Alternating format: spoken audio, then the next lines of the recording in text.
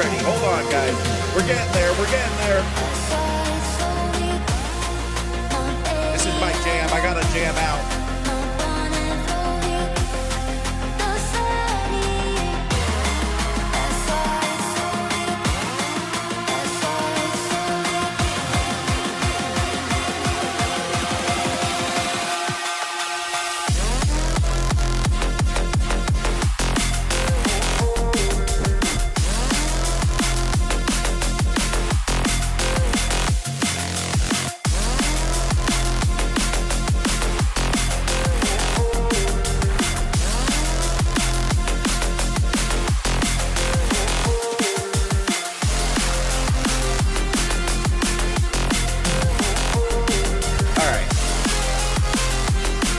That's my jam, but we got to get on with the show. All right. That's my jam, but we got to get on with the show. All right.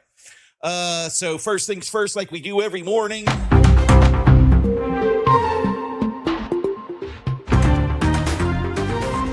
The top 10 gaming news headlines for June 4th, 2026. Illinois targets prediction markets with new per-wage tax, a major regulatory move that could reshape U.S. prediction market gaming. Best SNES games on Nintendo Switch Online.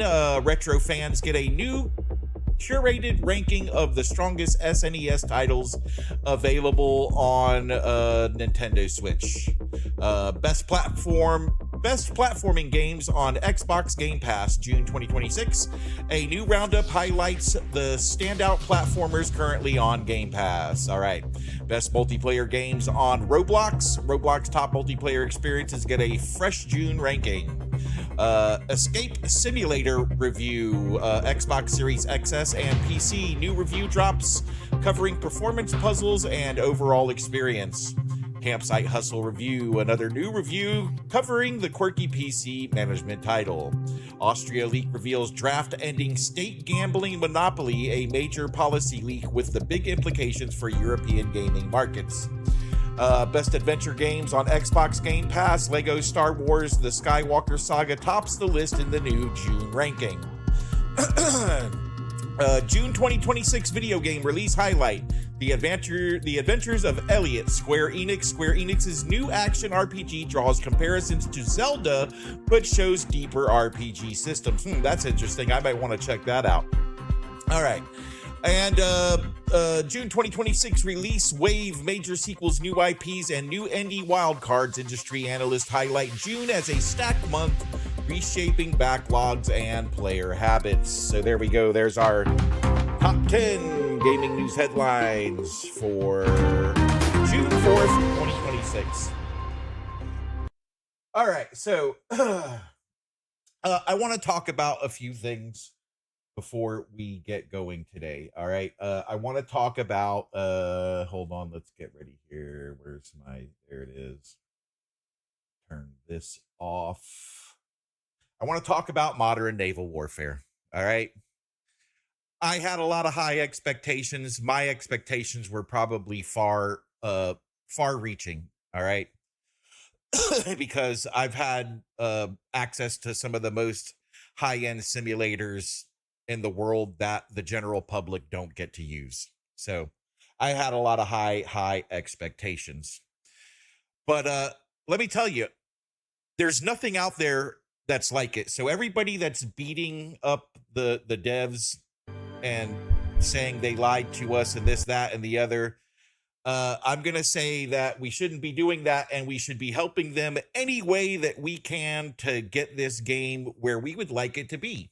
You know, if this game fails, there's not going to be another one like it for a long time. Nobody's going to touch it. Nobody's going to Microsoft's not going to touch it. It's a niche, you know, and we need to be willing to support them however we can in order to get this game up and running. And with that being said, we'll be back on that grind tomorrow. We'll be playing Modern Naval Warfare tomorrow. I watched the live Q&A yesterday. I ended up watching it last night, and some of the comments are unfair. And these two guys or three guys this project that they took on, like I said, it's not even something Microsoft would touch. You know, they're giving us something that nobody else can give us, and what we've got so far is pretty damn good. You know, I'll say that. You know, yeah, the radar needs some work, some of the systems need some work, but it's solid. It's a good, solid foundation, and we should help them any way we can into getting it to where we want it to be. So, with that being said, I'm gonna leave it right there. Good job, guys. Good job so far on modern naval warfare. I appreciate you. Okay. All right. What's next? What are we working on next year? I think we got that covered. All right. So I want to show you guys something else here. Let's turn Steam off. Turn my display capture on. All right. This out of here. So we're going to play Microsoft Flight Simulator 2024. And I know yesterday I told you guys, yeah, you could pick the plane and pick the route, but I got to change my mind on that because it's been a couple months since I've played. And to have a nice smooth flight today, I'm going to pick but you're going to see that it's going to be cool anyways, and it's really, really detailed. But I'm picking the route and picking the plane today because I cranked it on yesterday and went through a few things and noticed that a few things I'm not going to say weren't working, but I haven't figured them out yet. But I want to go over a few things here on this screen. So I actually have 5 pieces of software that actually link to my Microsoft Flight Simulator 2024. So we use Navigraph Simlink, Navigraph Hub.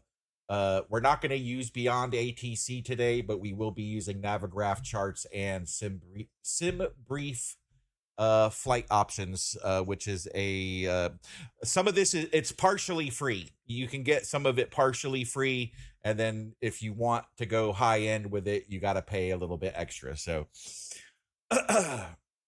which I do have the subscription to SimBrief and Navigraph charts. So, and of course, Navigraph Hub and Navigraph SimLink come with that subscription. So, these were designed to be played on Flight Simulator 2024 or 2020, sorry, but they still function on 2024.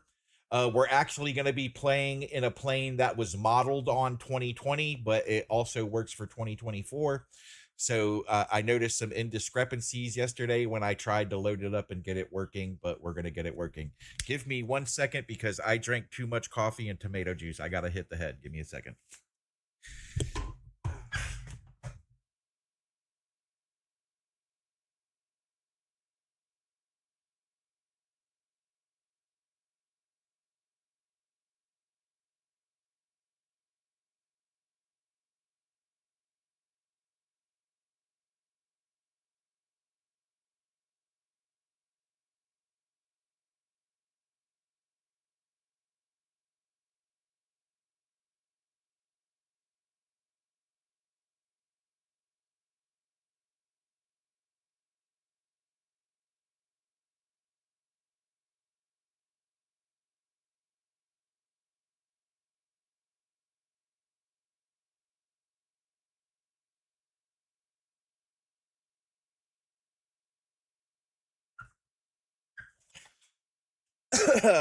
Good morning, Shadow. Good morning, Sherry. How you guys doing this morning?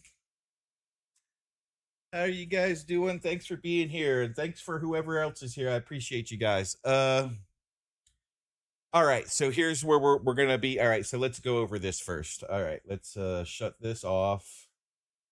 I got a lot of different display capturing going on, so I've got to switch through the scenes. All right, so here's our first piece of software that we're gonna go to, not this. We're gonna go to SimBrief first, which will be here.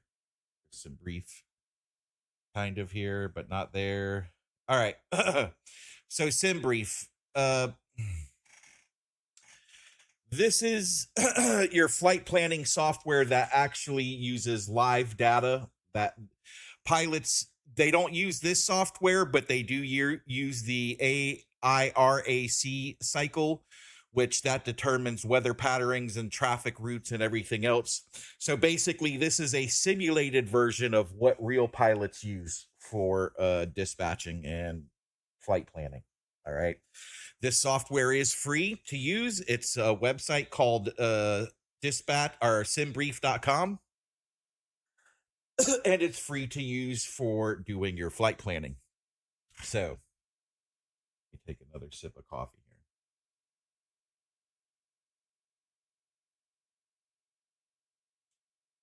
here. All right.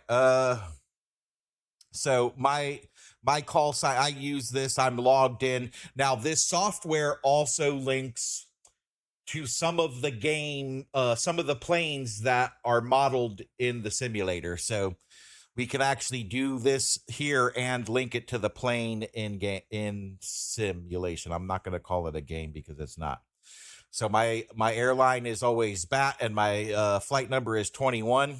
And today we're going to depart from KEYW, which is Key West International. Now we're going to go regional airport hopping all the way up the east coast of Florida. We're going to go all the way to Jacksonville today, but we're going to stop at a few of the majors along the way. So the plan is to fly from Key West to Miami International Airport, then from Miami International Airport to Daytona Beach International, and then from Daytona Beach International to Jacksonville International. So that's our flight plan for today.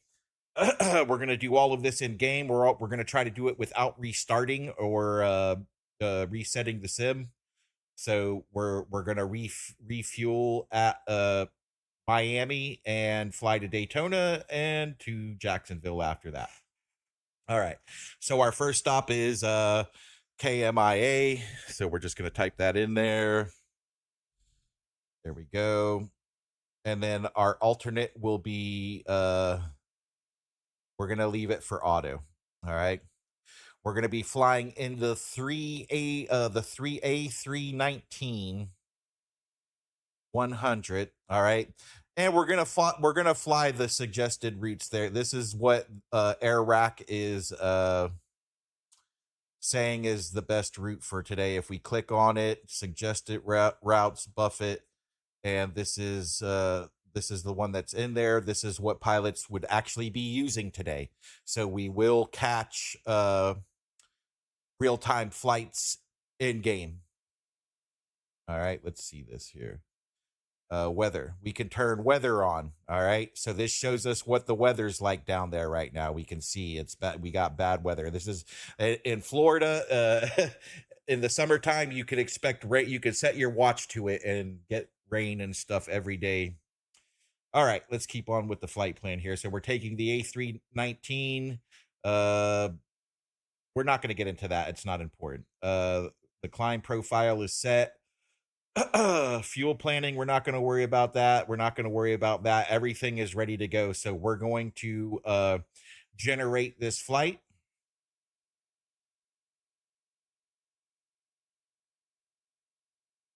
All right. So now the flight is set, and we're going to import it into charts. Hey, Salty, how's it going? Good morning. All right. So it's asking permission to open the charts application. All right. So we have the charts application open now. Now, I noticed there was some funkiness going on with this morning, but we're going to look at it here. All right. Let me make sure. Okay. I need to close this. Open Navigraph charts. There we go. So this is a second piece of software, which you could really, and there's certain plane, like it doesn't work in 2024, but it worked in 20. You could actually pull this chart up in game, plan your flight in the game, and then load it into the flight system. But since 2024 added their own iPad, you don't need to do that anymore, and you'll see what I'm talking about in a minute here.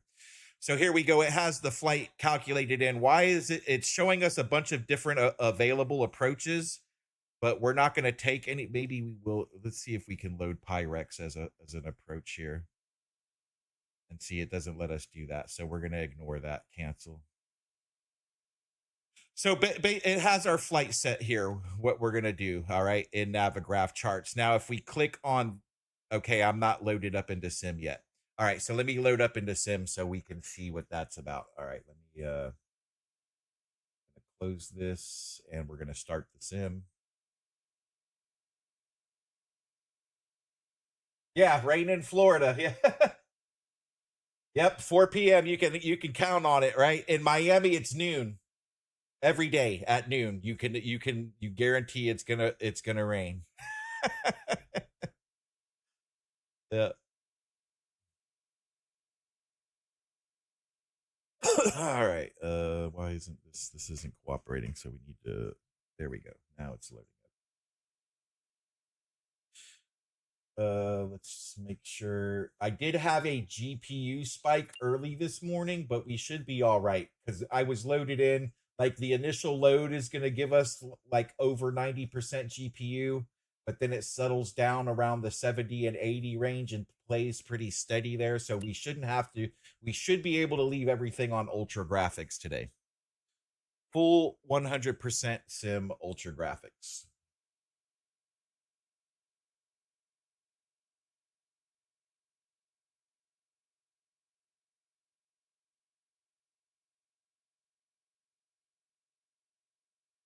I should probably stop drinking coffee and tomato juice, but I'm not going.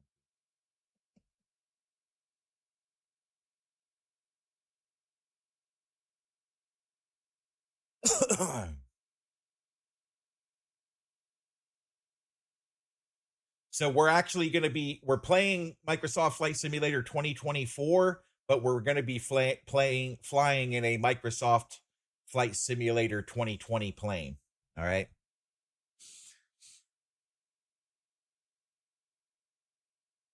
So our Miami won't look that way. I have a finished Miami. Pretty much all of the state of Florida, I own all of the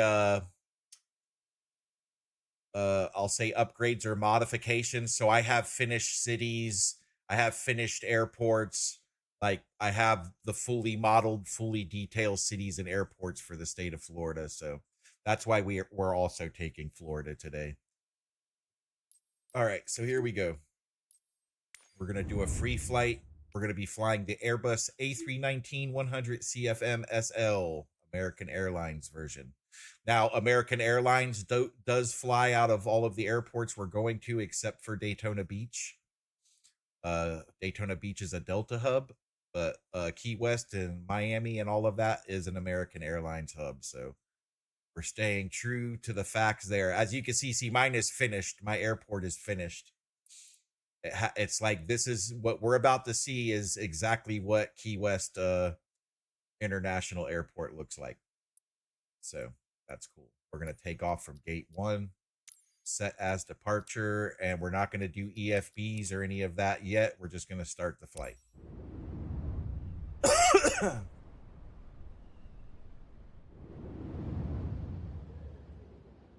right, spike out. Oh, we only hit 85, 79. Okay, we're doing good. We're doing good. Ignore that. That's not true. That doesn't mean anything. All right, we're not gonna move around yet. I just want to show you guys and make the point that I was trying to make earlier. All right, so now we're actually loaded into the game. So if we go back to the Navigraph charts and we hit this button, could not connect to the simulator. Symlink needs to be running. Read more about. All right, well, Symlink is running. Symlink is running, isn't it? Yes, Symlink is running. All right, let's restart our. Let's. Oh, it's saying there's a new version available. Well, let's look into that.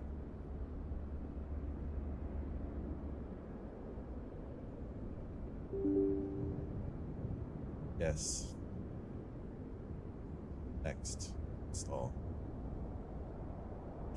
Hold on, we gotta install some software real quick here. Finish. Okay. Retrieving flight data. Press the button to retrieve the latest flight data from the server. Yes, okay. Plugin status.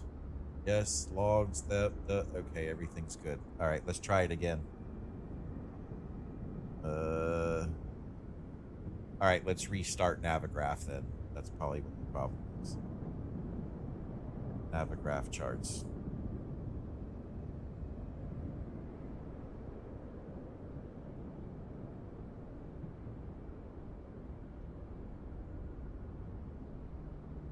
This was just working this morning. Come on.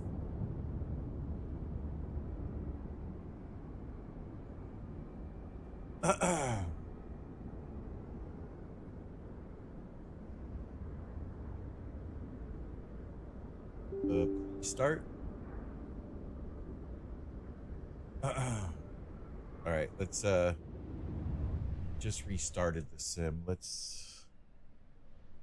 We're just working this morning. I had you all done. All right, let's restart the sim. All right, hold on. Let's cancel here. I want to get this working because it actually tracks us and we can look at it while we're flying. Not that we can't use, but this is better software than the tablet in game. So that's why I want to use it. So let's go back to the main menu, quit the desktop,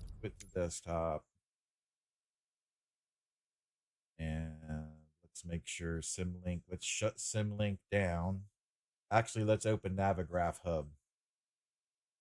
All right, everything's updated for Navigraph. Ah, there we go. Okay, so that's here. I'll show you guys what went wrong. But it was working this morning, so that's very weird. But let's take a look at it anyways. Where's my display capture? There we go. So this is the Navigraph Hub. This is the software that we use to use the external software with the game. And I did everything for 2020, but not 2024 apparently. So let's get everything installed for 2024. So it's doing the avionics plugin, it's doing the air rack cycle. Oh, so this is going to make a lot of sense.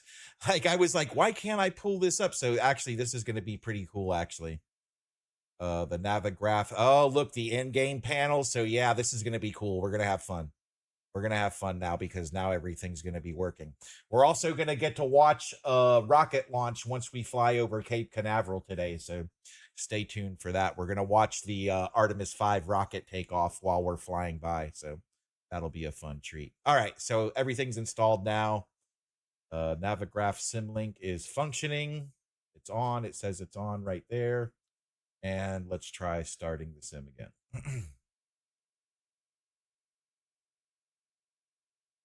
Yep, another flight delayed. Ground, sea, and air with the captain. Yep. Yeah. Now, I'll tell you, it's so, and like I'll say, please, I'm not an expert at anything.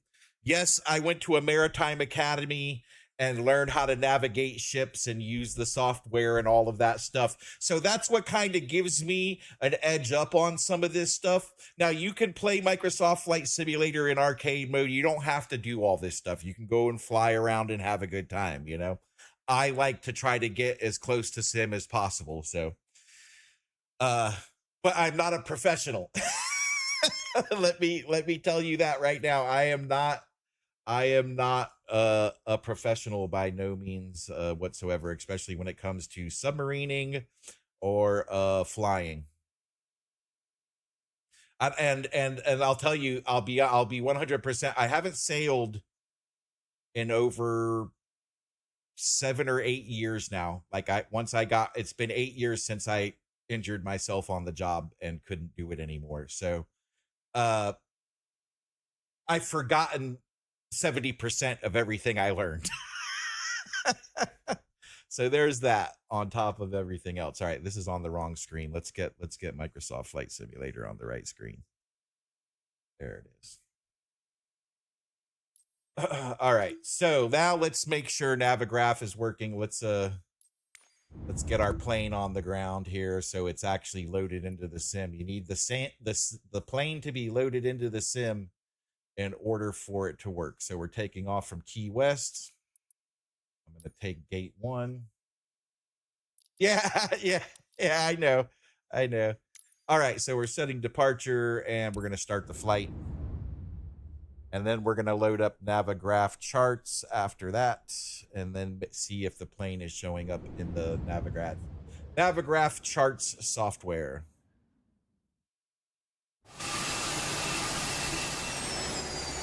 That's a lie.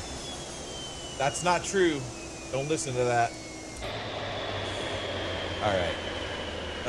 Here we go. Navigraph charts is next. There we go. I'm going to open it so you guys can see it. Navigraph charts is open. I got to close this real quick. Where's it at?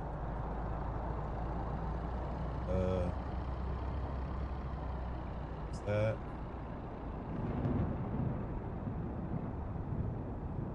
Why is it that? What is going on here? That covers that. There we go. Okay. The display capture was capture. Oh, okay. I see what it. Okay. I see what's happening now. All right. Let's turn Microsoft Flight Simulator back on. It is on. If I close internet. Yep. Okay. So Navigraph charts, one that's open right now. We're looking at Navigraph charts. We're all the way over here for some reason.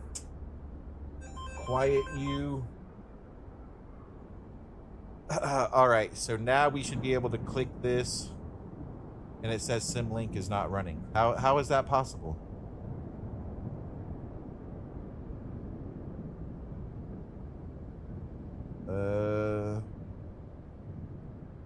Link, damn you. You were just linked this morning. Oh, okay, I know what's wrong.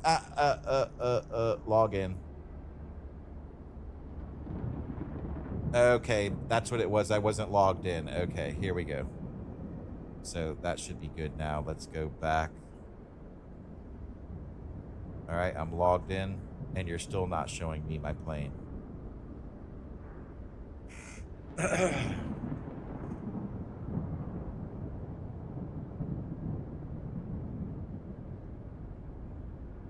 Why is my plane not showing up here? Show me my plane.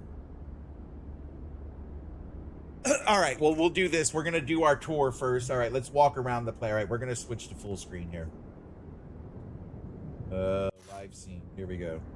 So we're going to walk around our plane and check it out. Like, all right, so here she is.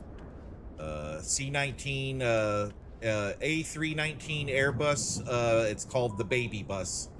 It's basically like for regional flights. It's not as long as the A320.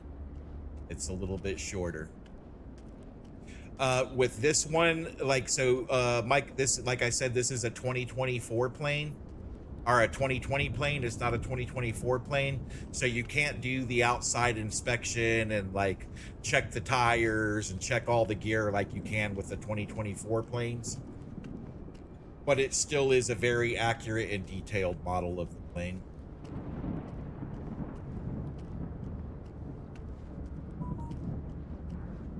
All right, so we're going to go inside and see if this helps, because the plane is powered down. So, oh, look, and it didn't save any of my, so we got to save our settings here.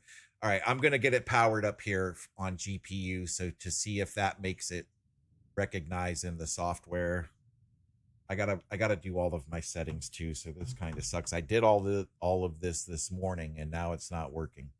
So we're gonna put I could do all of this manually, but I got this handy dandy iPad here for a reason, so I could pretty much get the whole plane ready. Yes, I do know how to do it manually, but I'm gonna get it on GPU right now, so we can get power to the plane, and hopefully it starts picking up on the sim, on the software that we're looking for. All right. I got to get my custom views. Oh yeah, they are working. Okay, I already did this morning. So we've got custom views set in. So all I have to do is hit a button in order to get to the view I want to get to. So we've got the pilot seat, the co-pilot seat, the HUD display. So we have all of our flight information. We have number 4 is our main panel that gives us all of the different information. Right now, this is our engines, and our engines are not running. So, but you can switch to the engines here. You can look at your bleed infos, which is your pressure infos. Bleed, pressure, electric, hydraulics, fuel, APU, air conditioning, the doors of the plane, the wheels, and the PSI, and all of this functions like it really works. So besides buying the base game, you got to buy these planes separate, and this plane costs just as much as the game did back when I bought it. Like, it's an investment for sure. But this plane is more functioning than the one that came with Microsoft Flight Simulator 2020, and it works for 2024 also. There's that. We have the throttle quadrant, which controls your speed brakes, flaps, throttle, trim, your radios, your overhead lighting, your radar, your weather radar systems, your engine on and off controls, and of course your VHF radios and everything else.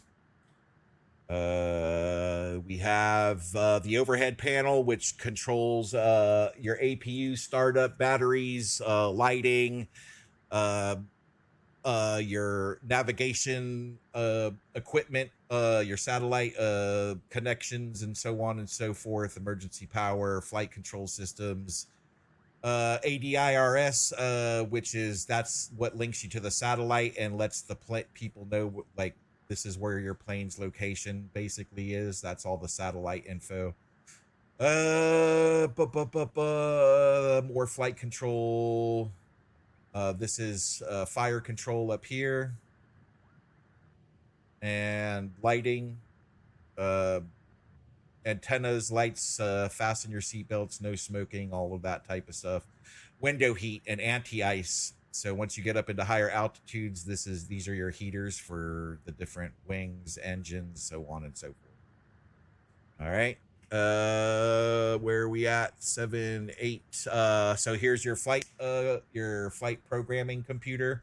We can do it manually, or we can do it with the software. You can actually enter in all the waypoints, enter in what airport you want to go to, and all that. I know how it all works. I've done it, and I can demonstrate it. And then number 9 is our handy dandy, which we don't have to do number 8, which is the flight computer, because we're supposed to be able to do it all from here and the external software. So there's that. Let's take a look at this real quick to get things going here. Our charts. So we want to see the charts for Key West. So we're going to push K, E, Y, W and hit enter. And there we go. It gives you your airport map, your takeoff minimums, your control tower frequencies, your restrictions. Gives you all the legit information. This is all legit real life stuff here. All right. And then your air ops minimums and stuff like that. All right. Oh, look, it does have our flight. Nice. So it has our flight set in here for the OFP. I'm not going to do that yet because I still want to figure out why we're not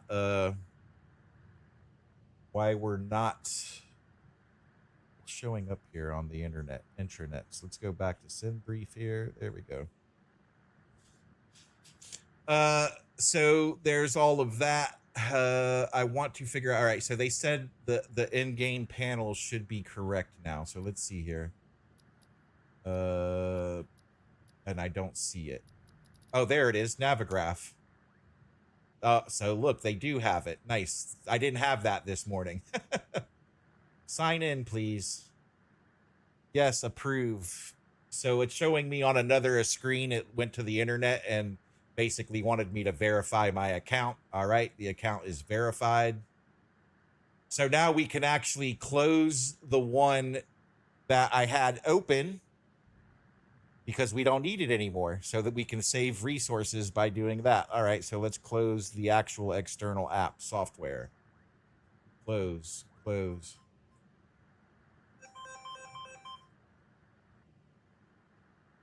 All right.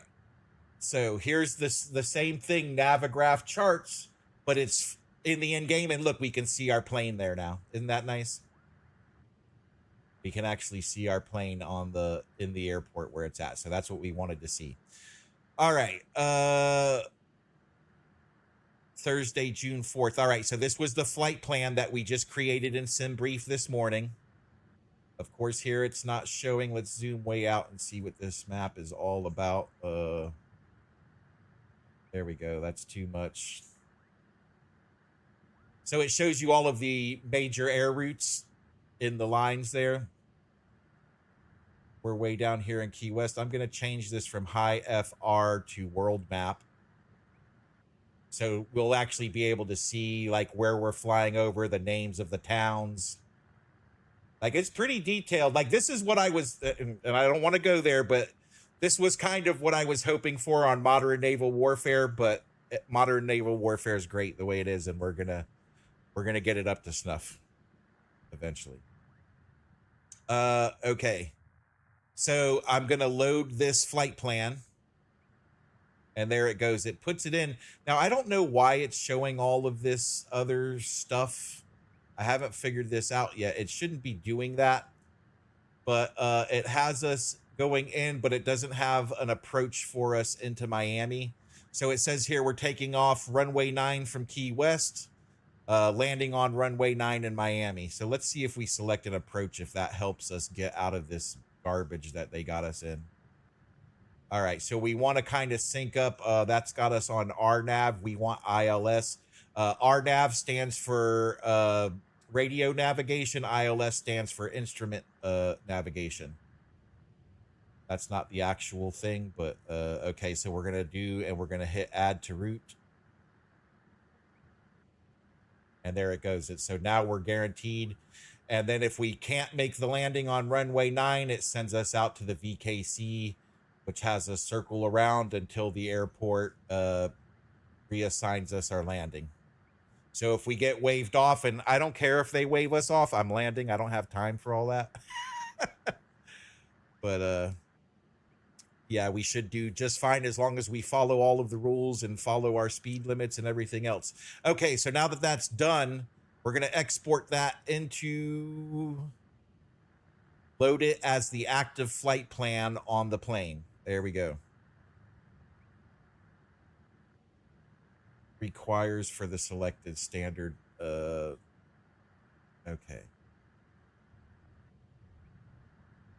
So I don't like this. So let's do this. Let's try. We're gonna use the in-game. Here we're gonna close this, and we're gonna use the in-game iPad. All right. So this is Microsoft's. They added this to 2024. This wasn't a part of 2020. You could basically do all of the flight planning and everything through here. I'm going to try to load what we already have. It says there's no flight plan. Okay. Request. All right, so here's what we're going to do. We're going to close this. We're going to go to our iPad, and we're going to sync the flight plan from SimBrief. Now, this is linked to the SimBrief software that you see in the bottom right corner there. All right. All right. So that software that we used earlier this morning to create this flight plan, that's what we're seeing on this iPad, SimBrief. And we're going to sync the plan to the plane's systems. And it says syncing finished. So let's see if that's true. Yep. And we can see it in there. It's already in the flight plan. So, okay, we went over some of these systems. Let's go over this. So this is your autopilot control and your navigation display controls. All right. So what we want to do here, we want to switch to flight plan. We're going to leave it at 40 nautical miles. And we're going to look back at the screen here. So we have some incontinuities there, which is not good. So it gave us Buffett, but not Pyrex. All right, so let's see if it picks up. All right, so it picks up the flight plan in the system, but it says there's a discontinuity, right? We don't want discontinuities. Why is there a discontinuity? Okay, I want to scroll. I want to clear this discontinuity. There we go. And now I'm going to hit insert. So now it should connect. Ah, you see there? So we have a line connecting from Buffett to Pyrex, and that's exactly what we wanted. So we got rid of the discontinuity. Now it should have just loaded everything the way we wanted it, but with all this software, it gets a little weird, man. So let's ship through here, and look, it has us connected to Miami now. So that's exactly what we wanted. All right. It looks clean. It looks like a clean line. It has our VKC in there, just like we saw on the external software. So everything looks good. That looks like the exact flight plan we want to follow. Now we'll go back to Navigraph. And I think if I do this, yeah, let's keep this mode open. It's easier this way. That way we can adjust it how we want it. All right, so we're gonna sync. I want to sync. Cruising altitude 17,000. All right, export. Can't we just sync that, please? I don't even want to sync it because I'm afraid. Let's see what happens.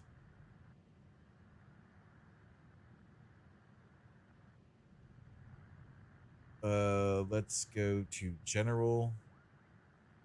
We're going to unload the flight plan. There we go.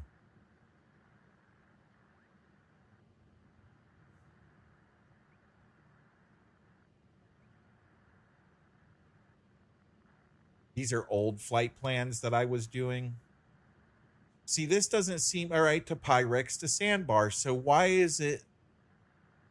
Let's see what happens here. And I don't understand what's going on. Why is this getting all funky like this? All right, we're going to unload it. Here's what we're going to do. We're just going to unload it. We'll leave this up and open. I'll figure it out later why it's acting weird like that. We're going to minimize it for now so it's out of the way. All right. I'm not going to do a manual startup. I promise you I can, but why go through all of that? You know what I'm saying?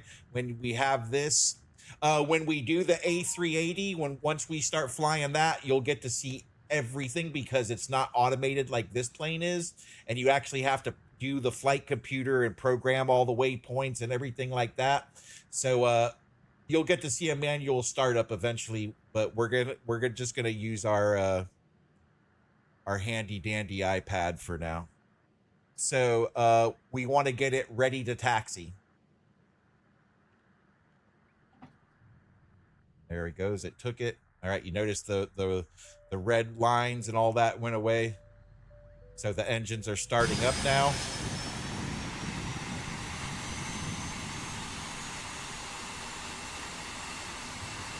I'm going to close this because we don't need it open anymore. One. You can hear the stewardess giving the there we go. To start the flow of oxygen, pull the mask towards you and place it firmly over your nose and mouth. Secure the elastic band. So we don't need that open anymore because we have this. So what I'll do is I'll put this down here. And then assist the other person. Keep your mask on until a member of the crew advises you to remove it. In the unlikely event of an emergency landing, please adopt the brace position as shown on the screen. Place your feet flat on the floor and lean forward as far as possible. But it doesn't show up. Oh, why doesn't it show up? I would have to add another. Hey, XT, how's it going? We're taking off from Key West, heading to Miami, and then from Miami to Daytona Beach, and then from Daytona Beach to Jacksonville. All right, I guess I need to add a window here, so let's do this.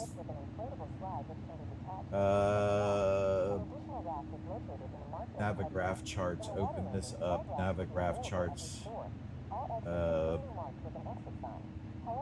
if there is a loss of power and cabin visibility is reduced, lights will illuminate the aisle to guide you to an exit. Please take a moment to find the exit nearest you and remember they might be behind you. If you must evacuate the aircraft, leave all carry-on bags behind. Life vests are located under your seats or between seats. The life vest pouch may be used as a pillow. To use it, tear open the plastic pouch and remove the vest. Is this the right one? Yeah, it's the right one. Okay, good. All right. So I just need to make this bigger for you guys. No, what did we grab? Oh, that alone. Want. That's the stewardess you hear in the background giving all of the... Why isn't this working either? Okay, I gotta fix that too before we go any further. Hold on.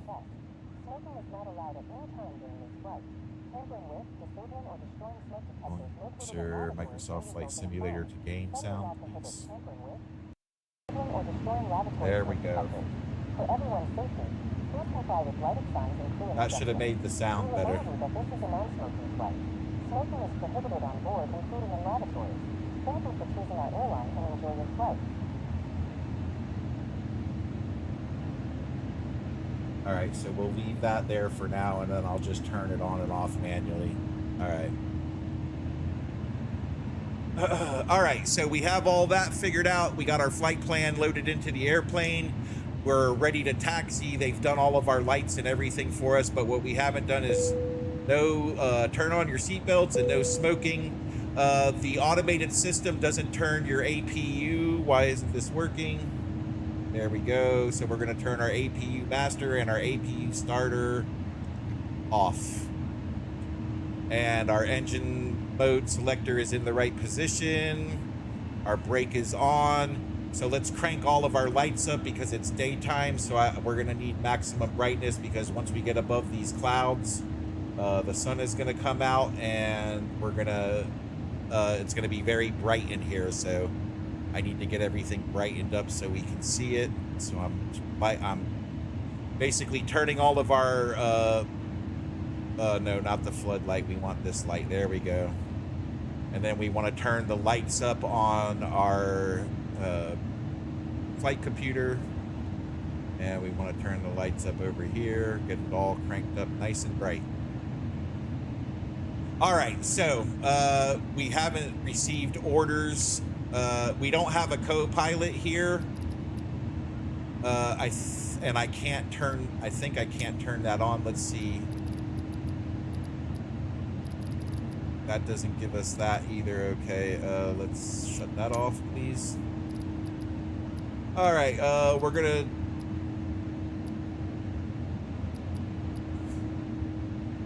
tune to Key West clearance. And it's not giving us the option for ILS for some reason. I don't know why. But normally it would give us the option for ILS. We're going to depart to the east.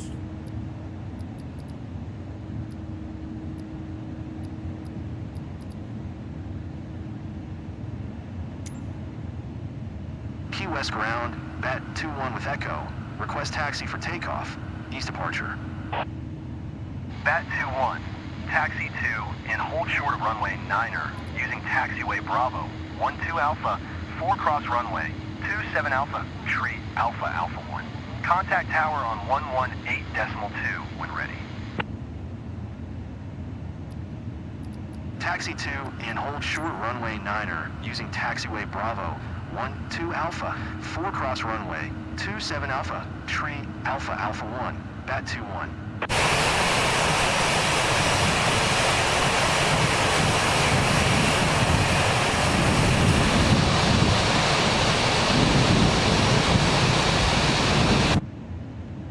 Hey, Bluebells, how's it going? All right, so we're going to request pushback for this. Ground services, request a pushback. Key West ground, bat 2-1, requesting pushback.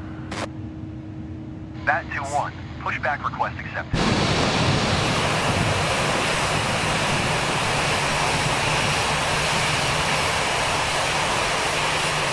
So I'm gonna wait for him to get connected before I release our brake. And you always want to do that because the plane can start rolling and then it messes up the whole sim. So always leave your brake on until your pushback tug is connected.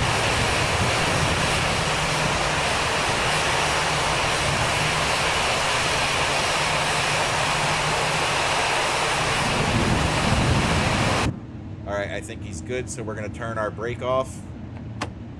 And there we go. And I'm going to have him go to the left. Key West ground, Bat 2-1, requesting pushback tug to steer the aircraft to the We left. are going to go into the dirt a little bit, but Bat it'll be 2-1, fine. your request has been transmitted to the operator.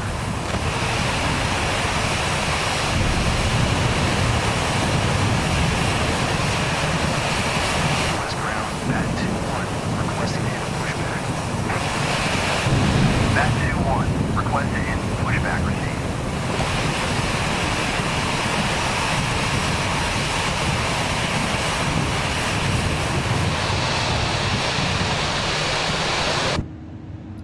All right, here we go. All right, we're going to tune to the tower because if we're not, they can't tell us when to stop. We're not going to follow the blue line either because the blue line is incorrect. All right, here we go. Brakes off. I'm going to throw her into reverse here.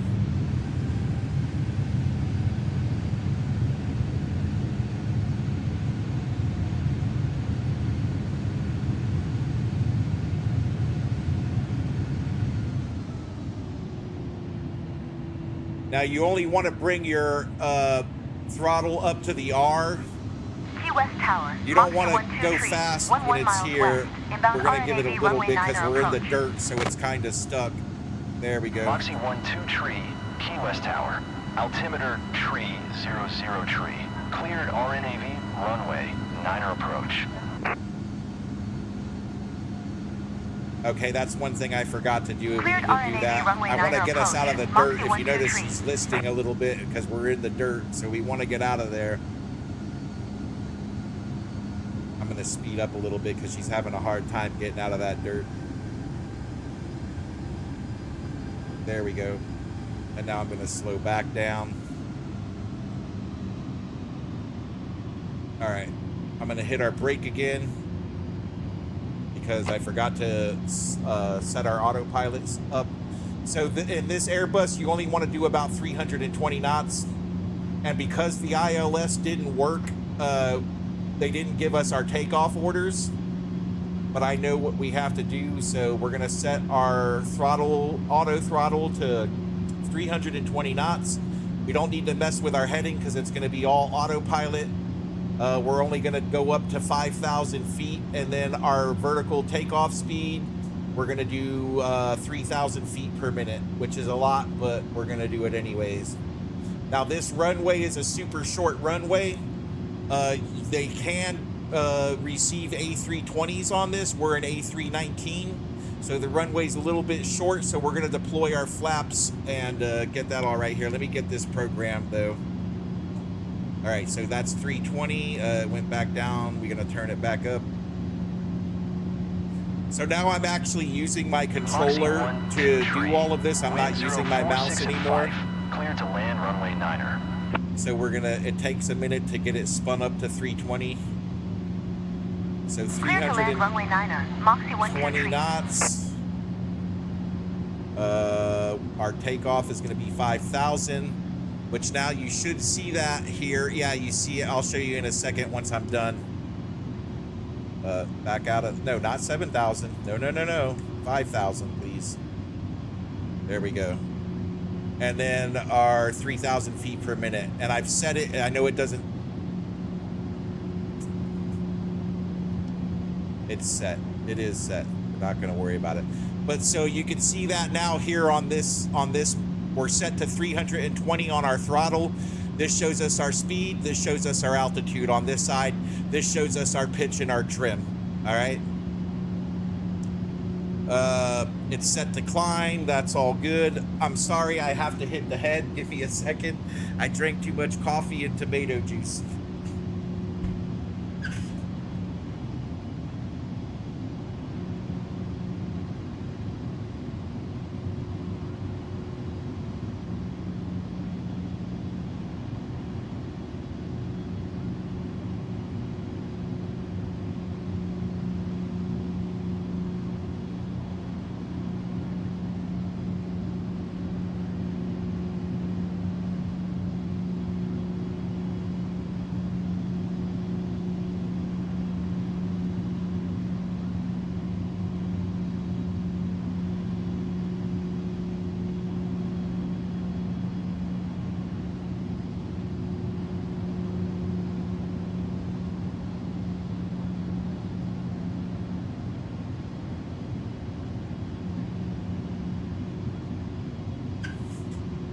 Okay, I'm back. All right. All right, let's get ready to taxi here. You know what? Let me put some eye drops in. I haven't done that this morning. Give me a second. Yep, flight delayed. Had to go pee.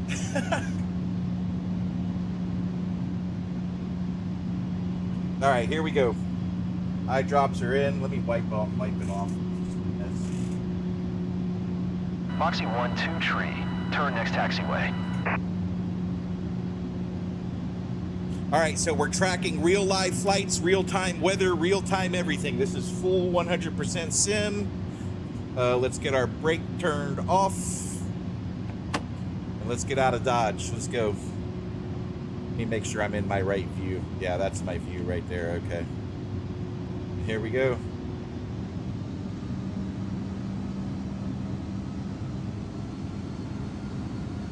She's still in the... No, she's not. Okay. Moxie 1-2 tree.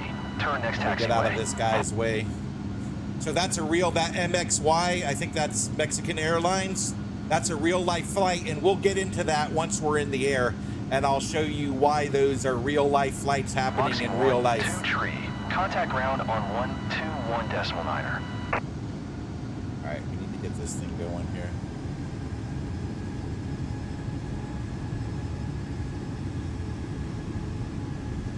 Going to 121.9er. We don't want to leave that throttle up there, though. We want to bring it down because she'll start going too fast. So you don't want to gun it. You want to really give it its time there.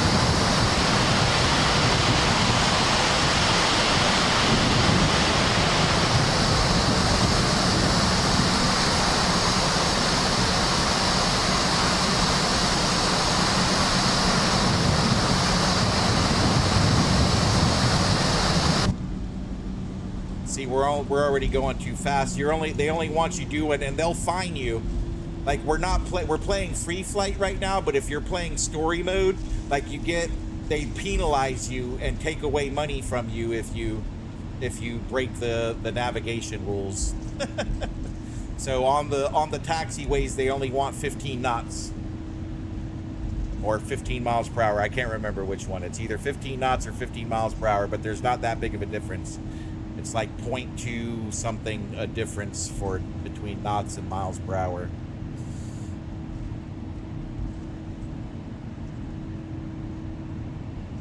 This little screw right here, if you keep this little screw lined up, that's the middle of the plane, believe it or not. Like my wheels are right on the line. So keeping that little screw on the dashboard lined up with the taxiway, that keeps you going where you need to go.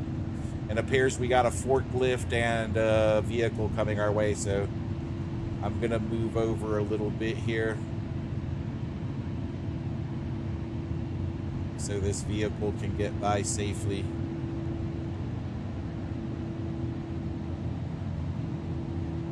Why these guys got to be on the taxiway right now, I have no freaking clue. But we're going to let them go by. If you stay out in front like that in the middle, they won't go by. They'll literally just sit there and wait for you to go, to get out of the way. So, all right, we're going to speed back up here.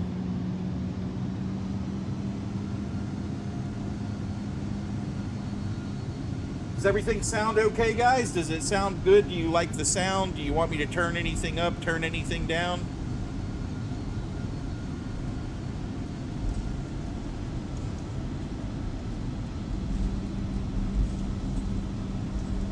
I know I'm a loud talker too, but all right, we'll get our arc mode set back in here. Everything's good to go. We're good to go. Everything looks good.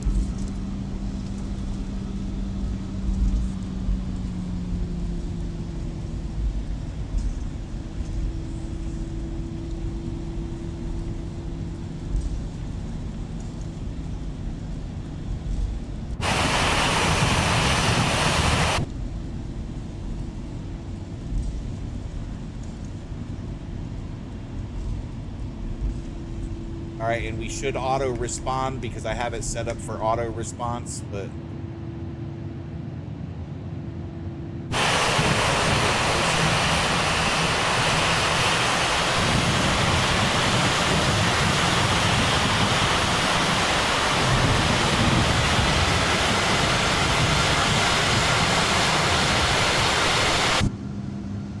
All right, we didn't auto respawn, so we're gonna have to do it manually. Again, this is the sim acts up with this. It doesn't always work the way it should. And of course, now we're not even getting anything. Let's switch to COM 2, COM 3, COM 4.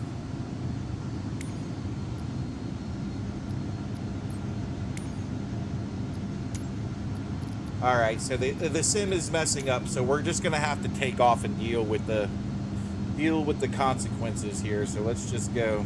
All right, we're gonna set for takeoff though. I could do all this manually, but why do that when I could just push the button and the computer handles it all? It didn't put our only put our flaps down 25%. We don't want this for this runway. It's a short runway, so we want full flaps.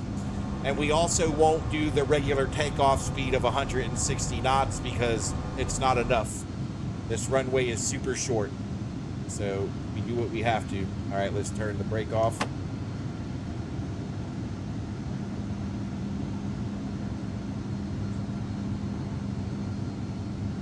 Once we get up in the air, the comms will start working again, but it's just glitched out right now, so we're gonna ignore it and just go with it.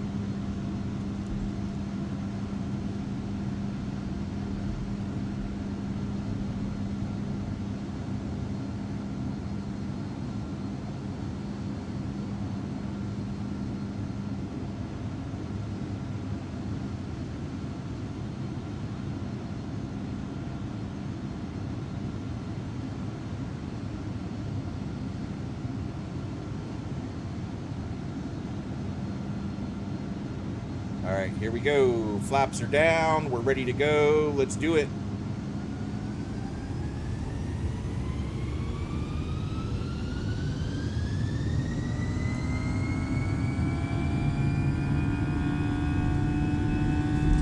Usually we would have had to get clearance there, but the game bugs out sometimes, you know, so you just gotta go with it.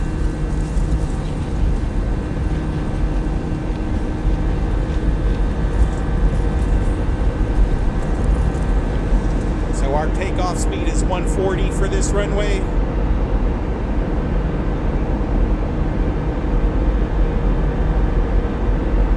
And there we go, we're away. We're gonna raise our gear right away. We're gonna put our flaps up.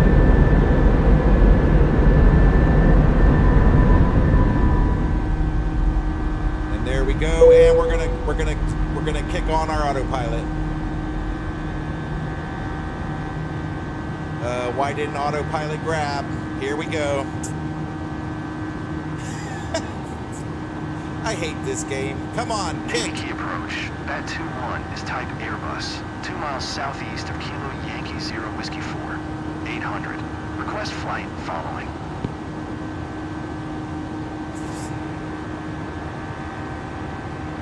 I hate this game. I hate this game. Oh, why didn't you grab? There's our radar. Why didn't our autopilot grab? All right, let's kick back the auto throttle. Roger, Bat 21.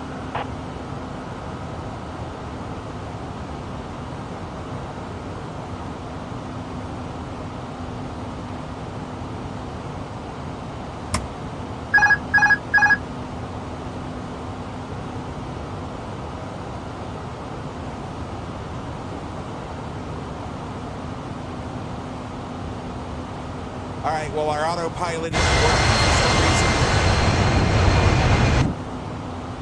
I don't know why our autopilot isn't working.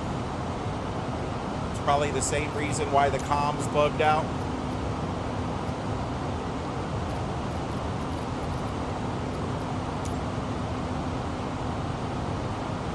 All right, I'm gonna fly manual then for right now until we get... Well, here's what we could do. So I'm gonna put our range out since our autopilot isn't working.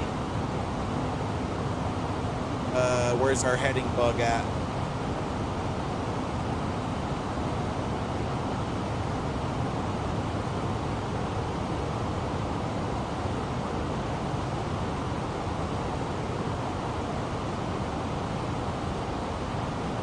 So basically I'm doing it manually. If you notice the blue, I'm doing manual autopilot. So that little blue line is our heading, is where we'll go. So I'm just gonna line us up with our flight plan until we figure out why the autopilot isn't working.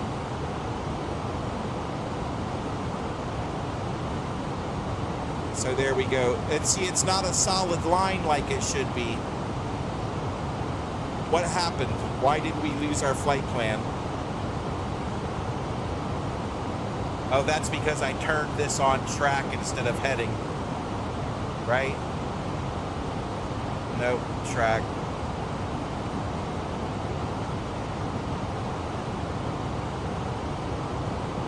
So our auto throttle is working. See, we're right at 320. I'm gonna take us up and try to get us out of this weather.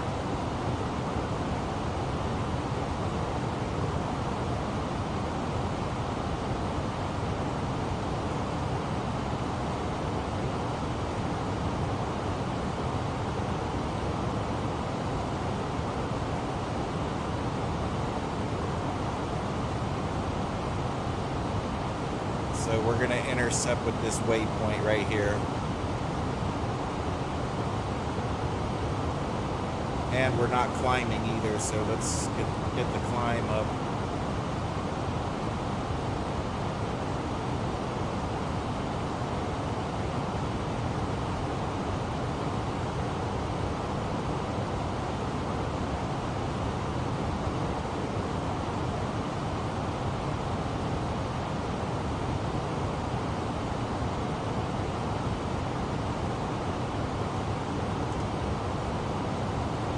So this tells you your pitch indicator right here, that little green line. And we want to go up and it's not going up, so I'm going to take control and make it go up.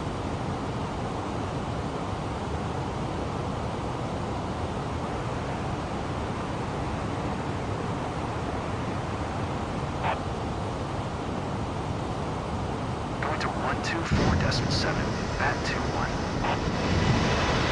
See, now all of a sudden autopilot comms started working.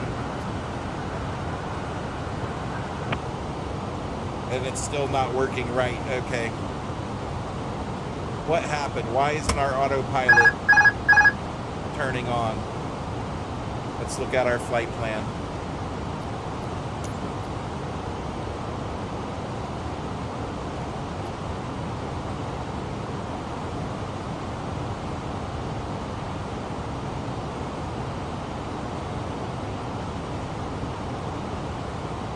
I mean, either way, I'm going to get us there. I don't know why this decided not to work. Look, it even says that it's off when it's on. You see that? It's lit up, but it says it's off. I think this is just bugged out.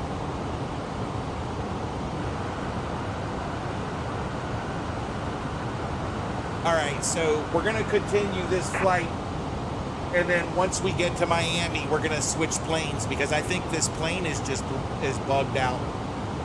Like nothing's working. 132.4, Exejet 562. Like none of this is working.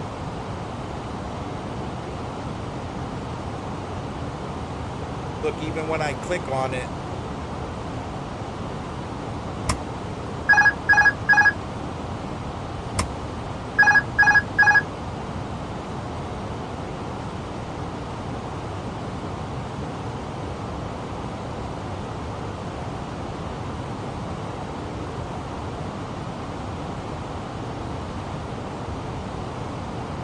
there, our line went back to solid.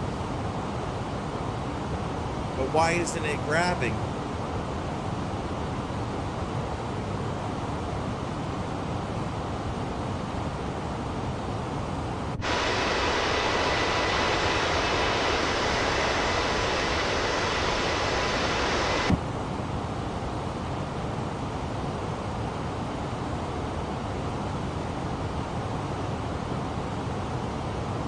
Am I missing something? Did we not? Okay, maybe they've got, yeah, it's set to navigation.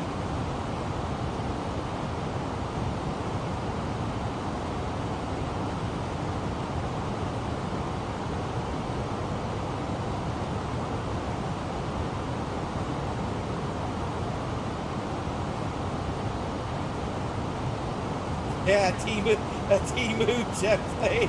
Yeah. Miami Center, FedEx 550 tree is passing flight level tree 65, descending 6900.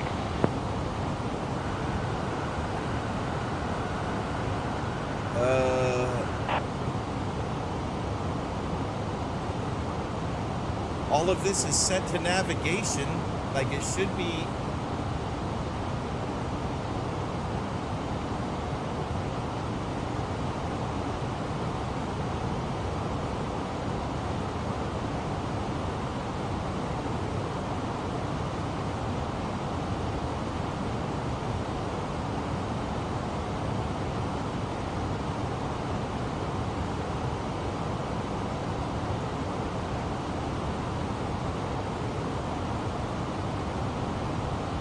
What happened? All right.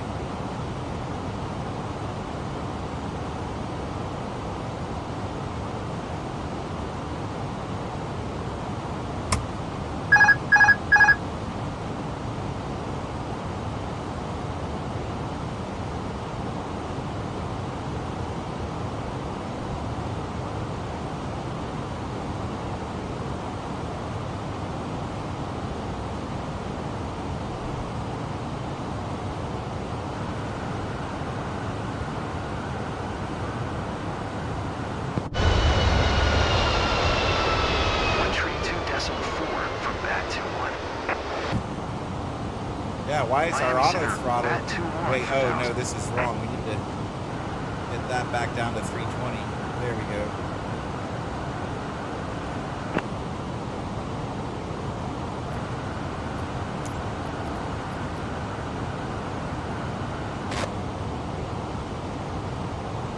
Well, we're not going to go up to 15,000 because we don't know what's happening here, so we're just going to descend to maintain 2,000. Beechcraft for Zulu Alpha. See, you notice they aren't responding to me, though, when I respond to them. Like, I can't hear them giving me orders, but whatever.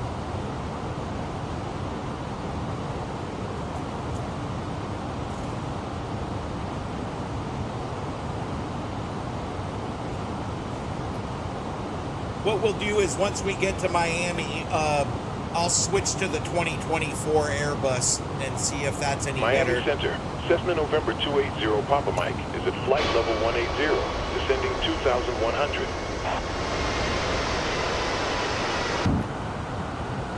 Like, why won't it like, it won't even accept here. Let's set this to 8,000. Where are we at now? We're at 38. Let's set it to 4. There we go. There we, oh no, it's going to 5. We don't want 5, we want 4, thank you.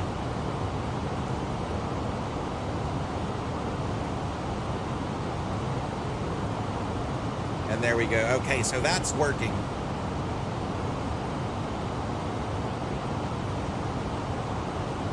It's a little choppy over here.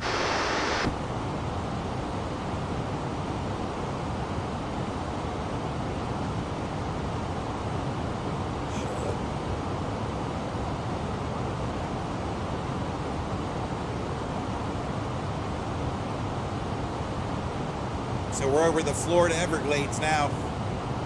I used to go fishing. You could take canoes and stuff into here. You can't use motorboats or powered vessels, but you can do canoes. And me and my uncle used to fish in these lakes over here. A lot of alligators, though. You got to be careful. Like, I accidentally touched one thinking it was a log. We got, like, jammed up, and I stuck my, like, I thought it was a log, and I went to, like, push us off, and it was a freaking alligator, man.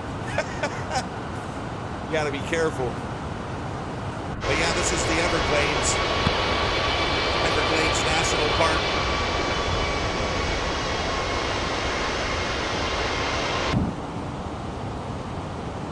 Going to 1 tree, 4 Like, they didn't even 75. get this Cessna perfected, 0 you Papa know? Mike.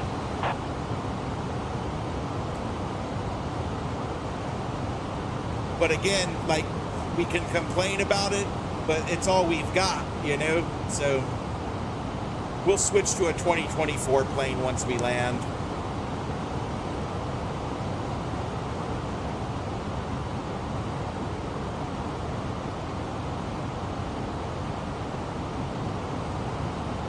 they tried to focus on the arcade version. You know, they tried to make it arcadey, like story missions and stuff like that for new players, which kind of simplified it a bit, but I think they sacrificed some things in doing that.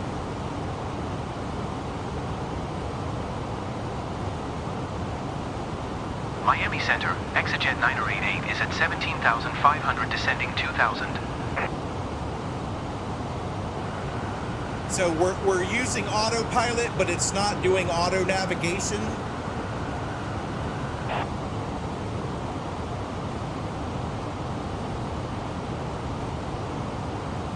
Like, I'm just trying to hit buttons now to make it kick, but it's not, so we have to do it by hand.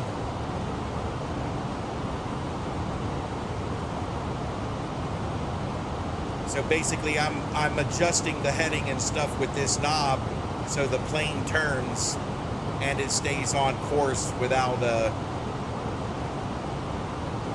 me have to manually do it. I can manually do it, but it's a pain. I'd rather just let the systems take care of it. 124.7, United 1876.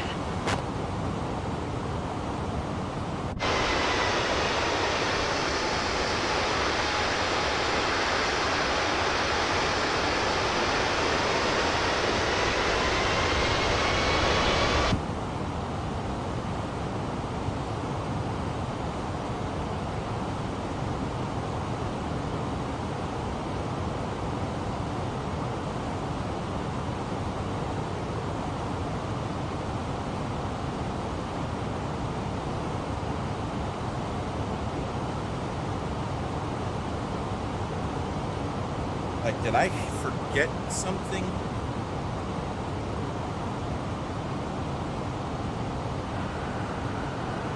Like, the only thing I could think is why it's not grabbing its flight plan. It would have something to do with ADIRS, but I mean, everything else is... Descend and maintain 2,000. Emperor 5, November Golf. All right, so we're gonna have to contact Miami and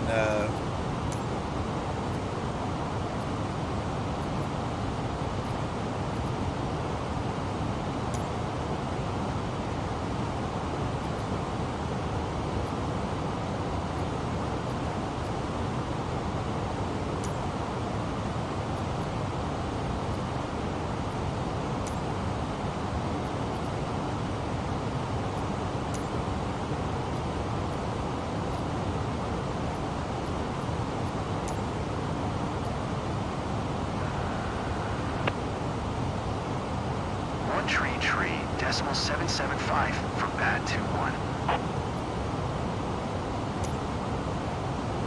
Miami approach, bat 21 for see, I can hear them talking to other people, but I can't hear them talking to me. See? They're talking to me, but I can't hear it. I don't know why.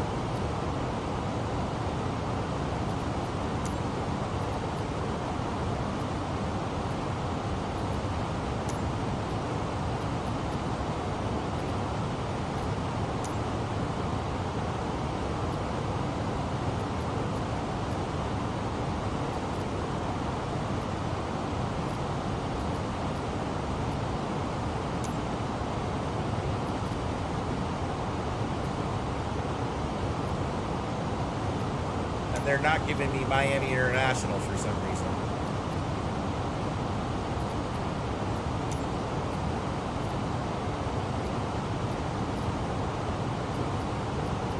There it is.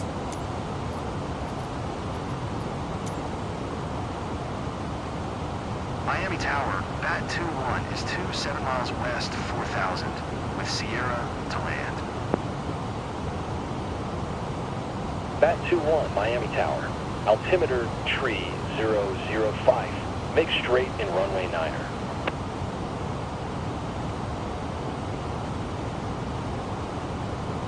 And now he won't auto acknowledge the landing instructions. Okay. Make straight in runway 9er, bat 21. All right, we're gonna start slowing down.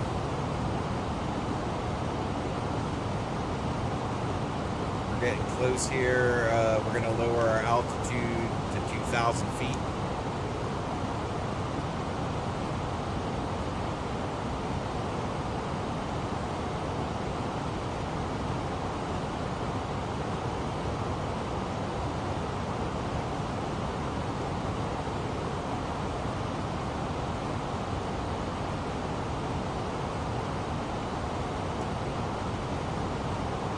American 498, turn next taxiway. Why are we not taking our new assigned altitude? There it goes. Okay, she's going down now. Okay.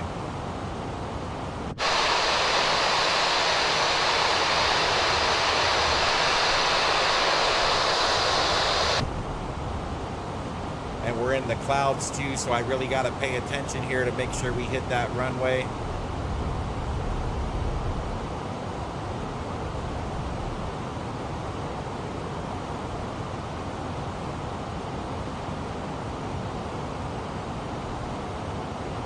American 498, turn next taxiway.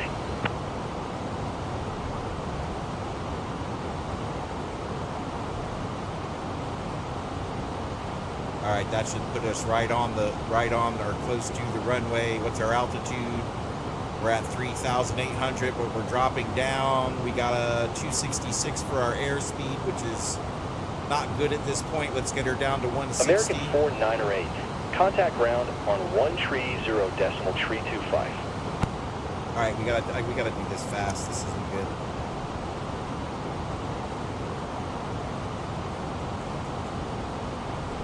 One 130.325 for American 498. Why would you go back up to 220? There we go, right there. All right, we're gonna put our speed brakes on so we slow down a little quicker.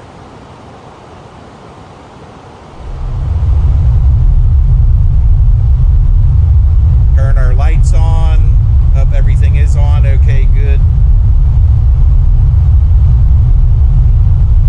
Oh, why did we go? All right, this isn't good. For some reason, we went back to 4,000 feet. I don't know why, but I'm going to take manual control now. All right, there's the runway.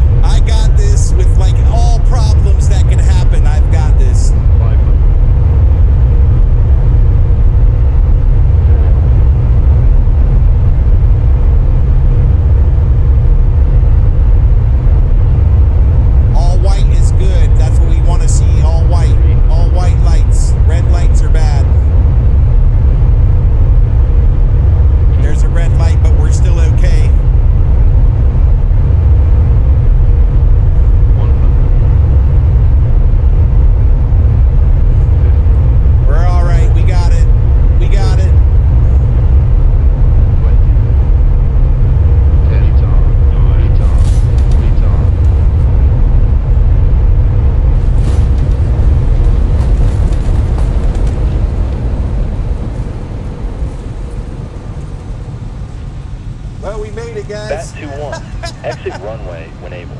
Yeah, no duh. Freaking stupid freaking game. Come on, man. Like, work the way you're supposed to. What happened there? Like, I really had to pull it out of my butt to make that happen. Holy cow, I thought we were going down for sure. I thought we were gonna lose it there for a minute.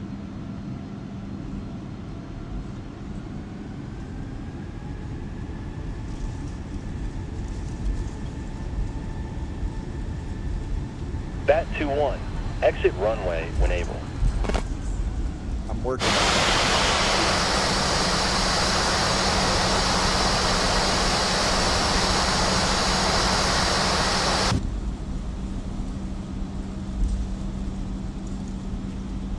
Did you see all those Bat 21, problems I had, contact Kenny? ground on Like nothing 120.35. working, and I got her down safely. No autopilot. No. 120.35. Oh boy. Let me tell you, man. I thought we were gonna lose it. Like, she was dropping and she wouldn't pull up. So I just jammed the throttle because I was like, okay, well, I know speed is gonna make us go, you know. But she was refusing at the end there. All right, let's hit our brakes here and get our runway clearance or our taxi clearance here. Holy cow! Miami Tower, American 1512, 10 miles west, inbound ILS runway, 9er approach. All right, let's request our taxi to the Miami gates. ground. Bat 21. Request taxi to the gate. Bat 21, taxi to gate Delta 2 tree using taxiway Tango Tree, Tango Yankee Sierra Victor Cross runway tree 0 Victor 17181718. All right, she said Delta 23, right?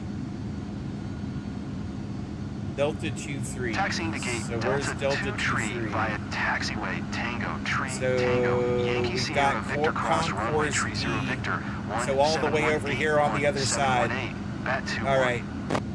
Where's our gate? I'm guessing that's Delta 23. Yep, there it is. Delta 23. All right. Sounds good. Let's center on us. There we go. Let's zoom out a little bit.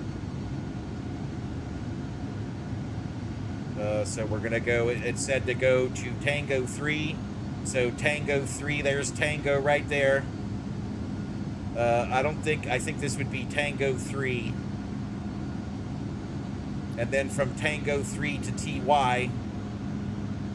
So that's Tango 3. This would be Y. Okay, so Tango 3Y, right? Tango to Y to SV. So we want to be on that road. All right. And then we would turn here. So this software lets you do it the right way, but Microsoft Flight Simulator is very kind. All right. So if you don't know how to find your way and you want it the easy way, just hit that button and that'll tell you where to go. Or you could do it full sim and it'll tell you where to go. So there's that. All right. Let's get to the gate because that was intense.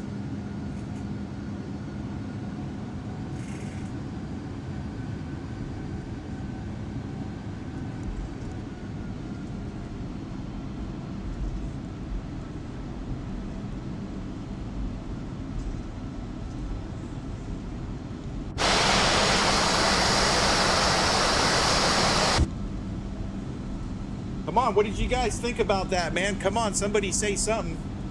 Penny's the only one sounding off over there.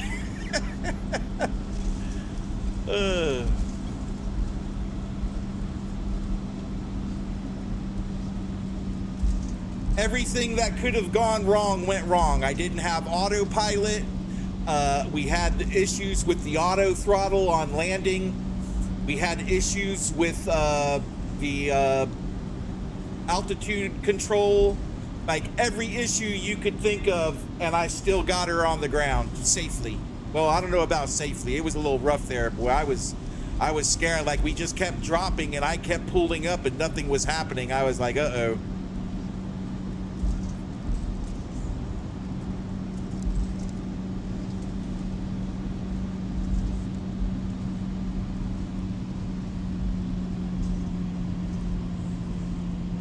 So that's American Air. That's a real-time flight right there happening in real time. American Airlines 1516. And I'll show you guys that too. I'll show you how we track those flights in real time here in a bit. This is telling me. All right, so the game is broken because we're not going to follow this because it's telling us to go the wrong way. That's not what the tower told us to do. They told us to go to Delta 23. So I'm going to stop following the line that they're telling us, and we're going to go actually to Delta 23.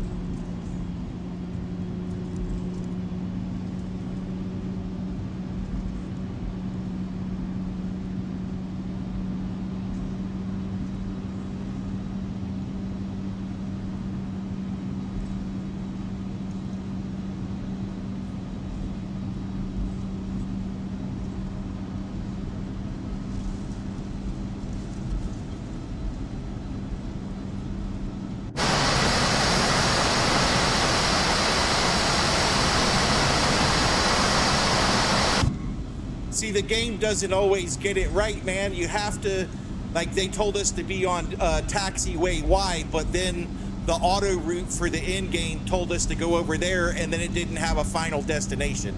It just kind of dead-ended into the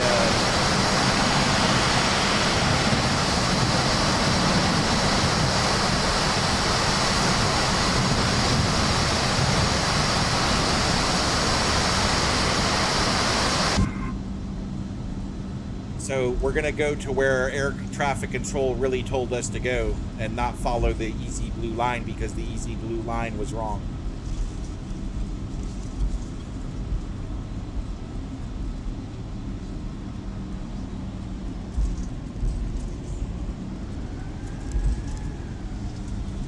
Now my 2024 sim actually shows the proper skin. So AAL is American Airlines.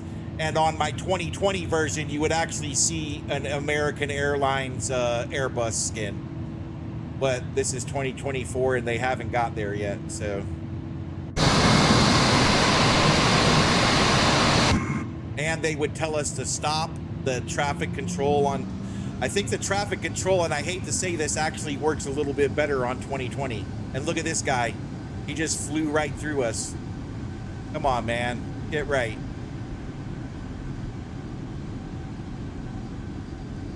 Like, it's not perfect. It's not, like, but it's the closest thing we've got to reality, so.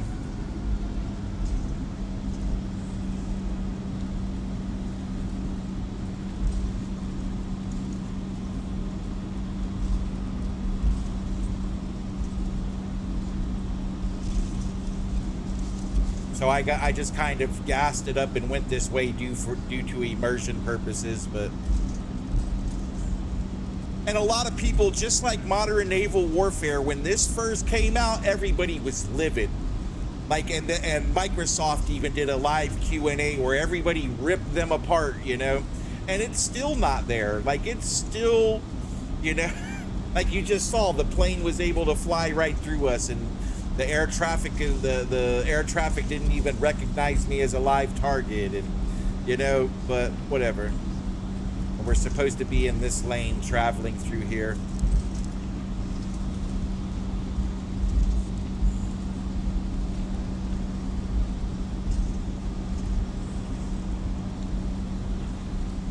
Actually, we're supposed to be over here.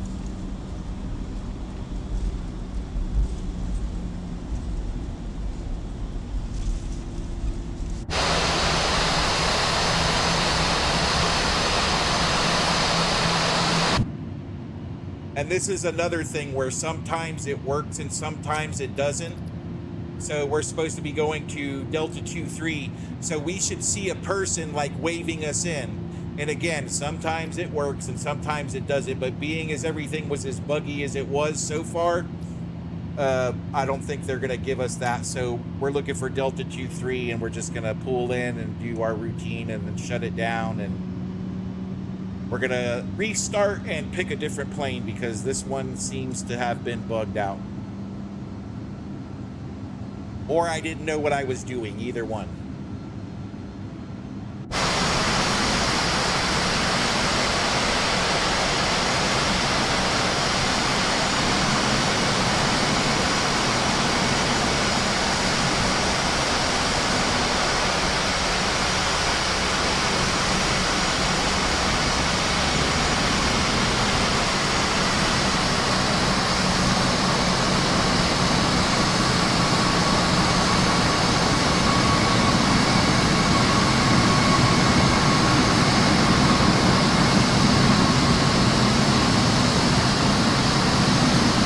They're there. Look, they're there. We can see them. You see her waving me in? So it did work. So it was a good thing we didn't follow the blue line because we wouldn't have got that. We wouldn't have got that if we followed that blue line. So by actually knowing our business and knowing where to go and listening to the air traffic control, we get the full sim, you know? So she's telling me to go left. I know I don't. Now she's telling us to come straight in. So, okay, there we go. I'm going to back off the gas here. See, they're telling us to come straight in. I'm going to sit up for this because you lose sight of him. This time it's a him. All right, he's telling me to go left, but I know that's not true. We'll just do it. All right, I'm not doing that. I'm not going left because you're wrong. Here we go. So once he raises his hands up, he'll cross out, and that's where we stop. There, boom, just like that.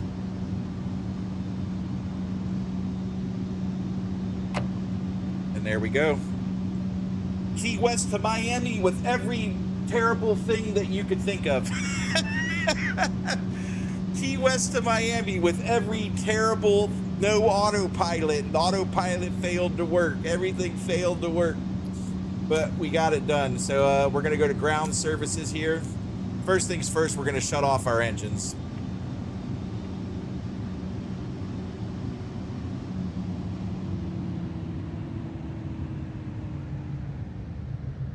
All right, our engines are shut off. We can go back to the normal view. We know that we're stopped. Okay, let's request baggage service. Miami ground, Bat 2-1. Could you please send baggage? Bat 2-1, baggage is on the way.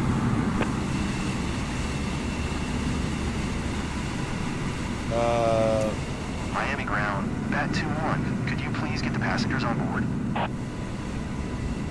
Bat 2-1, the jetway is going to be connected.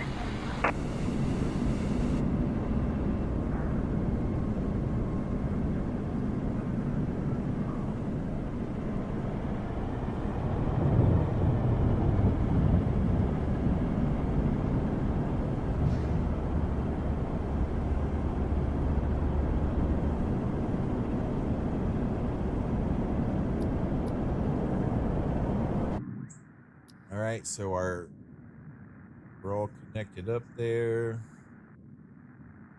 She seems to act a little funny here in this area, like the graphics look a little weird, but alright, and let's shut her down here. We'll do it the easy way. We're gonna put it on GPU. Actually, we're gonna go cold and dark because we're leaving anyways.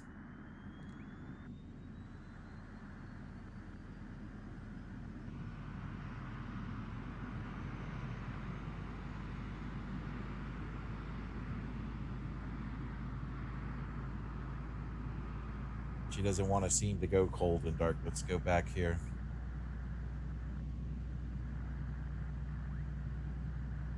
Yep, it's not working.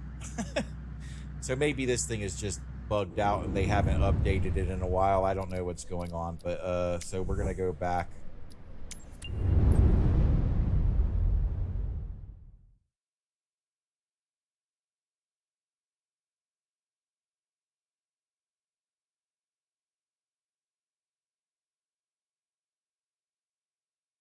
All right, and we're gonna do a complete restart. We're gonna recycle the whole system, so we'll quit to desktop, and then we'll restart the game.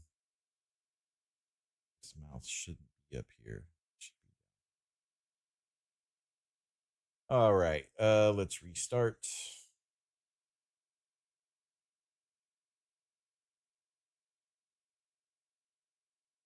The one on this device, June 4th, the one in this the cloud newer, yeah, whatever.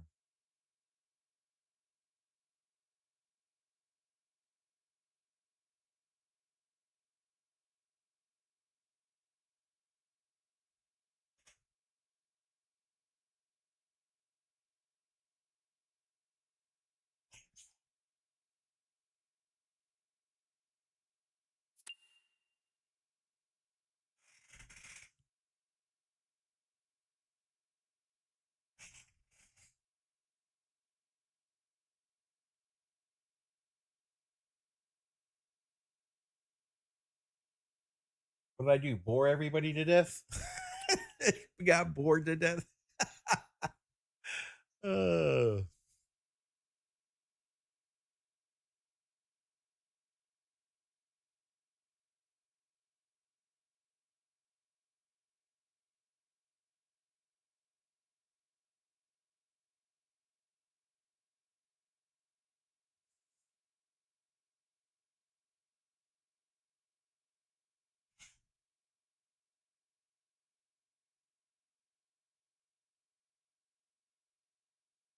all right, so that old 2020 Airbus doesn't seem to have been working. So we'll try we're going to try one of the 2024 models and see where that gets us. So we'll do a free flight. All right. That's legacy. We don't want legacy. Legacy. A320 Neo. Airbus Neo. I don't know if it's in a build. See, these planes are made by different makers. You know what we're gonna do? This is what we're gonna do. I mean, we really don't actually know. Let's go with one of the 2024 ones, like I said we were gonna do. So this is one of the new planes.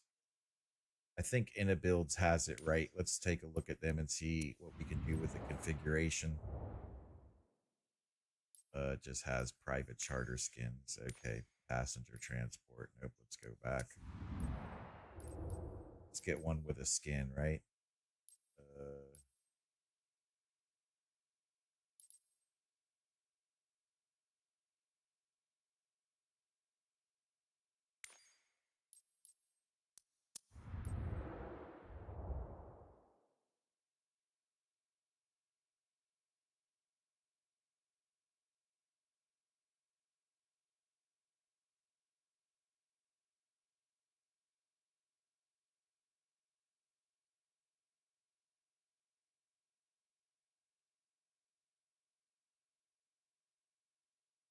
Ellie, it's taking its sweet time to load up, huh? All right, let's see if this thing is working any better. So we were at Miami, right? We were in Miami. Weather's terrible. We're gonna go to Miami International here. And we were at gate 23 heavy. Yeah, we were at gate 23 set as departure.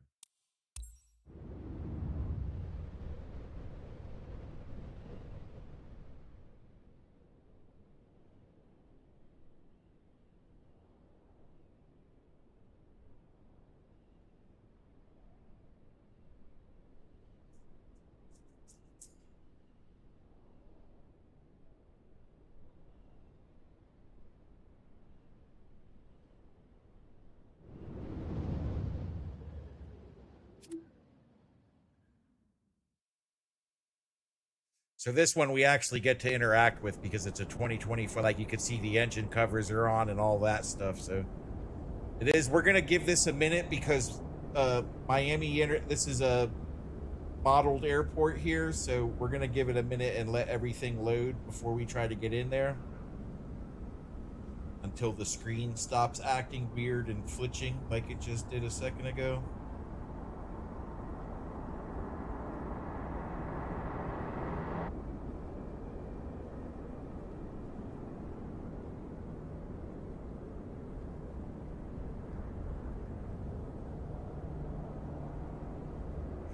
All right, here we go. Ready to fly. Let's hit ready to fly here. See what it looks like. Let's close this window because we don't want that open.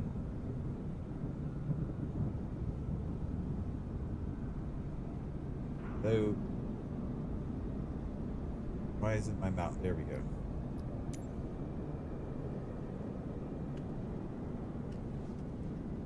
Yeah, we're gonna give this. Where are we at on our GPU? Is fine. It's acting really. And this is what it is. We need to let it load here for a minute in Miami. So we're just gonna sit here for a second and let this all. Because my GPU is holding steady. We're at 79%. So we just need to give everything a minute because there's a lot of stuff going on at this airport. So we're just gonna sit here and let everything load up.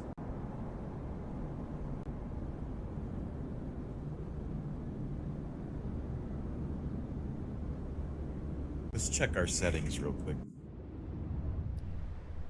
Yeah, you see how it's acting slow and it's stuttering a bit here. Oh, it's even bottlenecking the stream. Okay. All right, let's do this then. Let's go to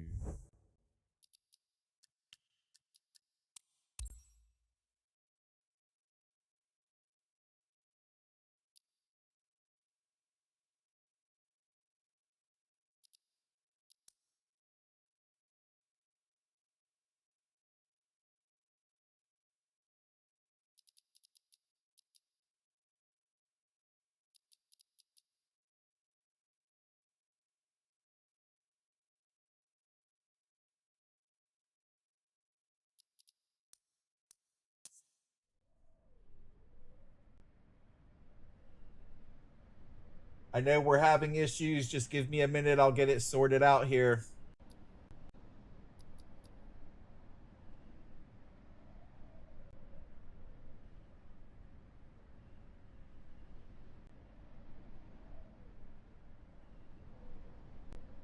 All right, let's go out to the main menu.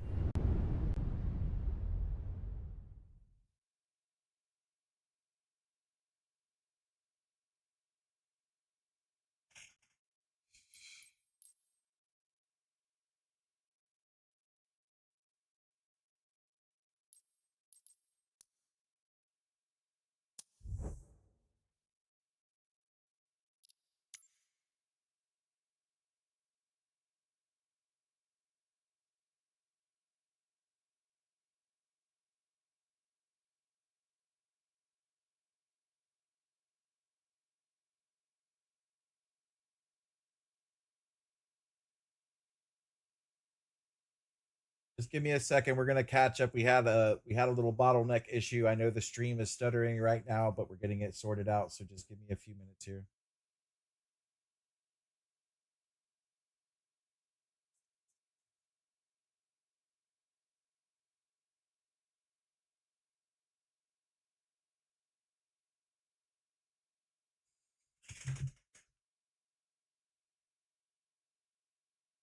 Just give us a couple of seconds. We had some bottleneck issues. We're getting it sorted out. The stream will be good here in a minute.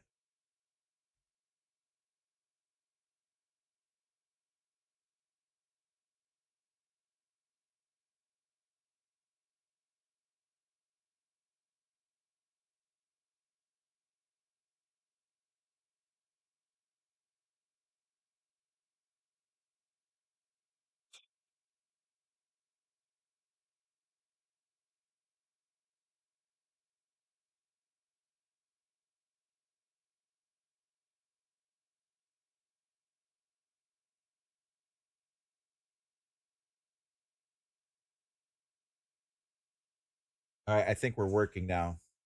Here, let's go back to the screen. Are we back up? I think we're back up. I think we're good to go now. I think it stopped lagging and skipping. Test, test, test. 1, 2, 3. 1, 2, 3. I think everything looks good now.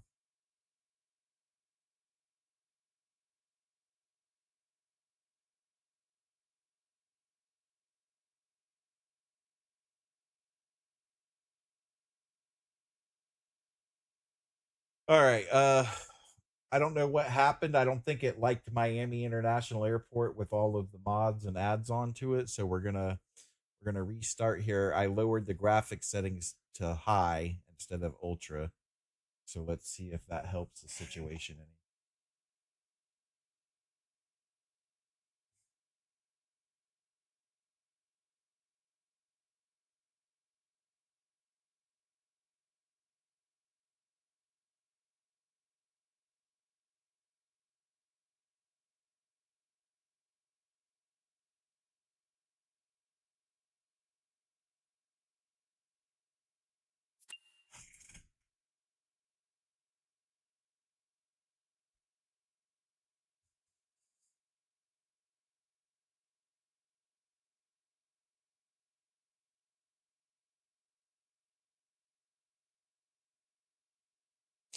Yeah, this is one of the hardest games to stream. Like especially if you want it like on ultra and all of that stuff. It's a very hard game to stream live. We did good for the first 2 hours though. Like we had no problems for the first 2 hours of the stream, and then once we loaded into Miami International, it just pushed the system to the limit, I guess. So we've lowered the graphic settings down to high, and we're going to try to reload back into Miami International and see what happens here.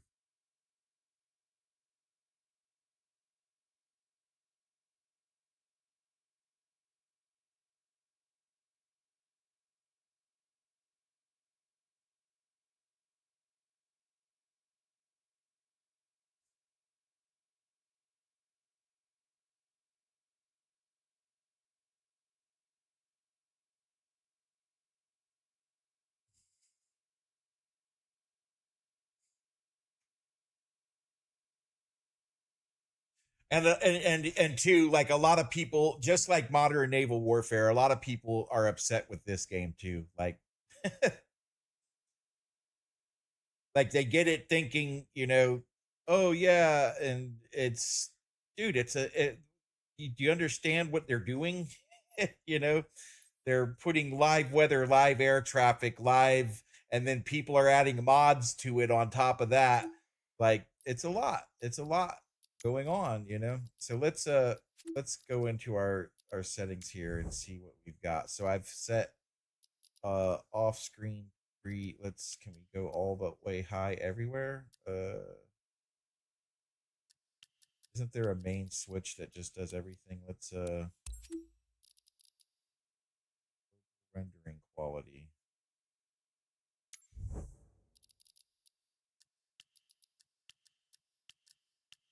All right, we're just going to go to high across the board and see if that helps.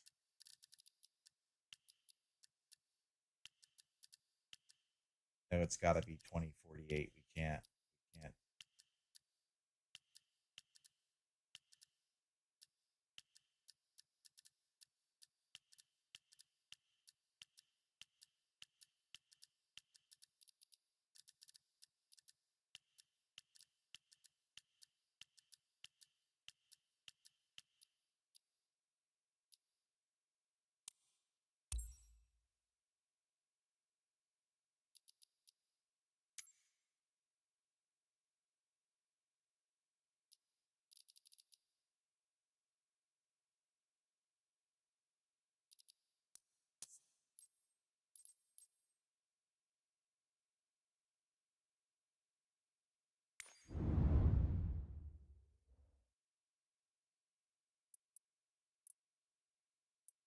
You know what? Let's do Fort Lauderdale, because Fort Lauderdale, I don't have a custom airport there, so let's uh let's try there and see what happens.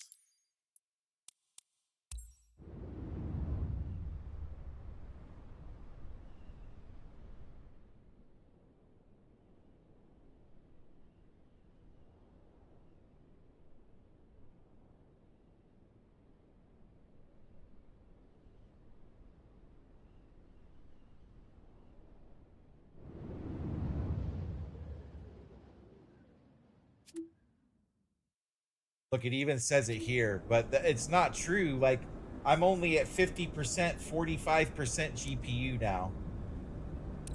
We've lowered everything down to high instead of ultra. It seems to be working better, though. It's a lot smoother than what it was over there. I mean, it doesn't look bad on high either. It doesn't look like it's redonkulous or anything. All right, let's try it. Let's see what we got here. Sorry, let's go to full screen.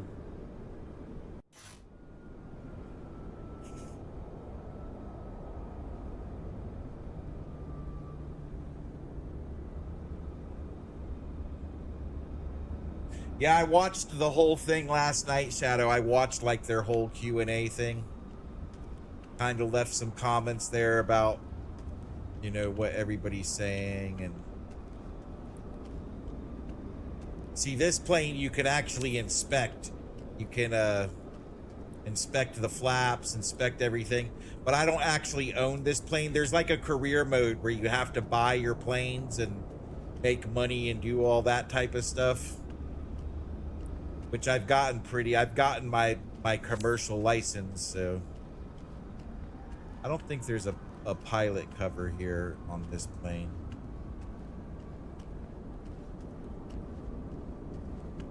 It would be right here, right? This would be the pilot cover here, and it's not. All right, let's get inside this thing. I don't think I have cockpit. Oh yeah, I do have cockpit views. Why is that number 2? Okay, well that would be. All right, so this is one of the 2024 planes. This should be working right. This is the. Let's go up. I like to sit about right there. Let's turn this off. So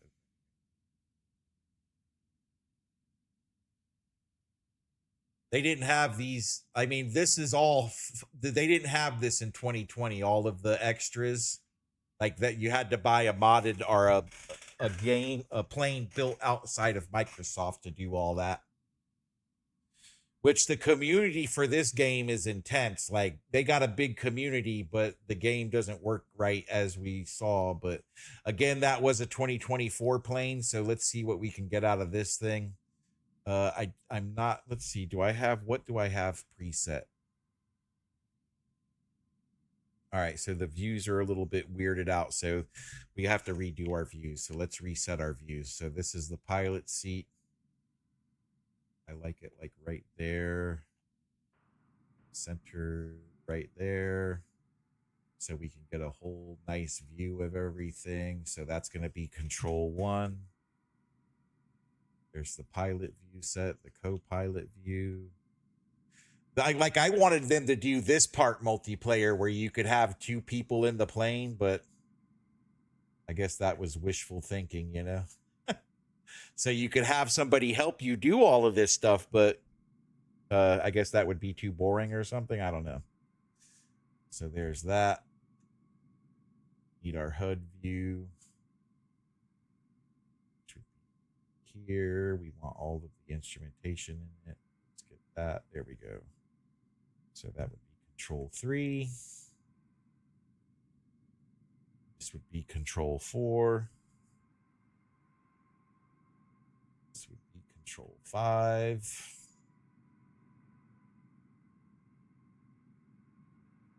See where we're at. 1. There we go. 2, 3, 4.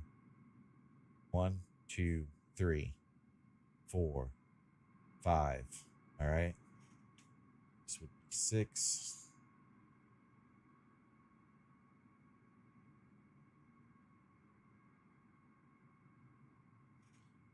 Control 6. Overhead panel 7.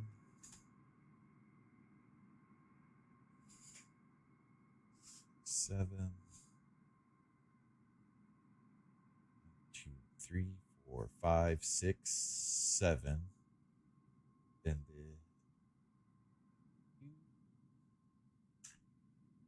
8.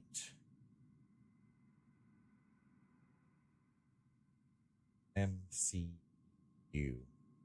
That's what this is called, the MCDU. MCDU would be 8.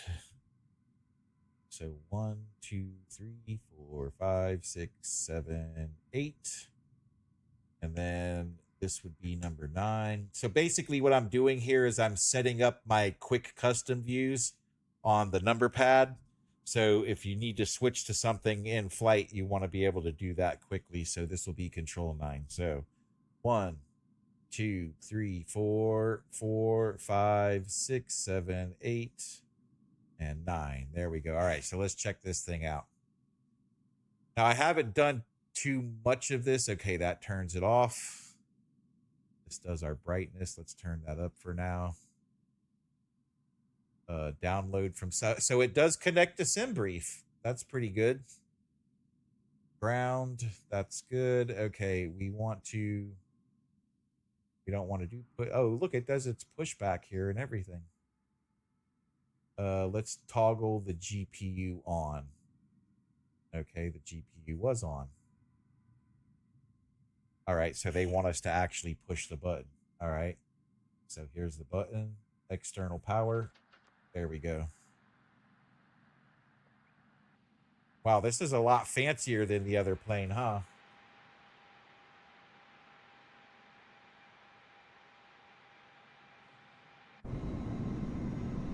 What mod is that? What mod is that, Shadow?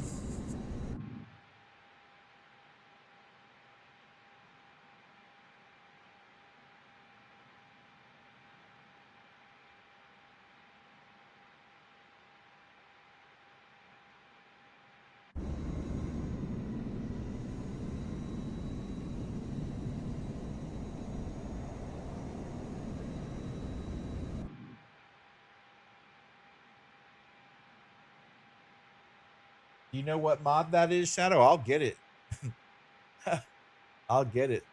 Well, I don't know if anybody would play with me, but I'll get it and add it if somebody wanted to play with me and help me do all this. All right. So anyways, we're on GPU. What else do we need to know here? How about Navigraph? Let's take a look at this again.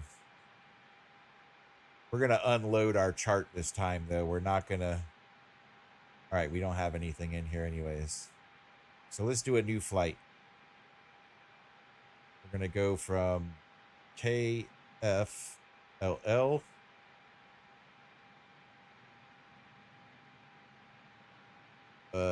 KFLL to KDAD.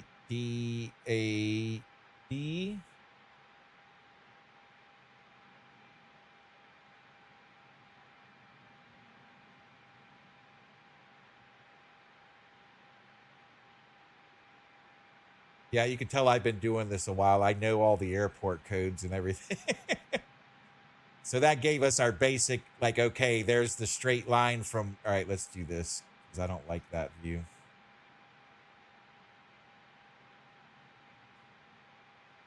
Hey, I don't like that one either. Ah, come on, don't... Difficult. All right, let's stretch it out a little bit here. So when I'm doing this, this is what I like to do. I like to have it right next to the flight computer so you can program, you know, if you have to. But okay, so I know if we click this, it gives... Oh, that's the auto route. There we go. So let's see what happens when we do the auto route. We're going to do low airways. Actually, we have to do high. So let's create a high airway. Oh, and it doesn't show you guys this. That's right. I gotta open it up. Okay, hold on. There we go. My bad.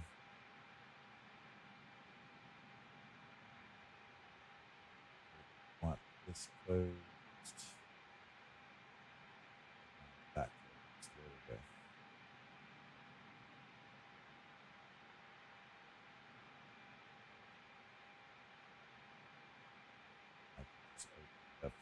Guys, so you can see. All right.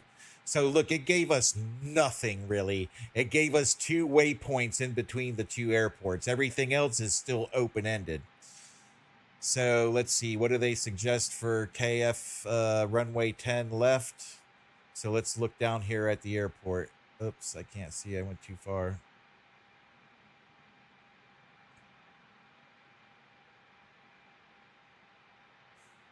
So there's 10 left there. And that's where it seemed like everybody was heading to. So we're going to add 10 left to the route. And then we've got 12 departures available. So let's see what they got for departures. All right, that's a lot. So we want to intersect with Wixt. So I'm guessing this would be the one we want, which is LIFFR2. Let's add that to the route. And there we go. So it set it in. So that's good to go. All right, nice. We lost all the bull crap. All right, so then we have the actual approach to Daytona. So let's see what they suggest. So they're when this is on top, this is the main suggesting that Air Rack is saying is the correct thing. Now, whether or not that lines up with Microsoft Flight Simulator, I can't tell you. So they're saying 7 left. So let's look at 7 left in Daytona.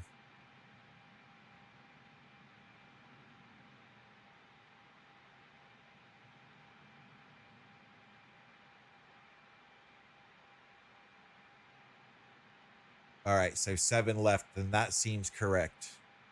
Because we're taking off going that way, the wind is the same, so it's going to be 7 left. So we'll add 7 left to Daytona. And then we'll take, let's see about arrivals. Arrivals, so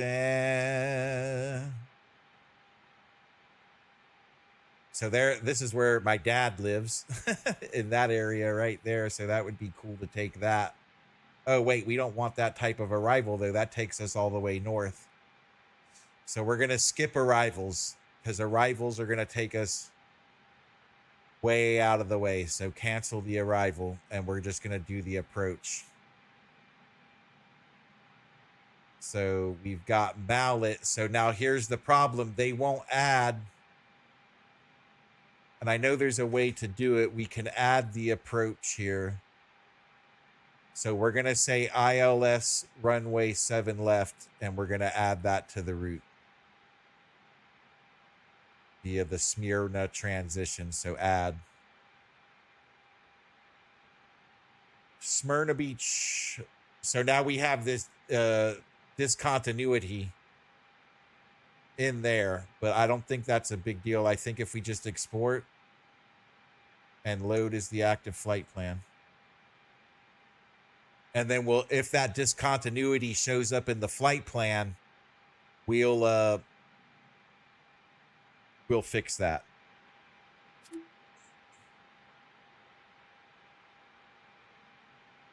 Let's look here at number 8. Flight plan. All right, so it entered it, but we need to look and see if that discontinuity is in there. And it's not. It looks like it's all connected. So that's good, but we don't. All right, it doesn't like that for some reason. What is that doing to our GPU? Nothing. But it's slowing it down. Like, okay, now we're getting up into the 80s.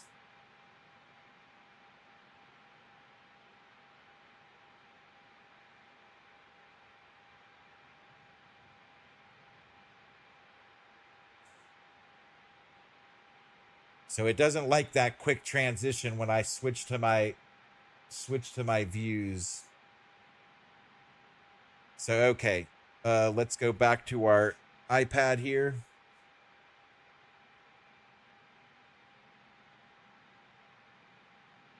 So you could do everything the jetway. All right, you could do stairs, but we don't need stairs. We're gonna untoggle those stairs.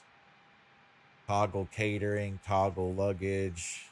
We don't want to toggle the pushback yet.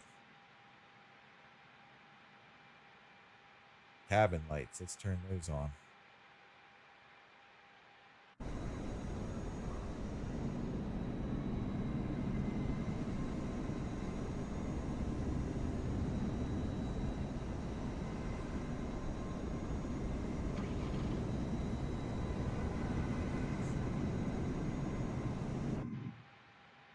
All right. See, this one doesn't give you the get ready to start them up. So we need to go on to the APU. Please don't freak out on me when I do this. You're good. It just didn't like coming off of the flight, the MCDU to this position. So that stressed it out a little bit. So we'll try to avoid that. External power, bus tie. So our external power is on, but we want to be on the APU master.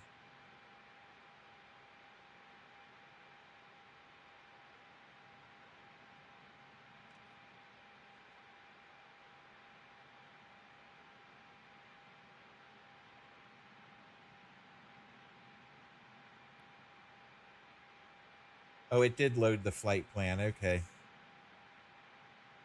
So let's see here. Let's make sure there's no discontinuities in the plan. We're going to zoom out here. And we're going to go through the ropes here. Go, let's go, okay, all the way back. Oh, that's more realistic, isn't it? So yeah, it looks good. There, the flight plan is in. With no discontinuities. So it worked. The Navigraph system actually worked. Which is perfect. That's exactly what we wanted. So that's a no fuss, no muss system right there. Let's look back at our iPad here. Ground. All right, so let's just say everybody's get rid of the jetway.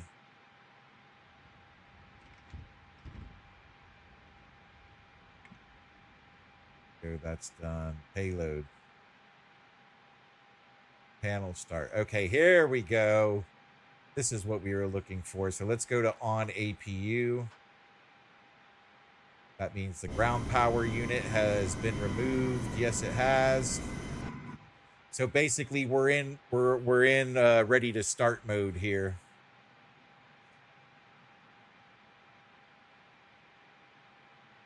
All right, and it says that the APU start is ready.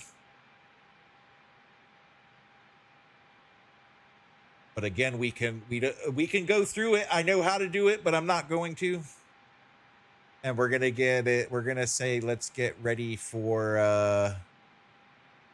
Wait, let's see if we can. Let's contact. Let's contact. Ah, now you see here. That's what we were looking for when we were in Key West. So let's request IFR clearance. Fort Lauderdale clearance delivery. BAT 21 IFR BAT to 21 Daytona. is cleared to Ready Daytona copy. Airport via the LIFRR2 departure, Wix transition, runway 10 left. Climb via SID maintain 4000, expect flight level tree 8010 minutes after departure. Departure frequency is 119.7. 380, holy cow. All right. So they said 4,000 feet. Via the LIFRR2 departure, Wix transition, runway 10 left. Climb via SID maintain 4000, expect flight level tree 8010 minutes after departure. Departure frequency is 119.7. Squawk 66 tree, BAT 21. BAT 21, read back correct. Contact ground on 129.875. Good day.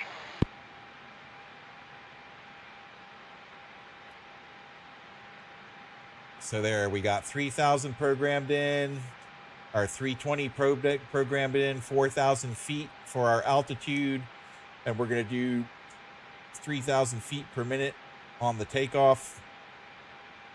3,000.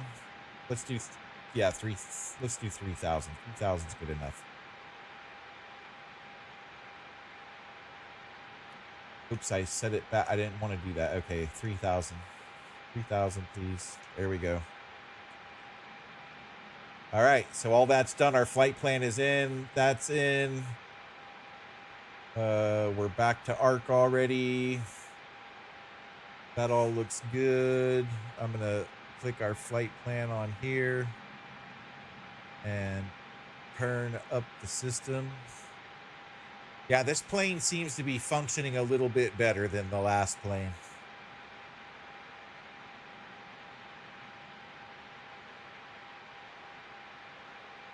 All right, so there's all that. I'm going to turn everything up. So we got a nice bright picture. Gonna turn. Oops, we got an armrest. We can actually up. That's up all the way. All right. Oh, they already got everything turned up all the way. Okay. That makes a big difference at night. Like, you have to turn everything down low at night because it's too bright. It's like it's too bright inside with all the night stuff going on. All right, so there's that. Let's check out ground service options at this point. Request power supply. Nope. Let's go back to clearance. All right, so we're gonna request pushback because really you don't start up at the, well, it depends on the airport, I think, because I've seen some start up at the gate and I've seen do a pushback first. So let's do our pushback first. Fort Lauderdale ground, BAT 2-1, gate 151, information echo. Request pushback. BAT 2-1, Fort Lauderdale ground. Pushback approved.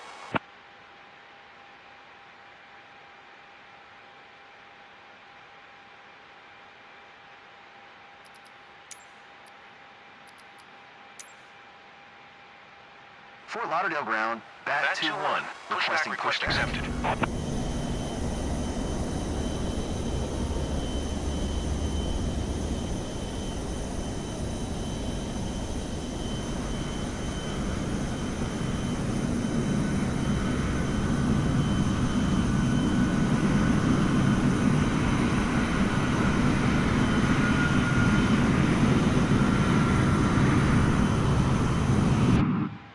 All right, she's connected. I'm gonna turn the brake off.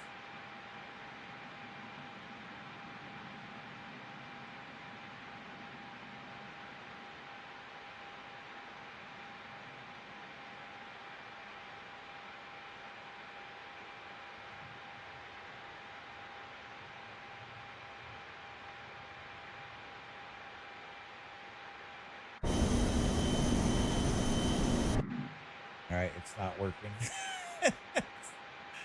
Did we turn the brake off? Yes, brake off. Come on, push us. Push us back. Fort Lauderdale ground, BAT 2-1, requesting request has been pushback transmitted tug to the to steer the operator. aircraft to the left.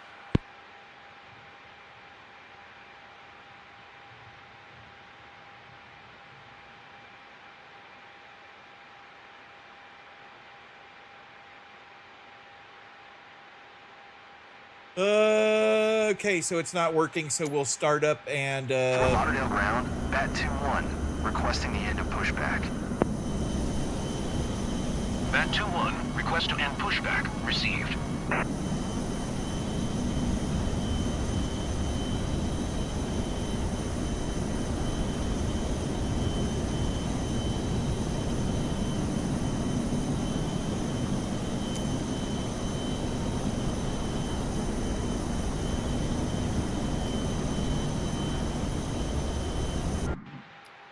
all right, now they're not even giving us startup options anymore. Okay. All right, so let's just start her up then. Let's go back to and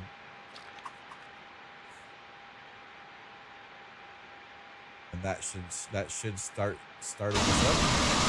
There we go.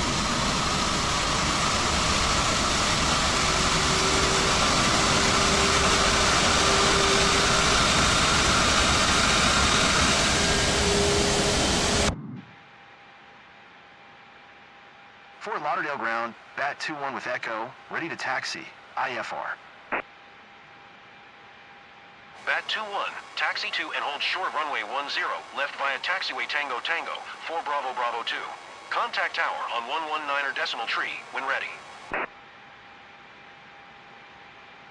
Taxi 2 and hold short runway 10 left via taxiway Tango Tango, 4 Bravo Bravo 2, BAT 2-1.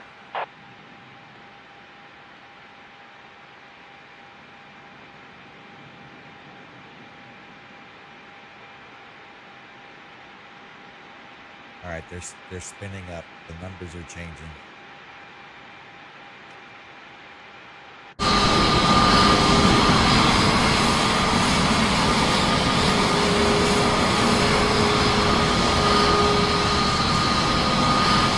Hold short runway 10 right. Cessna 7 Juliet Charlie.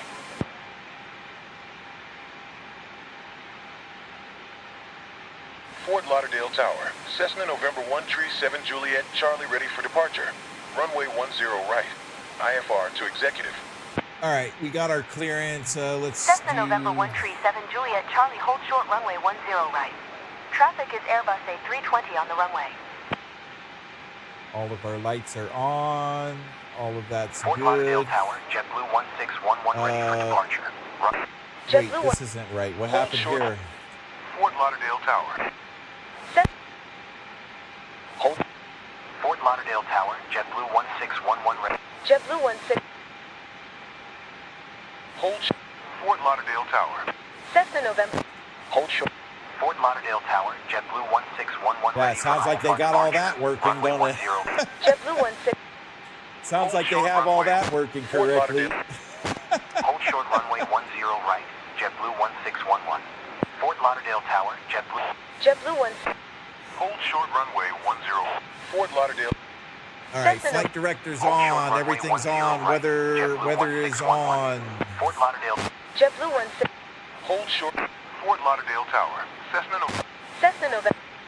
Hold short All right, runway weather is 10 on. right. Shows the JetBlue weather on there. It 1611. shows the weather Fort okay. Lauderdale.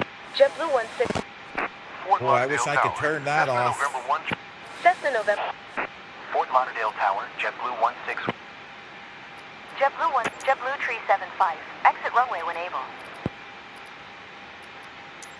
All right, so we're good to go. The brakes are off. Let's back out of here. Hey, Ken Matsumaru. Thank you very much for the sub. I appreciate you.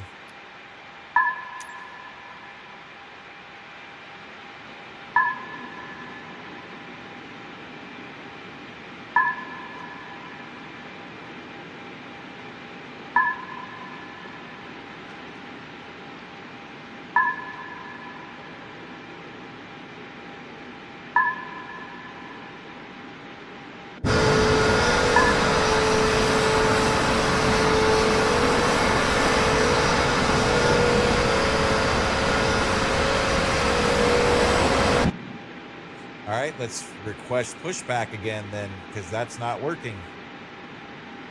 Toggle pushback.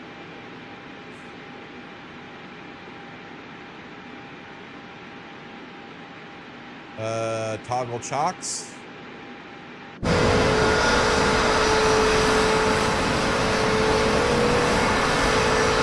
right, we've got chocks are on here. We need to toggle these chocks off. All right, so that's not working. So what we're going to do is we're going to set the brakes, put our throttle back to idle, and we're going to get out and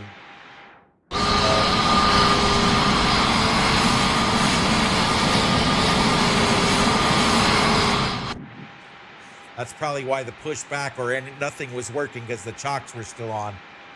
You see now the chocks are okay. Yep. See, that's what it was. And I couldn't toggle them from the pad, so we should be good to go now. I'm just going to back out of here, which for some reason that doesn't work. Why can't I auto back? I got to do it manually. Okay.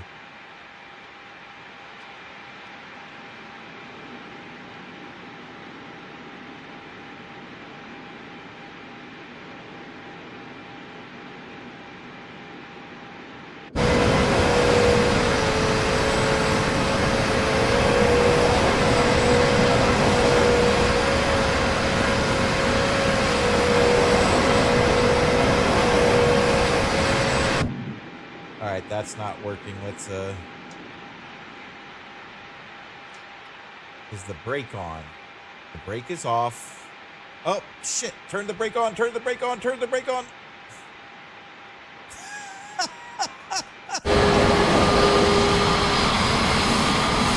All right, can we get a pushback, please? Like, let's toggle pushback again.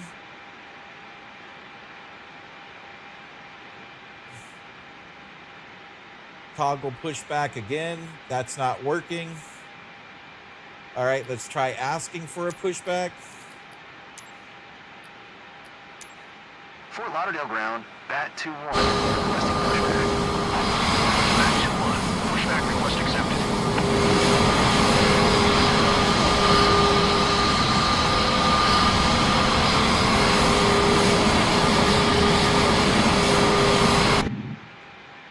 All right, let's try this again. There we go. But the only thing is why aren't my throttle controls working when I do it manually? Anyways, whatever. All right, let's push to the left, please. Actually, we'll wait to her out a little bit more. And now we'll push to the left. Fort Lauderdale ground, Bat 2-1, requesting pushback tug to steer the aircraft to the left. Bat 2-1, your request has been transmitted to the operator.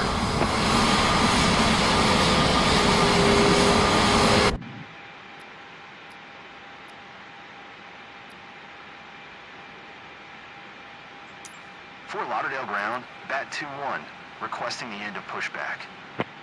Bat 2-1, request to end pushback received.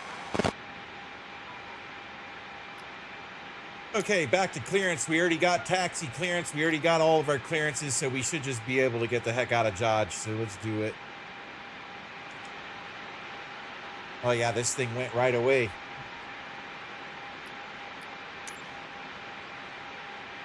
All right, we need to slow it down. That's going too fast. See my revert? Why won't the Okay.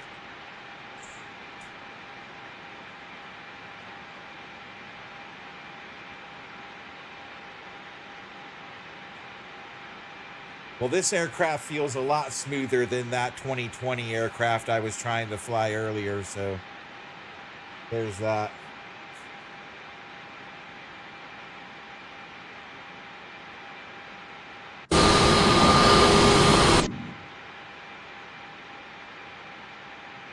And this one's giving me the headphone simulation too, so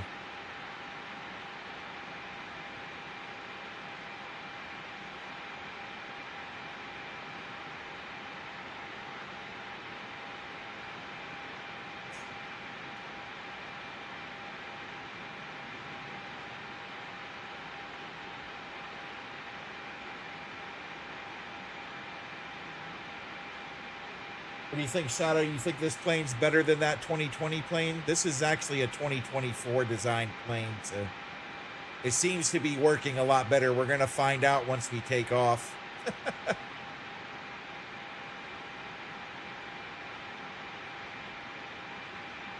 She's going really fast, though. We need to slow down.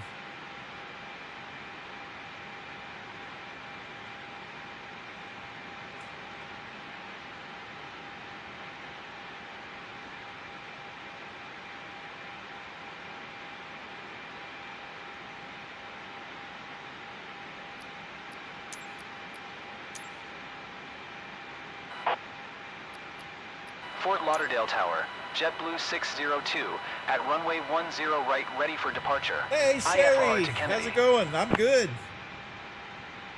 JetBlue 602, hold short runway 10 right. Traffic is Beechcraft on the runway. Rouge 1624, turn next taxiway. Hold short runway 10 right, JetBlue 602. Fort Lauderdale Tower, JetBlue 602, ready for IFR departure. Runway 10 right. JetBlue 602, hold short runway 10 right. Traffic is Beechcraft on the runway. Rouge 1624, contact ground on 121.4. Hold short runway 10 right, JetBlue 602. Moxie 1102, exit runway when able.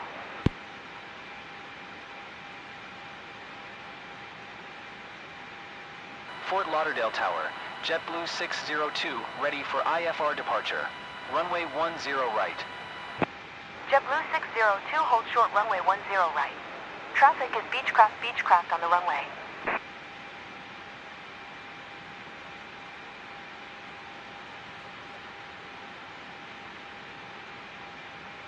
(121.4, Rouge 1624.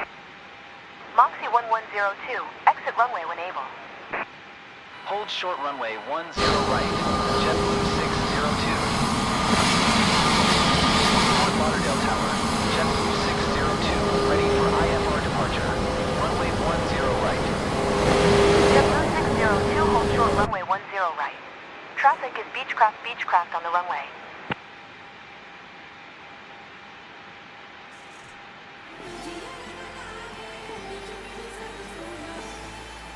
Moxie 1102, turn next taxiway.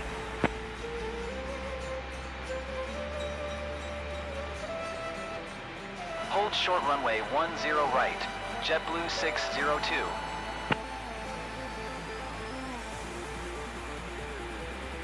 Fort Lauderdale Tower. JetBlue 602 ready for departure. Runway 10 right. IFR to Kennedy. JetBlue 602, hold short runway 10 right. Traffic is Beechcraft on the runway. Moxie 1102, contact ground on 129.875. United 2444, turn next taxiway.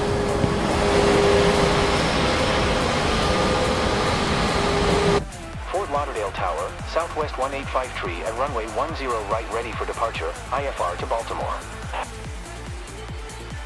Southwest 1853, hold short runway 10 right. Traffic is Airbus A320 on the runway. 129.875. Yeah, I like this. The way this plane feels way better than the other United one. 2444, exit runway when able. Hold short runway 10 right. Hold short runway 10 right, Southwest 1853.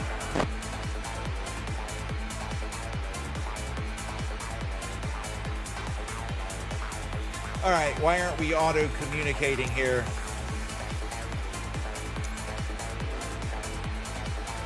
Fort Lauderdale Tower, bat 21 ready for departure. Runway 10 left, IFR to Daytona. Bat 21, hold short runway 10 left. Traffic is Boeing 737 on the runway. United 2444, turn next taxiway. Look at the birds. You see the birds there? Fort Lauderdale Tower, JetBlue 155 ready for IFR departure. Runway 10 right. JetBlue 155 hold short runway 10 right. Traffic is Boeing 737 on the runway. United 2444, contact ground on 118.175. Bat 21, altimeter tree 007 traffic is Cessna citation on final. Caution the Boeing 737 taking off runway 10 right. Cleared for takeoff runway 10 left. Aye, cleared for takeoff. Cleared for takeoff runway 10 left, bat 21. Hold short runway 10 right, JetBlue 155 Frontier flight 4455, exit runway when able.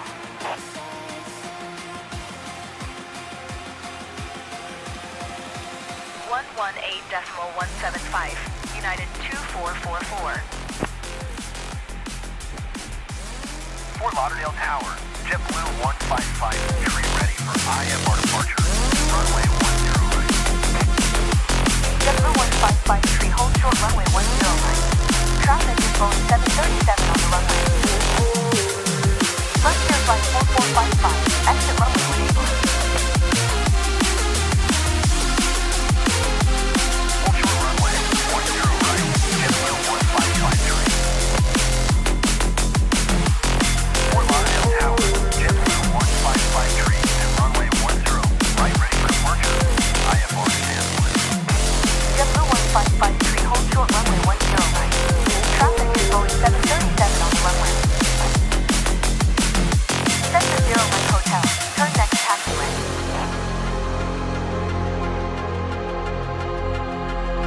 flight 4455. Turn next taxiway. There we go. There we go. She grabbed.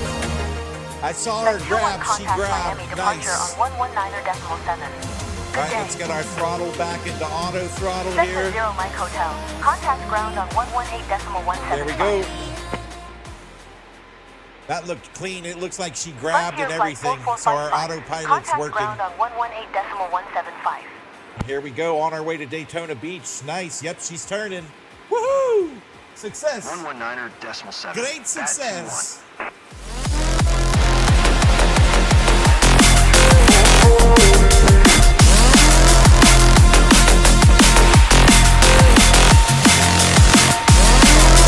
Miami departure. Altimeter tree 007. Radar contact. Continue to LLBOW.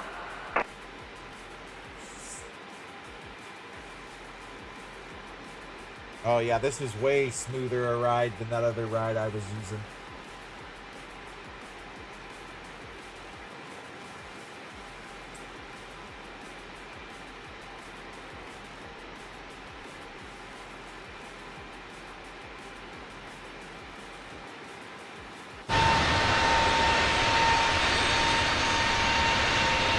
Bat 21, climb and maintain flight level tree 80. 380, that's kind of drastic, don't you think? All right, let's get up to Climb and maintain 380. flight level tree 80. Bat 21.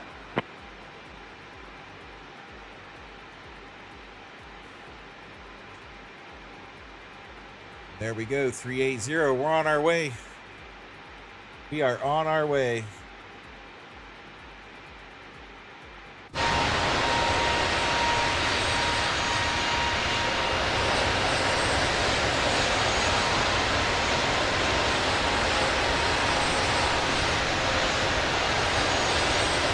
What do you think, guys? Do you like it? Is it good? Is it good? Do you like it?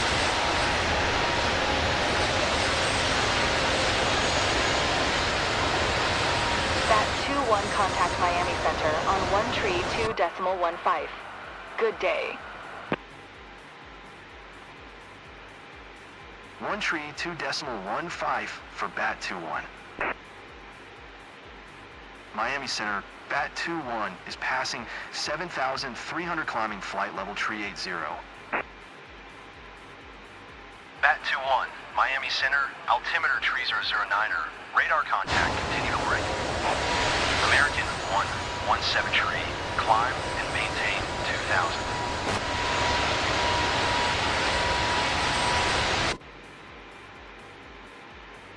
All right, why is our speed set to 100? That's not right. Climb and maintain 2,000. American 117 tree.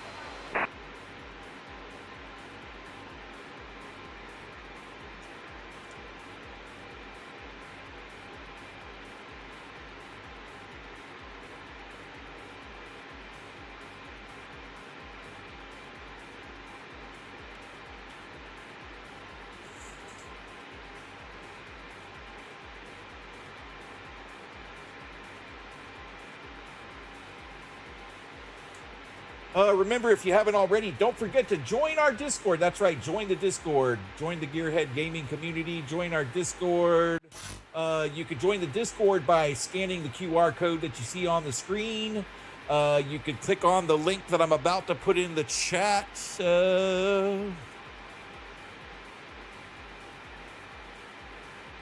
1 second, let me get this link in the chat here. There it is. Here we go.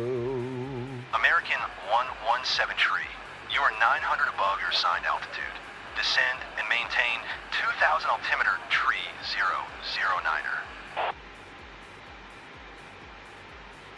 If you do join the Discord server there, you're going to want to mute and silence that server because it is AI moderated and sends out hundreds of notifications a day to keep you informed on everying gaming. And when I say everything gaming, I mean everything gaming. Like, it keeps you informed on everything gaming. To know what I'm talking about there, you're just going to have to go over and check it out. You must be 18 or older to join. And if you want to be a part of the show and join the chat live, voice chat live, please make sure you review co-streamer guidelines and please review the server rules. We love our server and we like to have fun, but we like to keep it a certain way. So make sure you read all the rules and read the co-streamers guidelines before you join.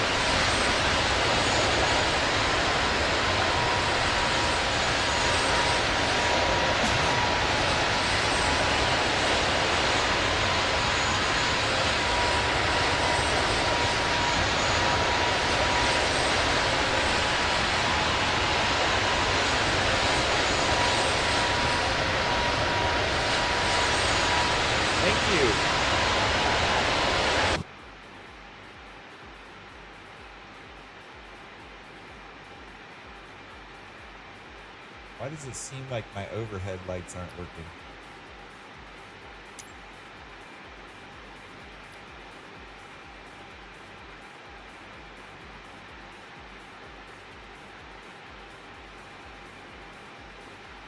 Huh.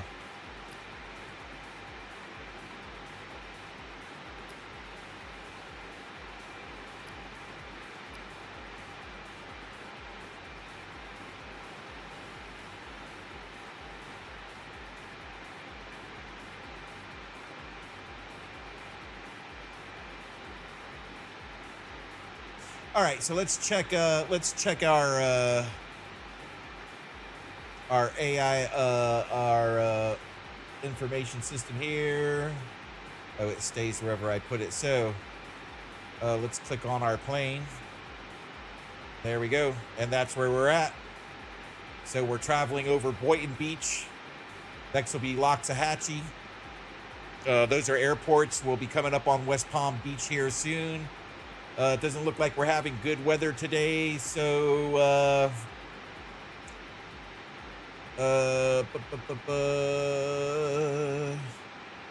we won't be able to see the lake. The lake's got cloud cover on it, so we won't be able to see that.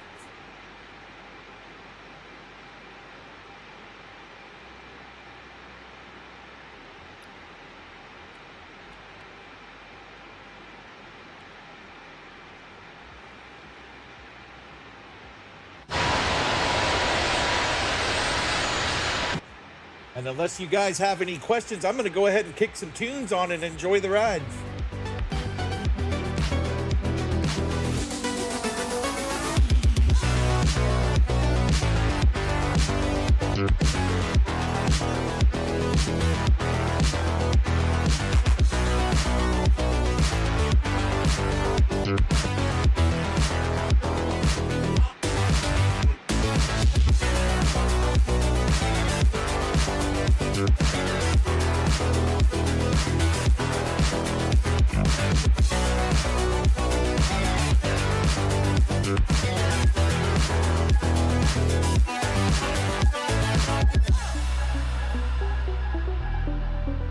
Wait, what's going on?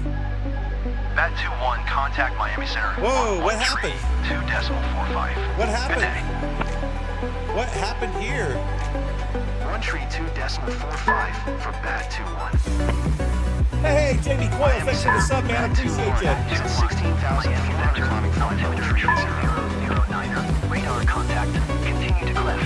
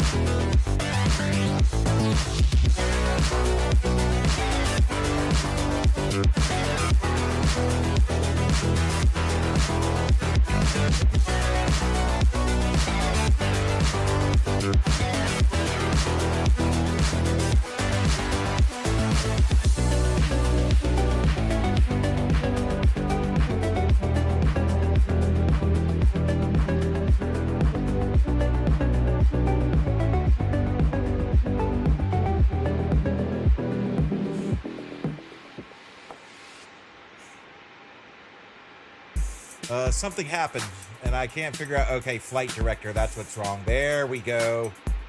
Flight director got turned off somehow.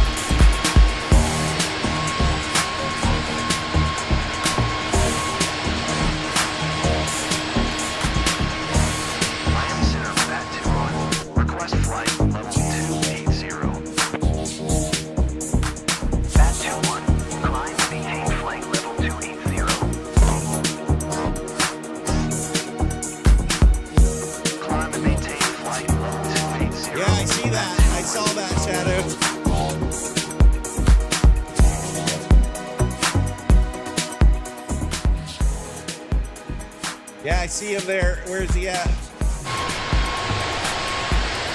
down in the soup there. I can't see him anymore. He's gone now.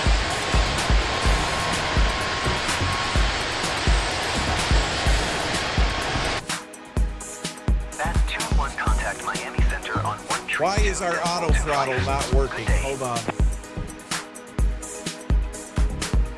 Go to 1 tree, 2.25. Bat 2-1. We're kind of floating up here. I don't like that. Miami Center, Bat 2-1 is at flight level 270, climbing flight level 280. Bat 2-1, Miami Center, radar contact, continue to Wixt.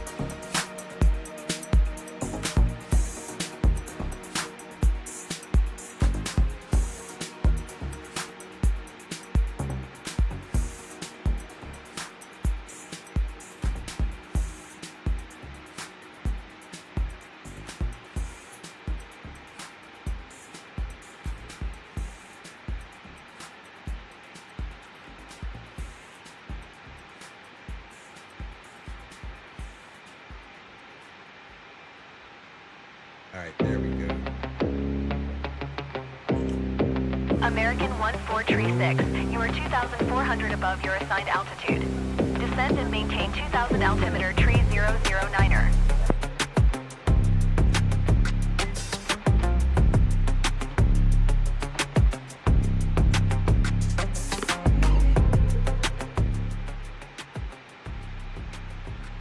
All right, I think we're good.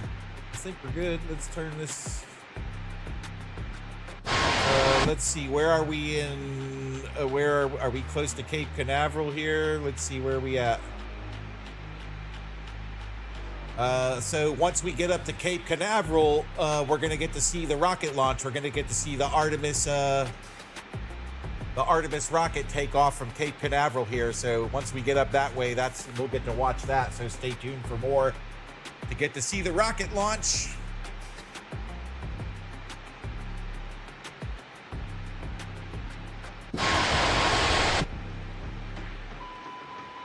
Something is wrong. Why is our auto throttle not working? Why is none of this stuff working?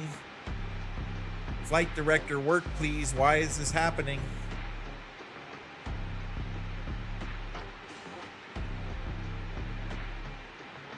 Why is this happening?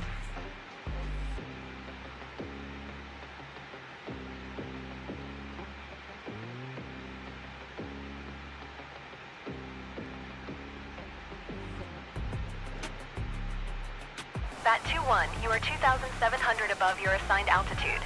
Descend and maintain flight level 280. Descend and maintain flight level 280, Bat 2-1. And we're following heading again. Why is this happening?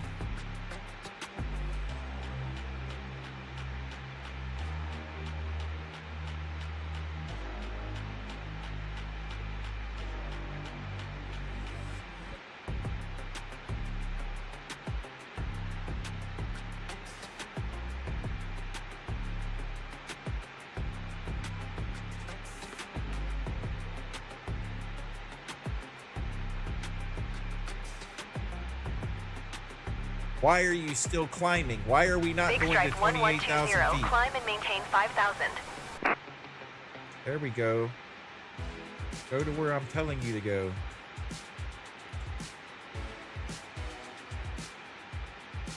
Climb and maintain 5,000. Big Stripe 1120. All right, we're back on course. I didn't push anything, so Bat I 2-1, don't... please expedite your descent flight level 280. Yeah, Roger, I'm working on it.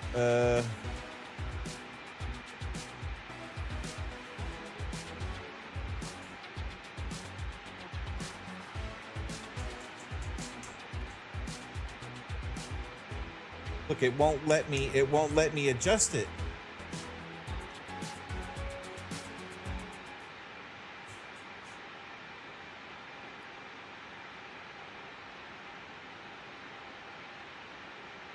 Look, it's not making any changes. All right, let's try. It's got approach mode, expedite mode is on. Let's turn that off. That didn't work. That didn't work.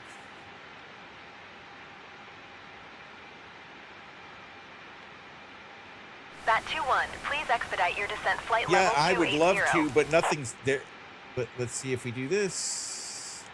Bat 2-1, maintain present heading and altitude. Expect ILS runway 7 left approach via Oscar Mike November 22 tree radial 16 DME arc. Clear to Oscar Mike November 22 tree radial 16 DME.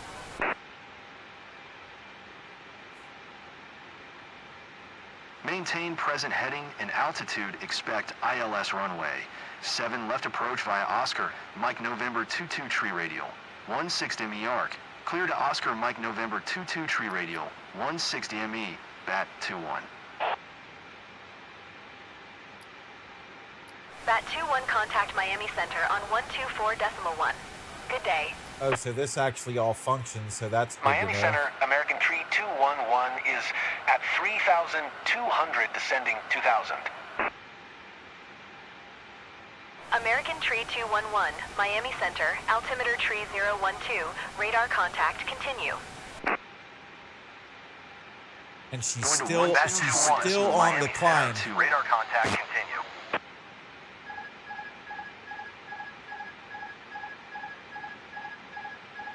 All right, we're going too fast. Oh, none of this crap is working. What is going on here?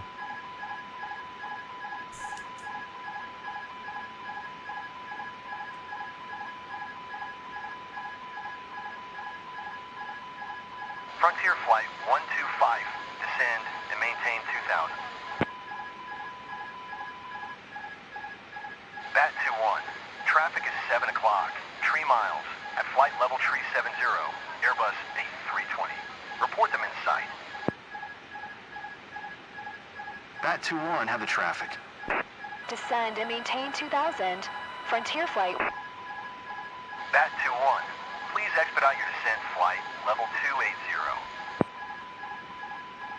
Zero Golf Alpha, climb and maintain 1,600.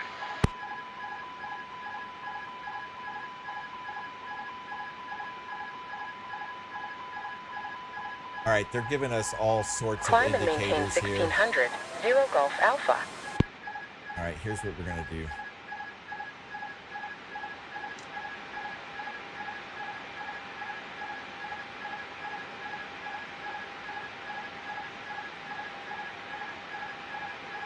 Coming down whether you like it or not. Like, they didn't call us in for our descent. I mean, we are still 180 miles away, but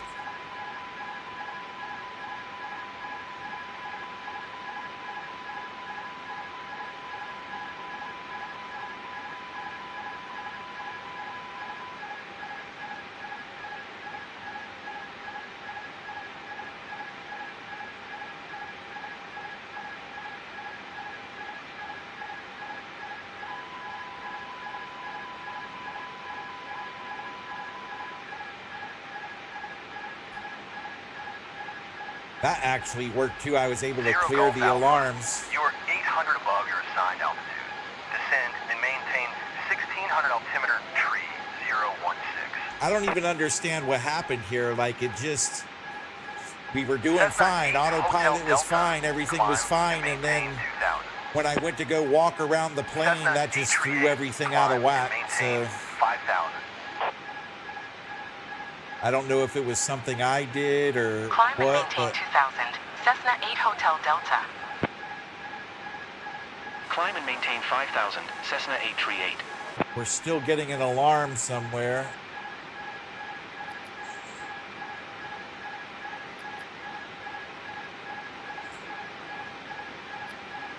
Bat 21. Climb and maintain flight level 280, Bat 21. Descend and maintain 1600, 0 Golf Alpha.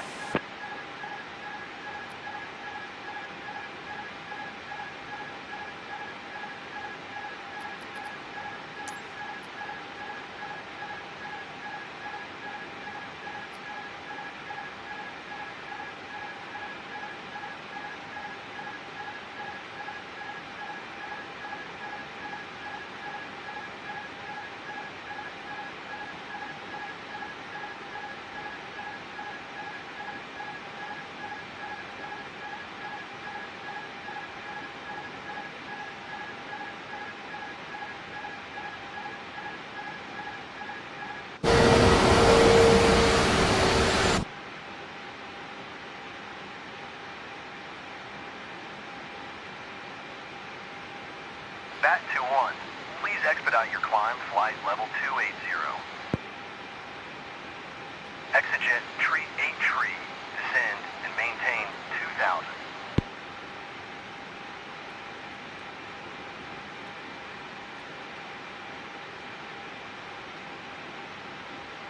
Descend and maintain 2000. Exit tree 8 tree.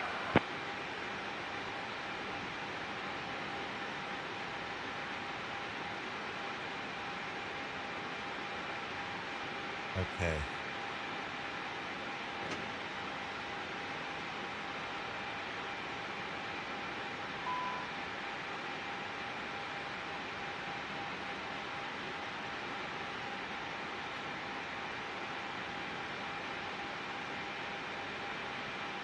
Bat 21. Please expedite your climb flight level 280. Like, this isn't even functioning anymore. Like, it's showing me numbers, but it's not showing it to me.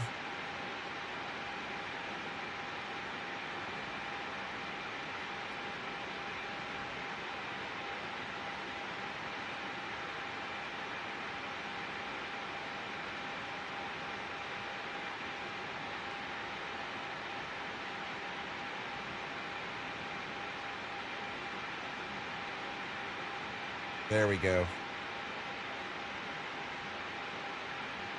Okay, I think we got it here. We're going to find out. It doesn't seem to be following our requested heading, though.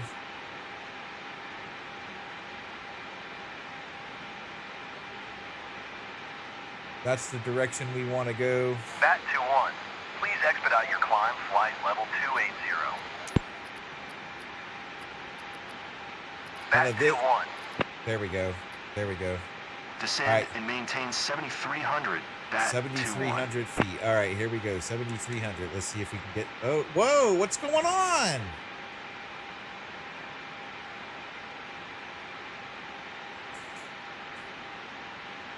$7,300. Okay.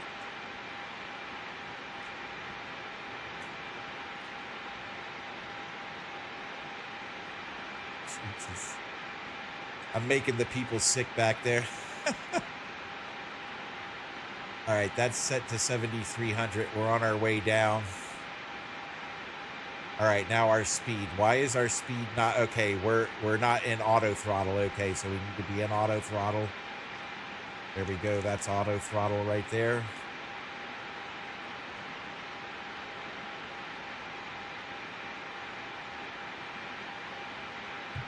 Like, are they trying to test our skill or something? Like, why does all this stuff keep bugging out on me here? Let's turn this on. Bat 2-1, contact Daytona approach on 125.35. It's not going to hurt for that to be on. Maybe the wings were icing up. I don't know what happened. 125.5, Bat 2-1. Cessna 0, Sierra contact Daytona approach on 125.35. Good day. There we go. The engines just kicked in. I heard them. All right. What warnings are they giving us over here? 3, 4. 125.35, Cessna 0, TCAS standby. Sierra. Speed brake is up. All right. Let's lower our speed brake back down.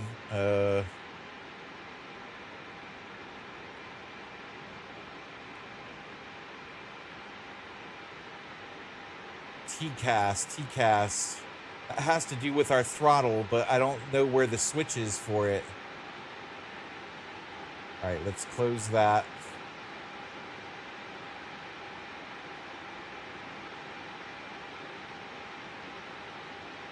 I don't know, man. Like, it's weird. Everything was working fine. I was happy. I was like, oh, wow, look, she grabbed course, and then all of a sudden, like, I went to walk around the plane and everything went haywire. So I don't understand what happened. Our settings are correct. See, we're holding at 73. Our speed is holding now.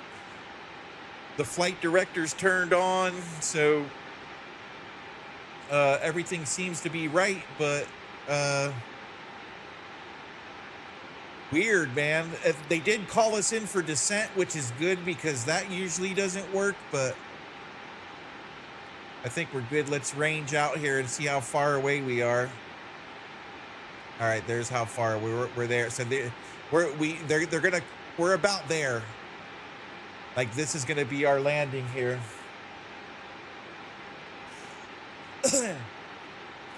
Yeah, right? Like, what the heck's going on? Like, I had to work everything to get it back on track. Now it seems like we're back on track again. But damn, like, the plane was all out of control. The people got sick in the back, dude. Like, we were dropping, like, it was weird.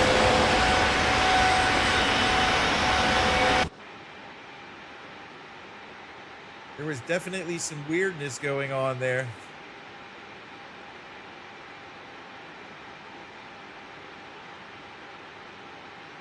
Here's the airport, though. We're getting close here. And see, our autopilot track is broken now, and I don't understand. So here, this is what we're gonna do.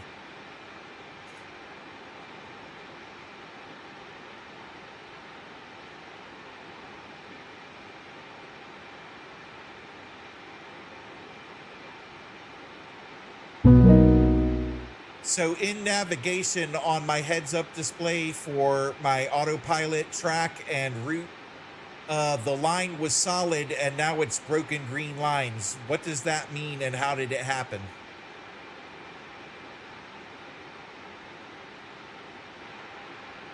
So that green line situation is actually a little quirk in the sim. Basically, those broken green lines are a visualization of the aerodynamic forces or computational fluid dynamics CFD you're currently seeing in the autopilot route display. It's kind of a built-in feature in Microsoft Flight Simulator 2024 to help visualize airflow and how the plane's handling it. It can happen if you've got a certain setting turned on, and it just represents wind currents or the aerodynamic modeling. Usually it's a toggle under the options menu, something like aerodynamic visualizations, so you probably turned it on by accident or it got switched on somehow. Just head into your settings and switch that off if you don't want to see it. Out of curiosity, are you looking to fine-tune some of your navigation setups or just exploring what all these visual options do?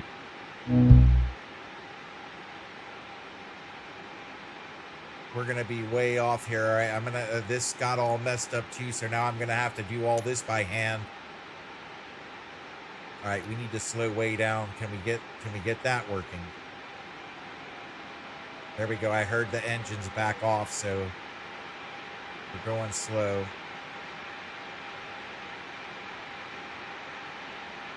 All right, I'm gonna hit our speed brakes. And we're going to descend anyways without permission because this is all crazy out of whack. So we're going to head down to 3,000 feet for right now.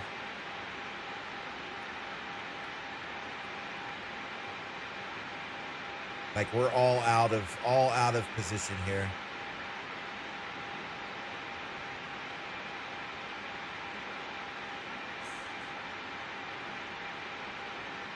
Where's my blue arrow? I can't see it.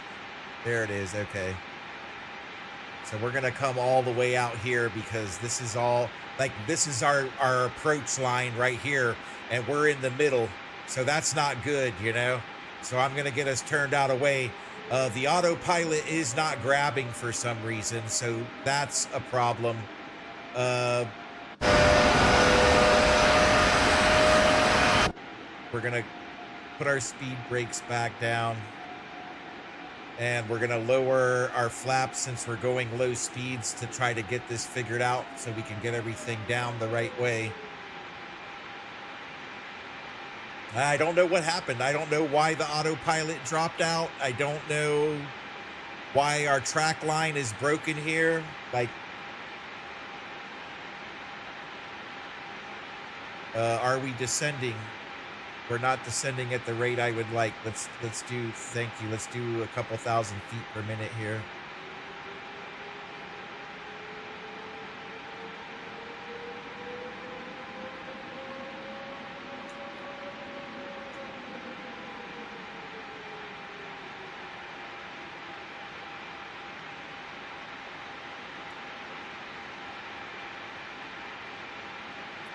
All right, so here's what we're gonna do.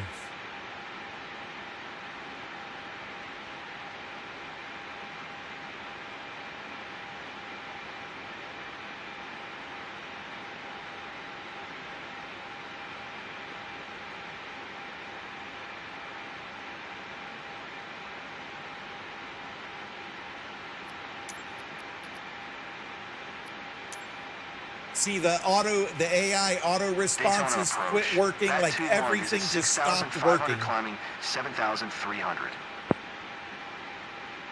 Bat 2-1, Daytona approach. Altimeter tree 017, radar contact. Continue to Hanover.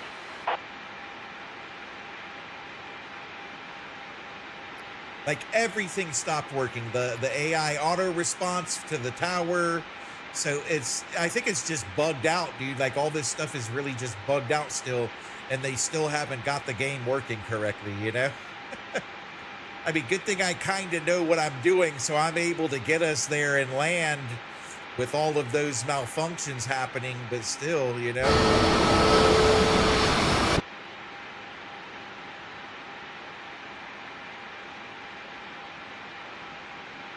Bat 2-1. Descend and maintain 4,300. 4,300. Roger, I should say. Descend and maintain 4,300. Bat 2-1. Bat 2-1. Tower on 120.7. Bat 2-1. Daytona Tower, Bat 2-1. 16 miles southwest. Inbound ILS runway. 7 left approach. Bat 2-1, Daytona Tower. Altimeter tree 017. Cleared ILS runway, 7 left approach. cleared ILS runway 7 So left I'm making approach, all of our taxi 1. calculations by hand now. Like, I'm not in hand control. I'm still using the autopilot to steer the plane. Daytona Tower. Altimeter tree 017. So we maintain our speed and the altitude that they want us to be. But the actual autopilot itself is not functioning the way it should be. Make straight and runway 7 left. Pacific Sing 258. All right, so we need to turn. We need to keep turning. I'm going to lower our gear now so we're not dealing with that fight.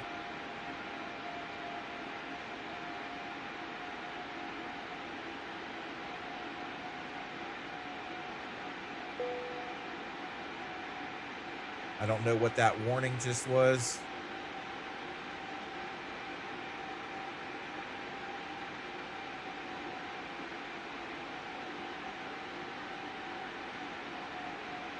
Pacific Sing 258. And that You are not should line clear to us land. up with the Clear runway. the You see the runway. blue arrow right here? I lined it up with the line to the runway, so that should put us right in.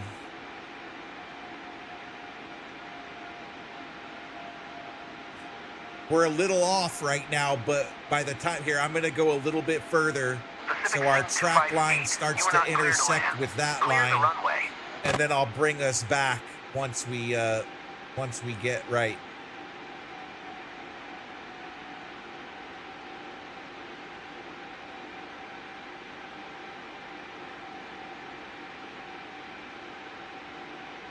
Pacific Sing 258. You are not clear to land.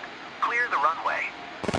I really think they're testing our skill level, man. Like, that's what I really think. They're like, let's see if this guy knows his business. You know what I'm saying? Like, I think that's what's going on. They're like, let's see if this guy's really a good pilot or not, you know? All right, so once we get closer to the intersect line here, what I'll do is Terminated. Good day. I'll manually adjust our heading back over so we're actually on line with the runway. I've got us going, like, we slowed down way early because of all the malfunctions, but we should be good to go. We should be landing at the airport here in a second.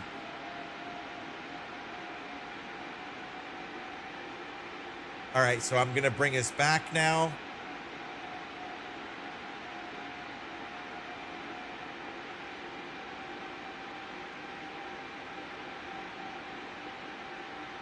All of our lights are on, everything's on, seatbelts on, everything's on.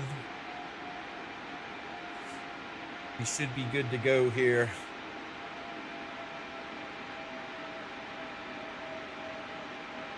They have not ordered us to come down anymore.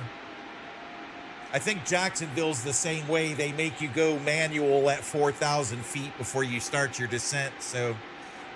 Or I should say your glide slope or glide path, whatever it is. I'm not a professional pilot, so don't don't think I am.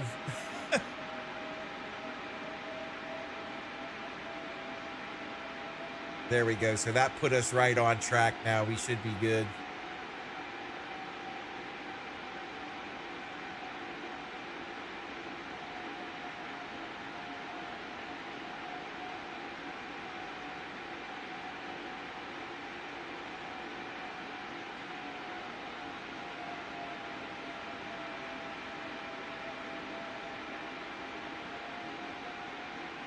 All right, I see the runway, but it's awfully fog. Nope, we're gonna leave everything alone. They'll give us the call. They should give us the call to come in. If they wait much longer, though, I'll do it. Our range rings are at 7.5, so we're 7.5 away from the edge of the runway. You see what I'm talking about? Range rings, 7.5 miles. Now we're past 7.5. So if they don't call me by this point, which we need to get back over because we're off a little bit. Let's go back over here a little bit. There, I can see the runway now. So here's what I'm going to do. I'm going to come down even though they're not giving me, because they should have given it to me by now. So I'm going to go ahead and take Daytona manual Tower, control. Aviation Express 386 at runway 7, right ready for departure. IFR to New Haven. Look, this guy's taking off, so we got somebody in the way. 86. Altimeter tree 017. takeoff runway 7 right. See, there's a plane sitting there. I can see the plane That's on the end of the 2-1. run. Wind 067 at 14. Cleared to land runway 7 All right, left. we're hitting the speed brake because we're going too fast. Clear for takeoff runway 7 right. Aviation Express, tree 86. Now, the auto throttle will take Clear to control land to make runway sure we 7 don't go left. too Bat slow. 2-1. But I need to come down because we're still descending too fast, and that plane isn't taking off yet. It's taking its dear sweet time for some reason.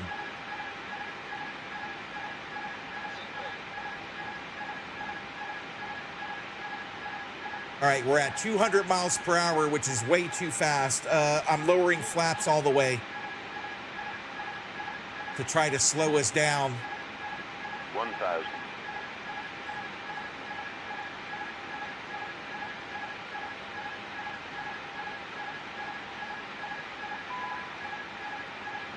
They're warning us about our speed. I think that stupid plane is still in the way. Okay, maybe not. Up, we got wind gust. We got wind gust kicking us. Oh, come on, baby. Come on, baby. 400.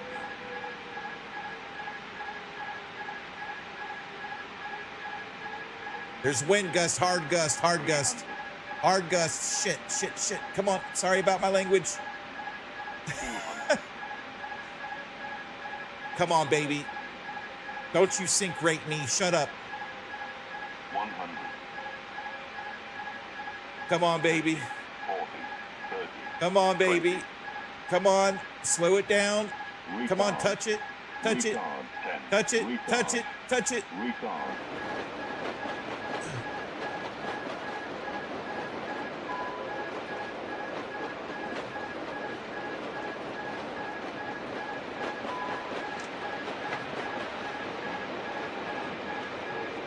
Reversing on the engines to slow down. Yep.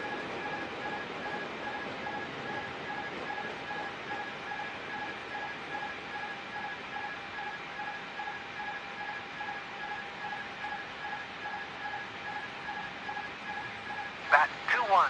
Exit runway when able. There we go. There we go. With all of the errors and everything we could have, there it is. Man, I almost think I could do this in real life. I don't know. Contact ground on 121.9er. All right, we're still on the secondary 121.9er. runway, so we're going to get Bat off this. 2-1. We're going to shut that off. We're going to shut that off. We're still getting warnings about something. I don't know where we're getting warnings from, but whatever.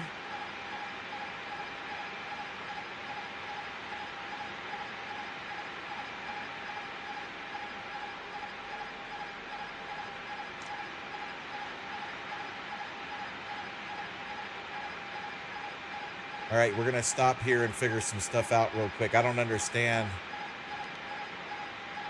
what all the noise is about.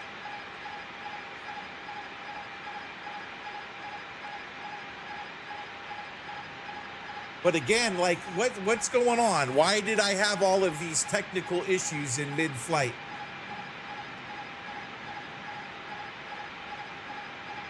And what is this stupid warning?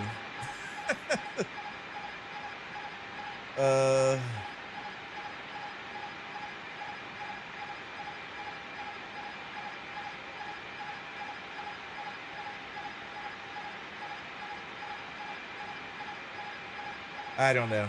Anyways, let's talk to the tower here. Daytona ground, Bat 2-1, taxi to the gate.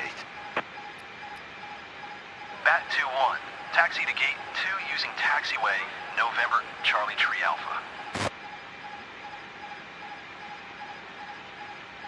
Taxiing to gate 2 using taxiway, November, Charlie Tree Alpha, Bat 2-1.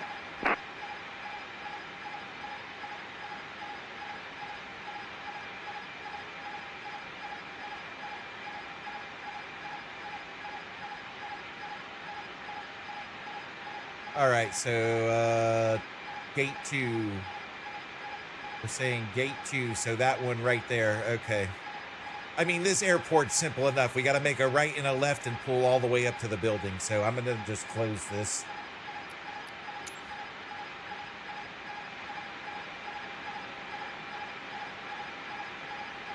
The AI's not going to know that. I would, but it's not going to know what's going on. It didn't even fully understand, like when I asked it about the broken course, it didn't know. It thought I was talking about game aerodynamics, so like it really didn't even know what was going on.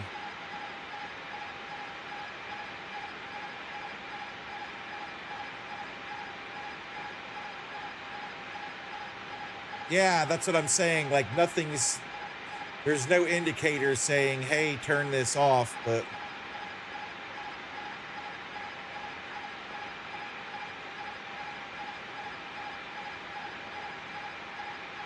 we did it.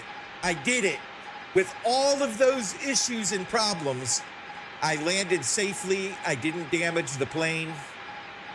I got us to where we needed to get to. They actually gave me clearance to land, so I did everything the right way, even though we had so many system failures along the way. So I'm going to say I'm certified. I'm going to say I'm good to go.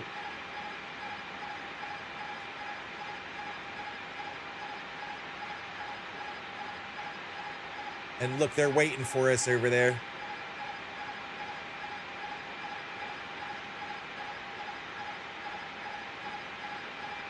Look at the birds on the ground right there. See the birds?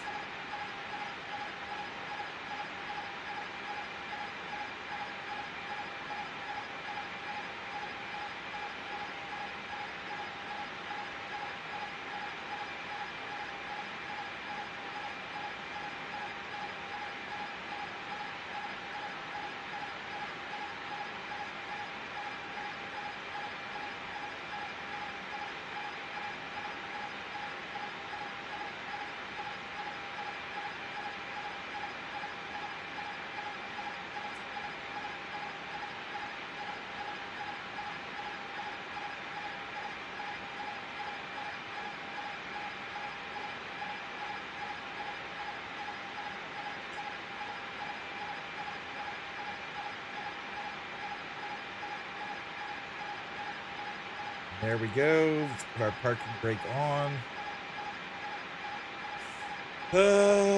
Let's shut her down. That's the first thing you're going to do. Once that sucker parking brakes are on, shut off those engines. And you see she disappeared once I shut off the engines. So damn, that lost power and everything. Let's get her on APU here and see our GPU.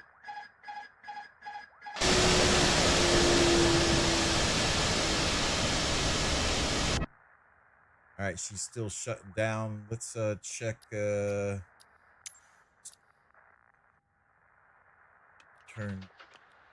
that on. You see, it's saying, "Oh, I don't." Well, okay, we know it's on. All right, so it's on.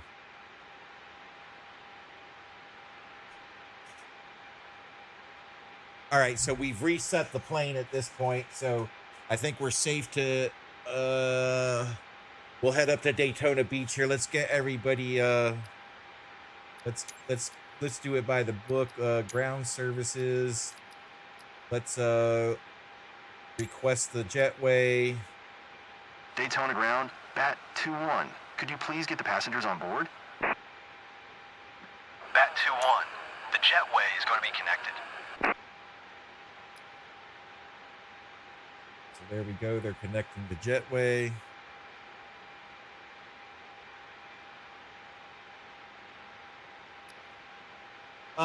We are at Daytona Beach International. We're in Daytona Beach, Florida right now.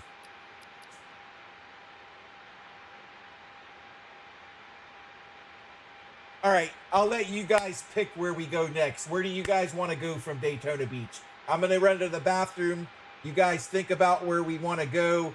And then if we don't have an equal agreement, we'll put it to a vote. And then that's where we'll head to from here. But I got to hit the head. I'll be back.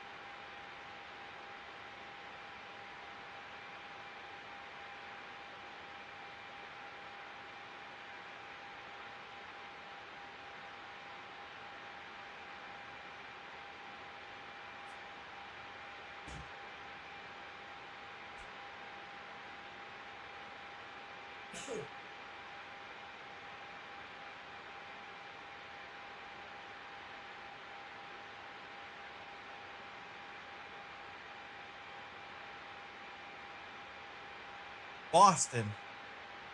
Want to go to Boston. All right. We can go to Boston. I like Boston. I got to order some lunch first. I didn't realize we were already past noon here, so I got to get some lunch. So give me a minute here.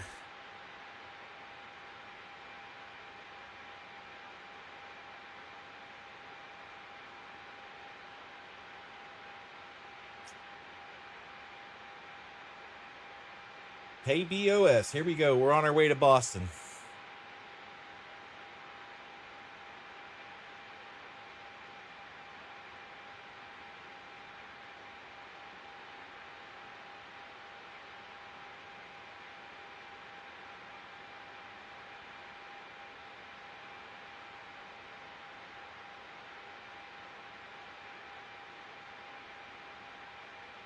I'm going to have, what was that? The brakes are hot. Okay. You see that? We got a warning that our brakes are hot.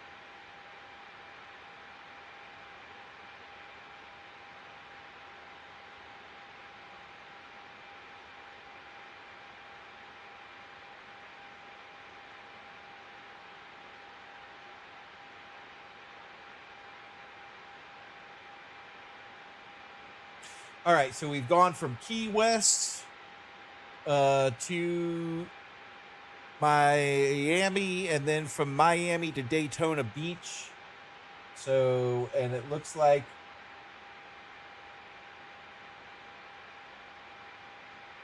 the cheer. You want to see the set of cheers? Okay. All right. Okay. Yep, there's everything.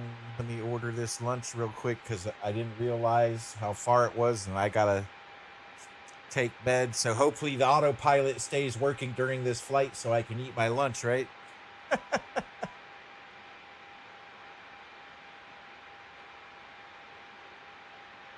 All right, so we went, we did all that. Let's check. Can we get some fuel, please?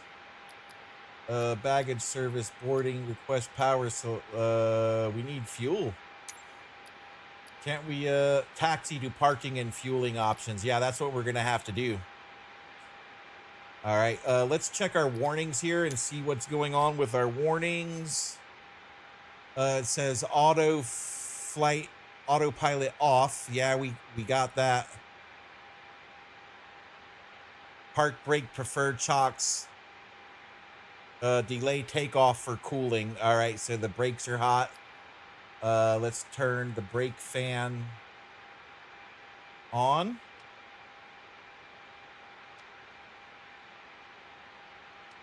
All right, let's leave it off for now. See, that was the other thing we didn't do. We didn't turn our auto brake on, which we should have turned auto brakes on for that landing. And we didn't do that. So I pressed way too hard on the brakes. Also, I noticed I couldn't, the the throttle wouldn't go back on its own. Like I couldn't even force it back here. Let's take a look at that. Oh yeah, they were back. Okay. No, they were not. I actually have the throttle control for this plane. I should hook them up and put my control cameras on. But yeah, I have the controllers, like the Airbus controllers for this plane in real life, like the game controllers anyways. Okay, it looks like our flight system cleared.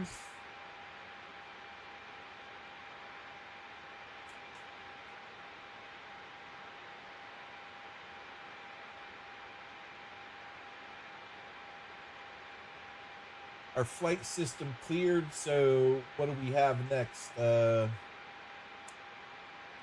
we clear that out? Thank you. All right, so we need to get fuel.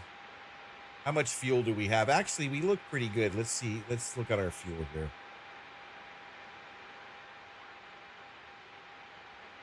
I think we got enough to get to Boston.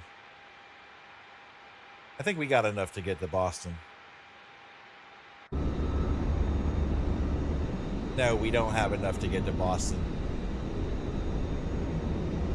All right, so we need to taxi over and get some fuel. That's what we need to do. So let's go get some fuel. All right.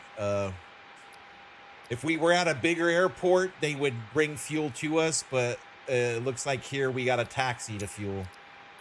See, it says taxi to parking and fueling options.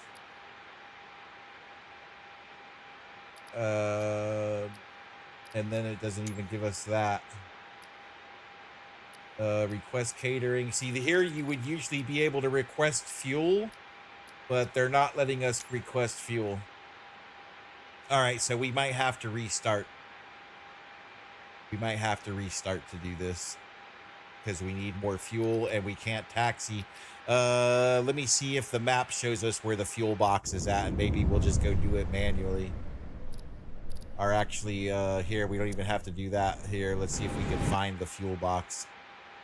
Whoa, GPU, take it easy, GPU.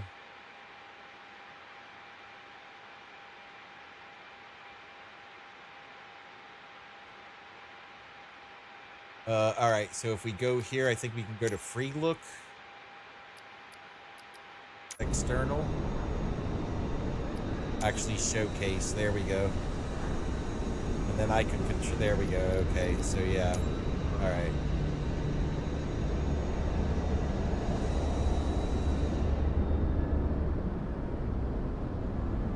So we're looking for the fuel box here. Check this out, this airport, how do I go down?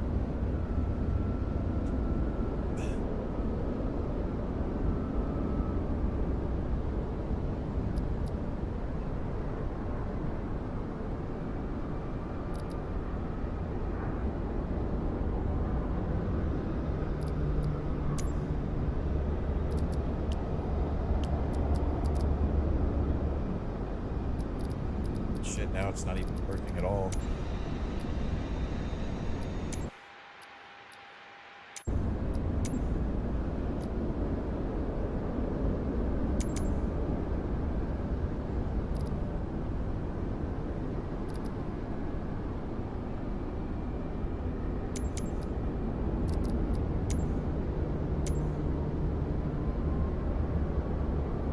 It just stopped working all of a sudden. Can I control it with this?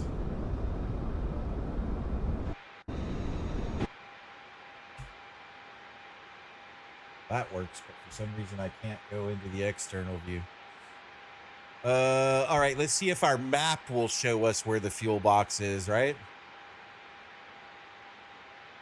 That's where we're at. Shelter ramp. All right, well, let's just go find it, right? Let's just go drive around and find the fuel box. Disconnect that. Daytona ground, Bat 2-1. I'm done with the boarding.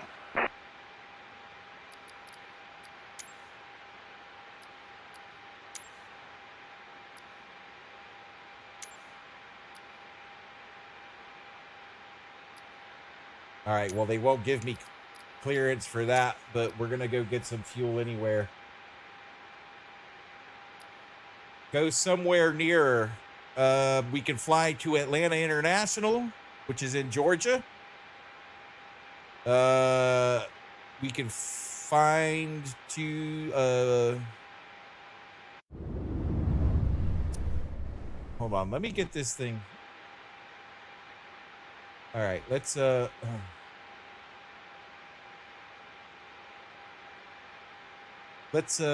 get this thing started up. Let's request pushback actually, and then start up. Daytona ground, Bat 2-1, requesting pushback. Bat 2-1, pushback request accepted.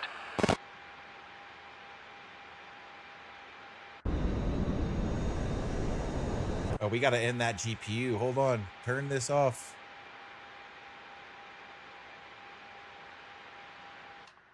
There we go.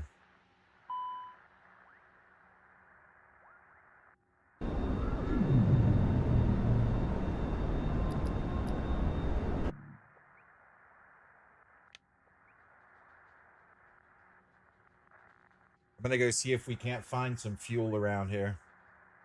I know there's got to be a fuel box somewhere. As if we can get to it safely or not is the thing.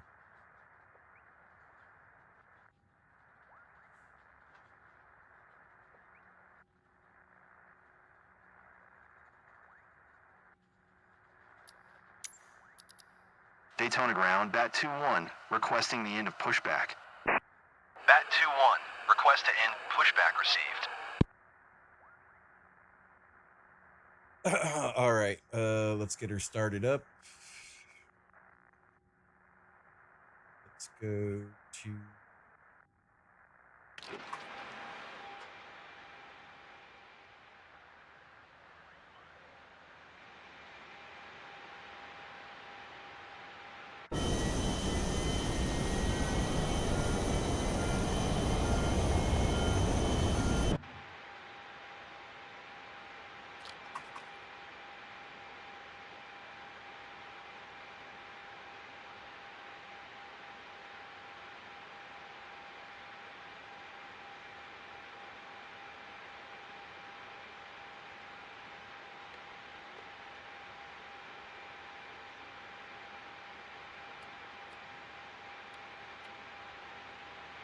Whoa! What the heck? Okay. It doesn't look like she's auto starting, so we'll have to... Oh, no, she's starting. Okay. Yep, there we go. She's cranking up. All right. Oh, shoot, our door is still open. Can't have our door open. Hold on. Yeah, I see that our door is open. We need to close that. Why isn't the door closing?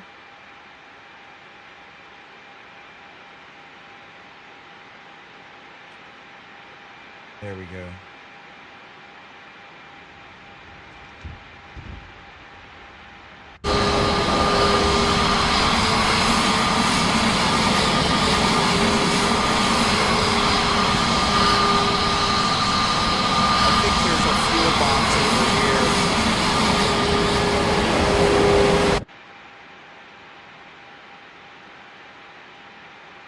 Alright, our engines are stable. Our brakes are still a bit hot, but that's okay. They'll cool down here eventually, hopefully. If not, we're in trouble. Let's turn our fan back on. There we go. Cool them brakes off.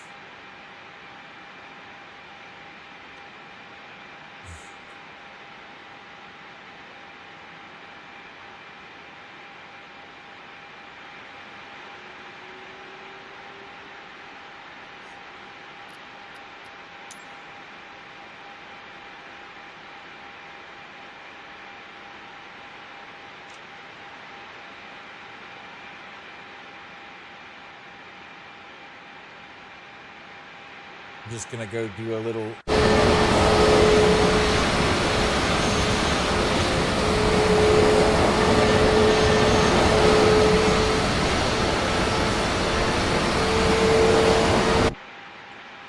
Yeah, it's true, but think about what these people are doing, Shadow. Like, think about what's going on in this game. You know what I'm saying? Like, real weather, real traffic, real photogrammetry of the Earth, real elevations, real, like, there's a lot going on here. You could go ahead and expect some bugs.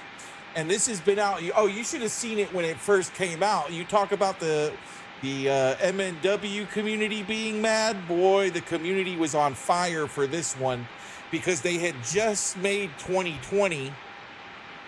And then 4 years later, they're like, oh, this is going to be a better product. And it is, in a sense, it is a better product in a sense, but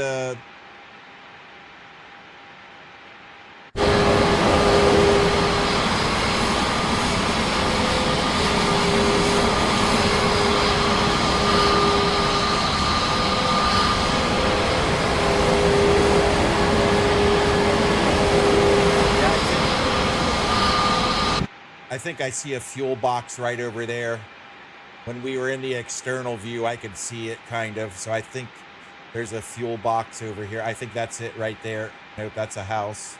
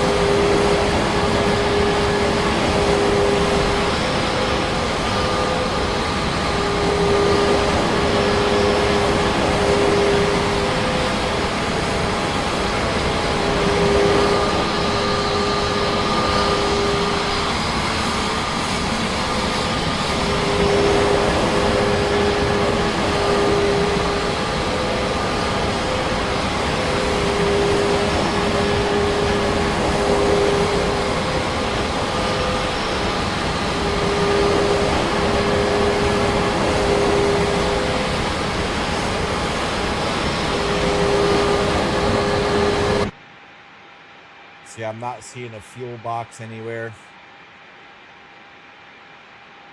Whoa, whoa, whoa, whoa. Take it easy, buddy. I almost ran you over.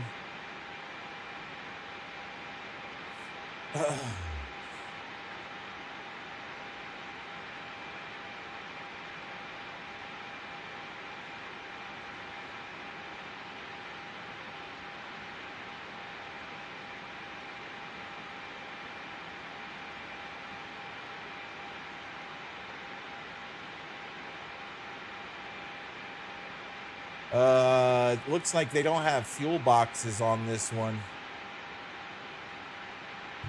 Why do we got a master caution? Is it because of the brakes?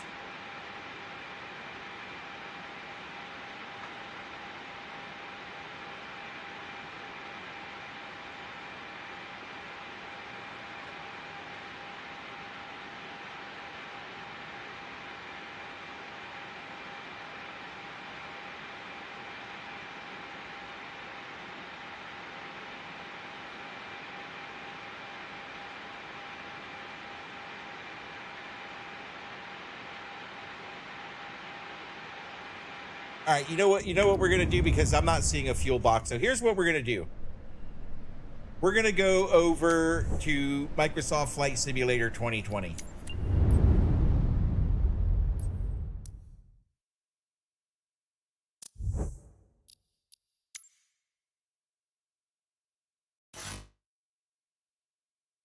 All right, so we're gonna kick on Microsoft Flight Simulator 2020 and see if they've improved anything over there.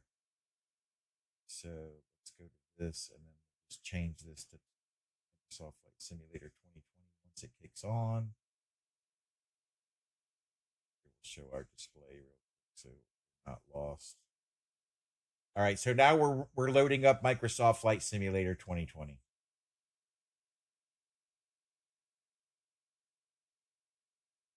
Looks like it picked it up all by itself. How did it do that? Oh, because it's on display capture. That's why.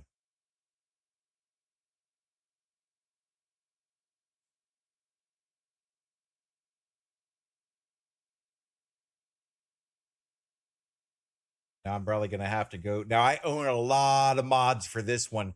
This is actually so they they actually stream 2024.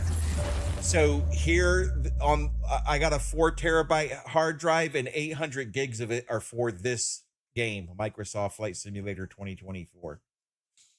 Now, some of the graphics aren't as the same. Oh, it needs an update, of course. All right.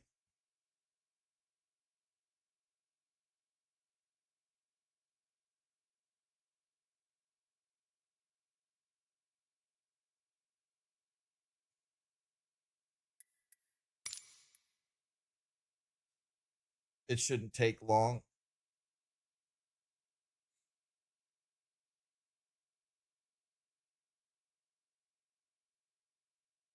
I got that super speed internet, so it's super fast.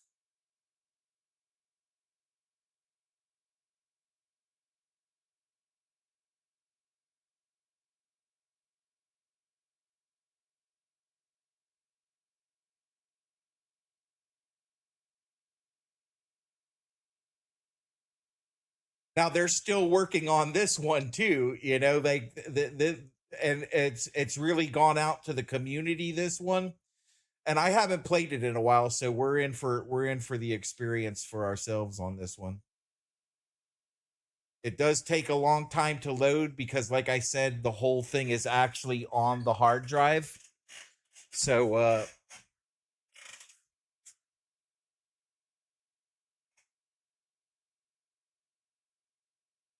but it'll get it here, and then we're gonna have to go do some settings adjustments, I'm pretty sure. But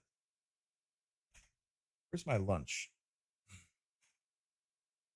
This was perfect to happen at lunchtime.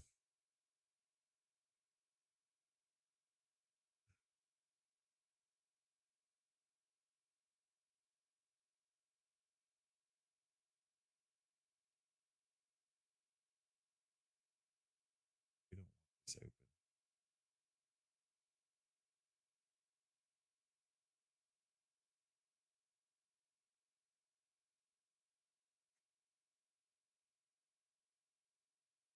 Once it all loads, though, it's super fast.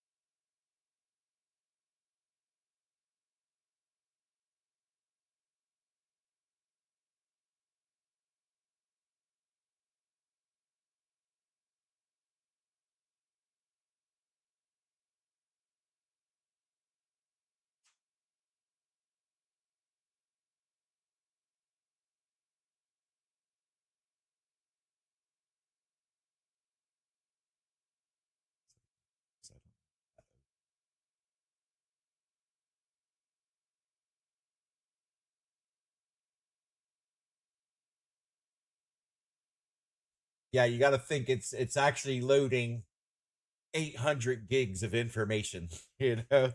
So it does take a minute for it to load up. Like the normal game by itself, but I probably got a list of mods. Like I think the original game by itself was like 180 gigs, and I've bought so many mods and put so many mods on it. So for me, it's like up to 800 gigs at this point. Like I've got photogrammetry mods. Basically, I tried to make it like you'll see here, the skins actually reflect the plane. So if it's an American Airlines plane, you get the American's Airlines skin. If it's a Spirit Airlines, if it's a Frontier Airlines, if it's a whatever airlines, and I got the mod that adds the actual plane models. So it's a pretty hefty, this one's a pretty hefty simulator. There we go. It should go, it's going faster now. Yeah, it's like massive, dude. It's massive. Which and we'll see here in a second too once I get it up. There's probably a lot of updates for it, so we'll see what happens. If not, we'll go back to 2024. because 2024 actually works on servers. This doesn't. This works on your PC. And that's really what the guys at Modern Naval Warfare need to do. But the thing is they would have to, Microsoft can afford to build server farms to put a video game on. You know what I'm saying? But the problem is that they pissed off the community so much with 2024, like maybe it wasn't worth it to do it. So here we go. Here's 2020. Let's take a look at 2020 here. We're going to go into full screen.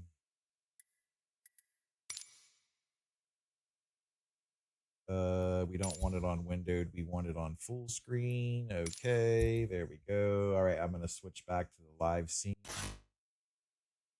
Keep the changes, please. All right, so we don't want 3440 because that's for my wide monitor. We want 3840 over 2160. Keep the changes. There we go. That looks better, right? Okay, let's apply and save that. Graphics settings. Where's our GPU? We're at 31% right now. Graphics. We want to crank her up. Oh, she's locked up, which I'm guessing it's because of updates. Let's wait a second.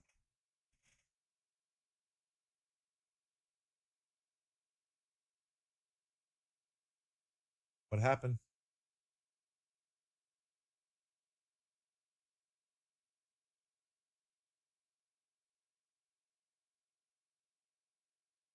She froze up on us. Hello.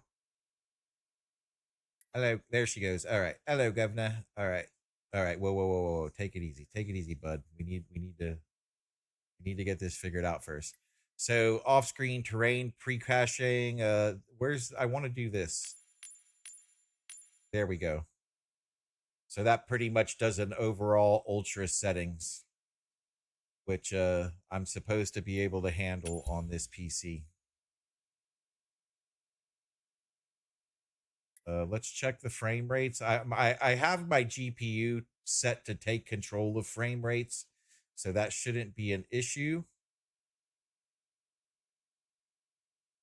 All right, let's go back. All right, let's check my mods. All right, so see, yeah, it's updating on its own. And how much updates? 25 gigs of updates since the last time I played. All right.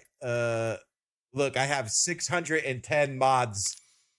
I have 610 mods. Holy cow. Oh gosh. But I got all the mods that made it more realistic, that made the photogrammetry better. Like this one had the Top Gun thing on it, which was cool.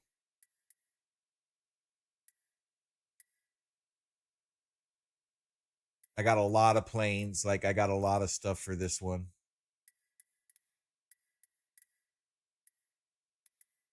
It's only doing it. Let's see what's not installed. Okay. Let's close this and see what's not installed. All right. So all of this needs to be installed. Oh, wow. They gave us this for free. Nice. Okay. So is it going to get installed?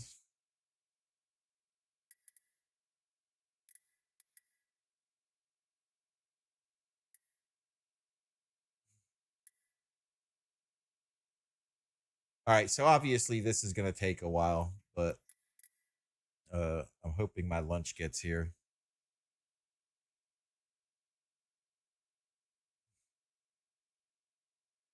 Yeah, they've probably done more work on this one too. They've done a lot more work on this. So it might even run and look better than 2024 at this point. I don't know. We'll see what happens. We'll wait for it to finish its updates here.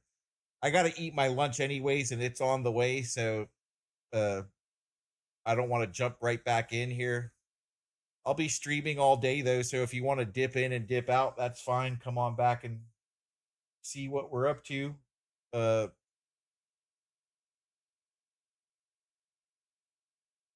Like they even have boats in this. You could download boats.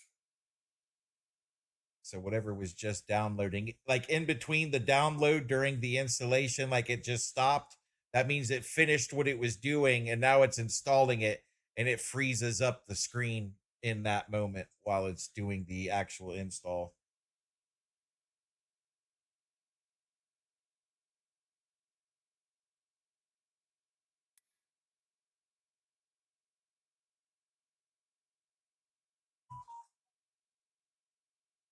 But yeah, I got all the skins for all the different planes. Like I've got a lot of stuff on this. I can actually do the like the game should actually work better. This needs to be installed.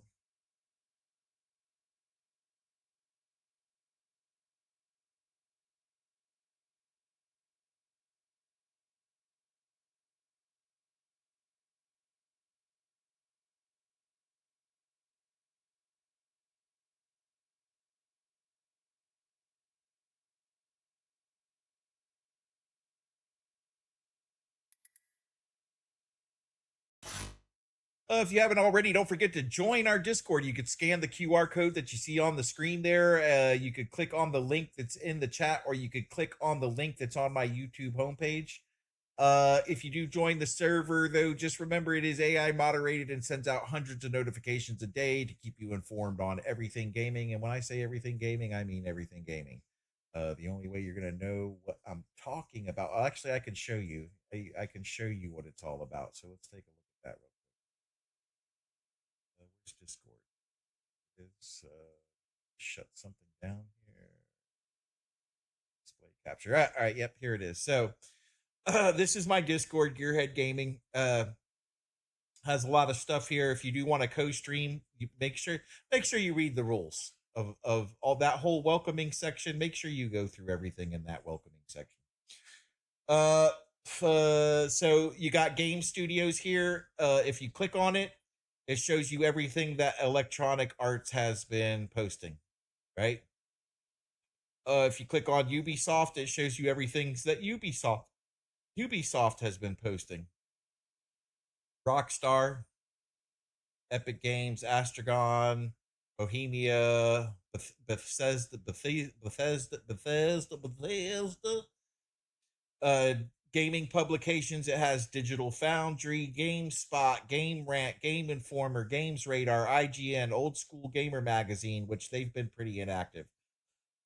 Retro Gamer and PC Gamer, Nintendo Power Magazine, the old school version. You can always go check that out. Updates us from Xbox Wire and Xbox Live. We get all the Xbox updates, PlayStation updates, Steam updates, Nintendo Switch updates, and Steam Deck updates. New movie trailers. If you want to see new movie trailers that are coming out, they are in here. That shows us all the new movies that are coming out. Music videos. These are music videos that I've made and other people have made and added them to Discord. You got Music Chat, Wild Style, Electro Chalk. Those are all the radio stations from the Grand Theft Auto games. So yeah, I don't have them on all the time, but if somebody requests it, I'll turn on the radio stations for them so they can listen to the radio stations. This is my streaming schedule, or what's supposed to be my streaming schedule. I don't remember what I did there, but anyways, so this has a lot of my favorite streamers here. So whenever they go live, it sends a notification to the server. We got Rumble and Kick. This has the Gearhead Gaming game library. If you go through here, you can see all the games that I have. Oops. We got American Truck Simulator. So whenever ATS posts something official, it comes here first, and we get notified right away. Every game that you see, we're adding games as we go along. We got Arc Raiders, Battlefield, Battle Station Pacific, DayZ, Everwind, Fallout. Hell Let Loose, Forza 5. Actually, it's just Forza, not just Forza 5. So everything Forza comes here. Flight Sim, which that's where I'm at right now talking. You can see me in there. That's where I am. Minecraft, Modern Naval Warfare, Red Dead Redemption 2, Sea of Thieves, blah, blah, blah, blah, all the games in the world. And then you can post your server link here and post your PC or console setup that you have. And then I use this for tech support if we're having tech support issues with somebody. So there's all of that. So join the Discord. Come on over, hang out with us, post pics, share, be fun, have a community. Yay. I sound really excited about that, don't I?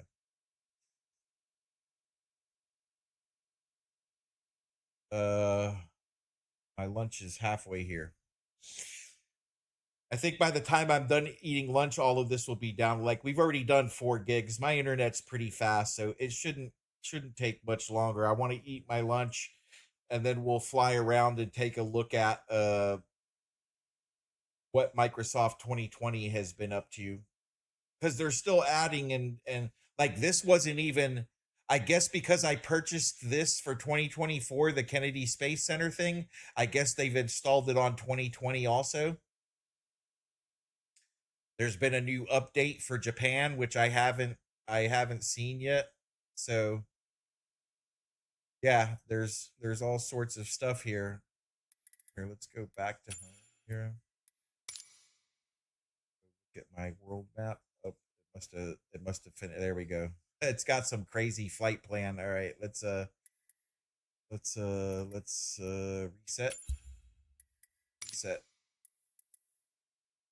Okay, it's leaving some crazy flight plan loaded in there. All of these yellow stars are add-ons basically. So I got a lot of add-ons for this one. What's this purple line here? I don't even know what that is. Why can't we reset? Reset your flight plan. Reset. I guess I need to load a flight plan in to make it go away, but it does the same thing though. It does the same thing that 2024 does as far as tracking real live weather, real flights, and all of that stuff. The only difference I believe is that 2024 actually plays on servers. So, and the graphics are still good. Like, and I have a lot of the photogrammetry. Let's see here. This one actually has like Top Gun missions and stuff like that. But if we go to profile here and go back to look here, let's look at my logbook.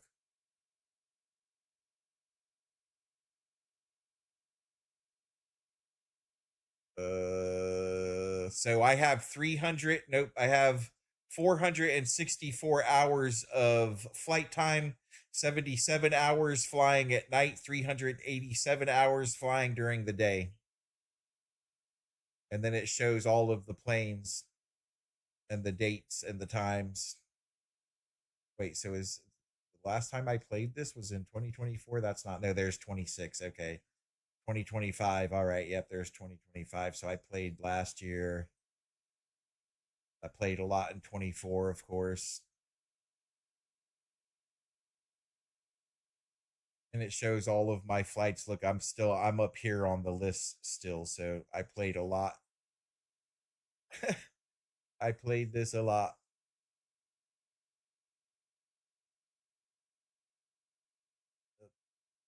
$464 flight hours. Let's go back to the profile. It only does, like, it's freezing right now because it's loading things in from the update. So like once it switches to go download a new update and install the one it just downloaded, it acts a little weird. There it goes.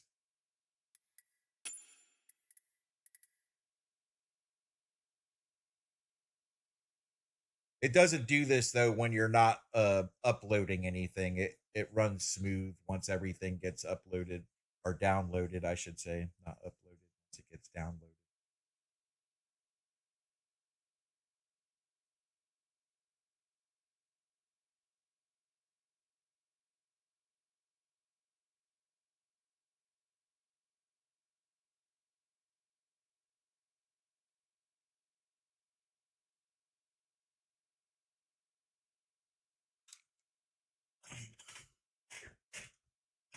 My lunch is almost here. So content manager, let's scroll through here. Let's look at there was only 21 updates available, so that's good. And we're already down to 13 gigs. You see, we were at 25, but once you shut out and all the stuff that's already been downloaded, so it recalculates. So we're flying through this. We had and imagine that, I already had 800 gigs, and now I got to put another 25 on top of that with all the updates. You see what I'm saying? And they're still, like I said, they haven't let this go to the wayside. They're still actively working on 2020. So it's not a dead game. They're still updating it. The community's still building mods. Because a lot of people were mad. They were like, well, why are you coming out with a brand new one 4 years later? You know what I'm saying? When everybody was still working on this one, you know? But it also transfers, like a lot of the stuff that you purchased for 2020 transfers over to 2024. So you're not repurchasing mods, you know what I'm saying? But the thing is, and some of it doesn't work right because, again, you're not downloading it onto your PC. It's all done through a server. So none of your mods, like if we went back over the 2024 and looked at it and went to my mods list, you would see there that it says that they're all streamed. Everything is streamed, not downloaded. So that's the difference between 2020 and 2024. 2024 is actually, the game is actually located on servers. So you have to have internet connection and everything to play it.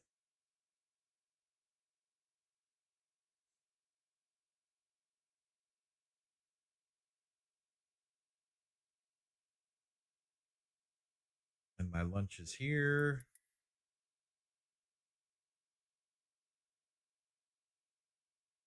All right, it's here. Let me go grab it.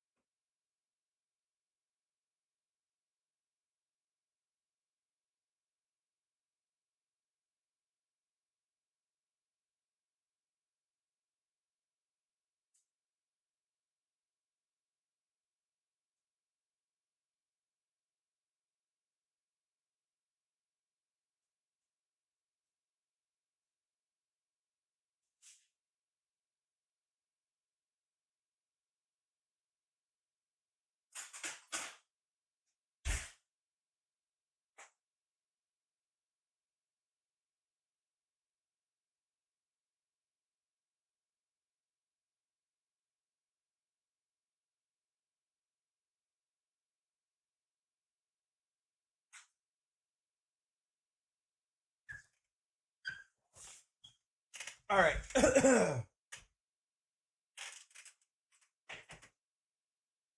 I'm going to eat my lunch here. By the time I'm done eating lunch, it should be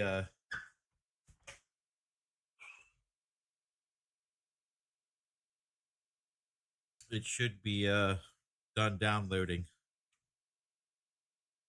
But yeah, even like, so this is by Microsoft, of course, which they're the big boys, you know. They should have it all. But actually, I shouldn't even say that. Microsoft owns the right to it. But both Microsoft 2020 and Microsoft 2024 Flight Simulator are built by Azobo Studios in France. Seems like everybody's from France. Even the guys from MNW are from France.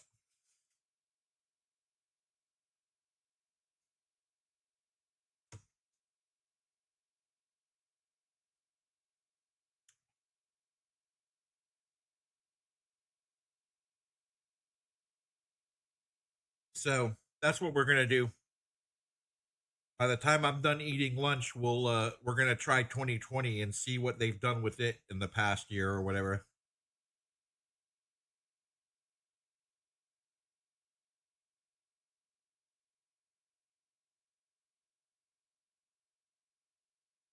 Like, it'll be done downloading this. I got a super fast internet, so that 13 gigs is nothing. So by the time I'm done eating, it should be ready to go.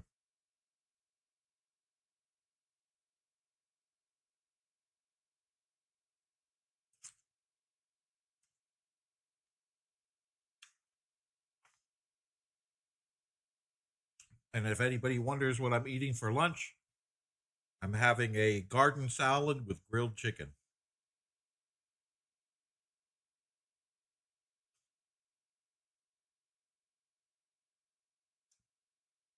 So it's lettuce, tomatoes, green peppers with lettuce, cucumbers, chicken, and ranch dressing.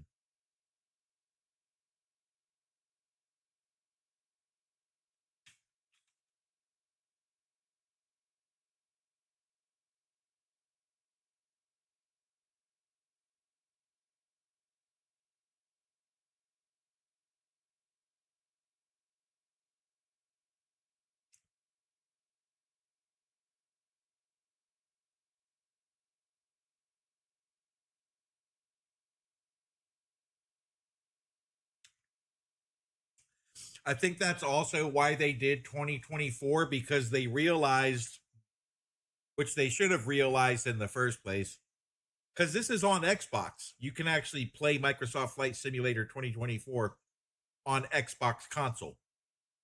I don't know how great it runs. I haven't tried. But that's what I think they figured out. They were like, man, everybody's going to want these mods to make their game better. And so they said, okay, let's see how we can improve on it, and we'll put it on a server so that way they don't have to download everything onto their system. Because what they had in mind, because the console community called for it, they wanted, they saw these guys playing flight simulators on their computers, and the console community wanted it. And that was Microsoft's original plan. They were like, okay, we need to get this ready for console so people can play it, because there was a big demand for it.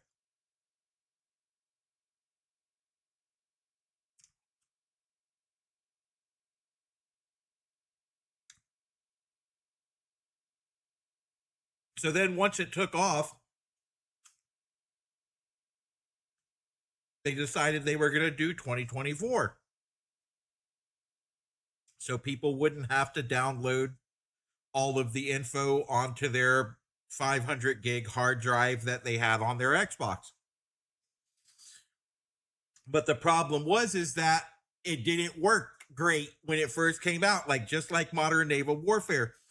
So everybody yelled and complained, and they were pissed off, and we want our money back, and this and that, and everything else. And it was the same thing for 2020. It was the same thing for this version. This, when it first came out, it sucks, it doesn't work, it's broken, blah, blah, blah, blah, we hate this. And a lot of it wasn't even that it was broken. It was that people didn't understand how to fly a plane. They didn't know how to program a flight computer.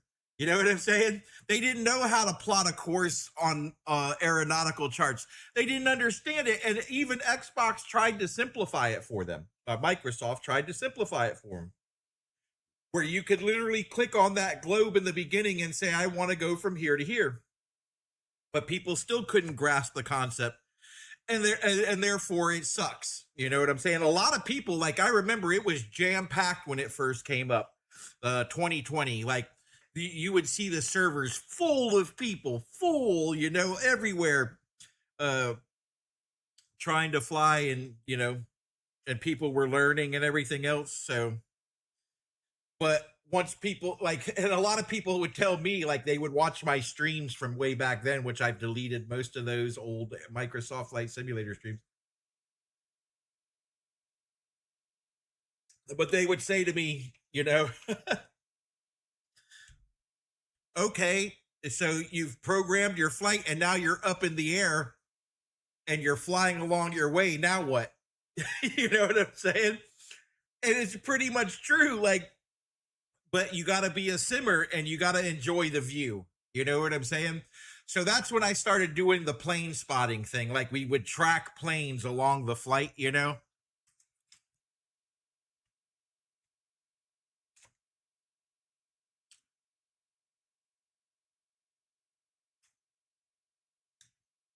But it's just got to be, it's one of those things that you just got to be really into it to enjoy it and be able to sit there for hours and do it, And that's a hard sell for gamers, because gamers want to shoot something, They want to.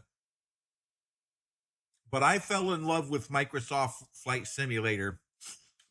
I mean, I was able to try it like when the first one ever came out back in, the late 80s or whatever. And it looked ridiculous. Like, if you look at it now, it's like, that's just ridiculous, But it's all they had at the time, so flight simmers loved it, And but when I really fell in love with this game was Microsoft Flight Simulator 10. Like, it was good enough, and they were able to add the mountains and elevations and kind of make the buildings look sort of realistic, and like, that just that's when I fell in love with Microsoft Flight Simulator, was Microsoft Flight Simulator X, which was 10, but it was Microsoft Flight Simulator on the cover with the big X, for number 10. And I loved it, and I've been in love with it. So when I heard about 2020, I was like, oh, that's got to happen, like, that's got to happen right away. And 2020 was like, I think I had just coming out of one of my back surgeries, you know what I'm saying? So I really couldn't afford to do it and everything else. And I was upset, but my beautiful wife took pity on me and bought me an Xbox. I guess Xbox X had just came out at the time, and she bought me an Xbox S for Christmas, so I was able to play it on Xbox S. And then life got better, and then I got some money, and I was able to buy my computer and everything else. So, like, I love it. Like, I love the game, but you have to love it to play it and enjoy it, Like, people watch videos and they see it online, and they watch somebody who made a 10-minute clip of taking off from the airport or landing at the airport, and they're like, oh, that's awesome, I want to do that. Oh, that looks cool, look, he's really controlling the buttons in the plane. But it takes a knowledge base. Like, you're not just going to hop on and do it. You have to literally learn how to do it. And I had to cut my teeth on it way back when I was, I don't know, I think I was like in my I was 18 or early 20s maybe when Xbox 10 or Flight Sim 10 came out. And it was very, like, you could do things with the dash, and, you could control the buttons and stuff. Graphically, it wasn't that great, but it's what we had at the time, and I loved it. Like, I would play for hours flying from New York to London, in the middle of the ocean with nothing to see, but it was great. It was like, oh, listen to the sound, the plane, you can hear it. Oh, this is cool. You hear radio, air traffic control, and like it was fun. I loved it.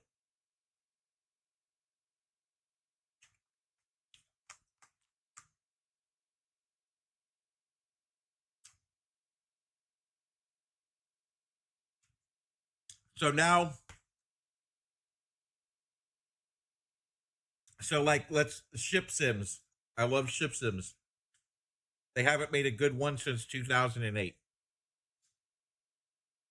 And then I saw Modern Naval Warfare was coming out, and I was like, oh my goodness. And I, like, believe me, I know about people having the high expectations, and I was one of those people. I expected global ship traffic with AIS and targets everywhere, and I'd be able to blow up, a real simulated ship in the game or whatever. And I'm thinking like it will be like Microsoft Flight Simulator, and we'll just all be flying around, and there'll be live weather and live ships in the ocean, and that's what I had in my mind. But in the end, that Modern Naval Warfare, it's excellent for what it is. Yeah, it's buggy right now. There's issues with it. Will it ever get to global ship traffic? Simulated global ship traffic in a mission, but we're not going to get anything else like that. And if Modern Naval Warfare doesn't succeed, we're not going to see anything close to that for a long time. So we need to support these guys and help them and understand that, if people don't buy into it and they can't make any money, then there's no point in doing it. You know what I'm saying? Everybody needs to make a buck, We're not just doing stuff and making video games for free, And I know we want perfection out of what we got, but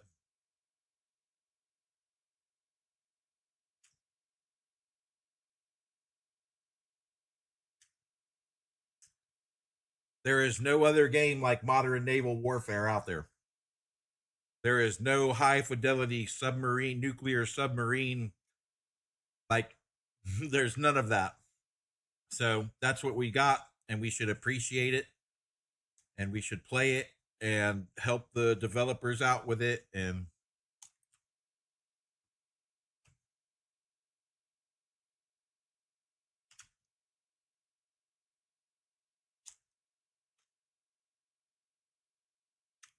be happy with it. I know y'all are probably bored to death right now, but I'm still eating my lunch. But look, the downloads are almost done. So by the time I'm done eating my lunch, we'll be good to go.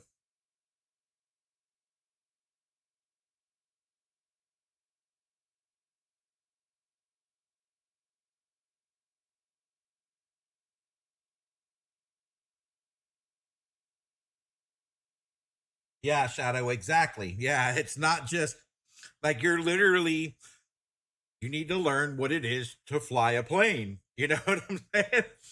Like it's not arcadey. It's a simulator. It's realistic,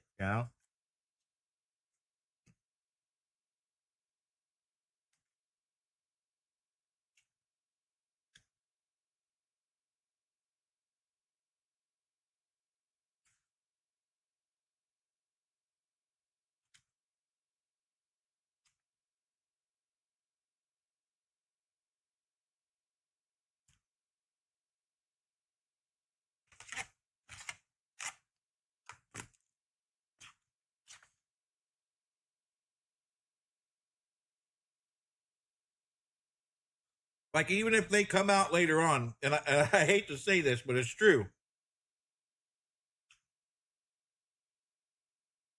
Like if Modern Naval Warfare, they came out and said, "Hey, we've learned a lot of stuff, but we need money," and what they'll try to do is sell it to you in an update, and I'll do it. You know what I'm saying? if they really get it working and all that stuff, and they're like, hey, look, this is what we've done, this is what we fixed, this is what we got, but we got to give it to you in an update, I'll pay more money for it because I like it that much, you know, and I want to see it succeed. And I know, like, hey, it's a lot of money. $60 is a lot of money for a lot of people. It's a lot of money for me. It's a lot. I'm not a rich man. I don't get paid. I don't get paid to stream. I don't get paid for anything except my disability, you know? And that's not much. That's not much at all. So, but I would do it. If I enjoy the game that much and they really can say that they made a bunch of improvements and they need us to pay for it, I'll pay for it.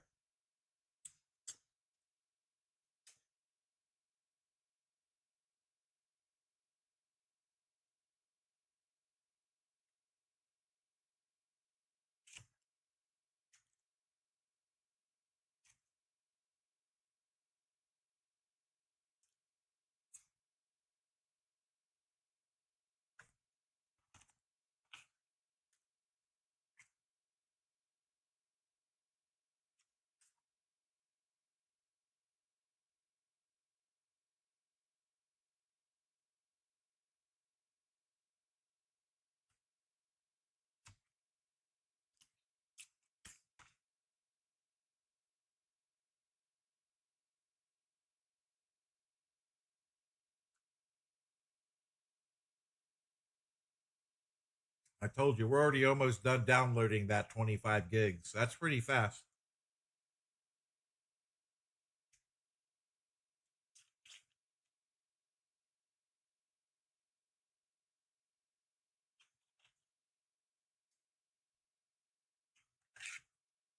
I'm sorry for being rude and eating my lunch in front of everybody, but I don't want to stop the stream and everything and restart the stream and do titles and everything else.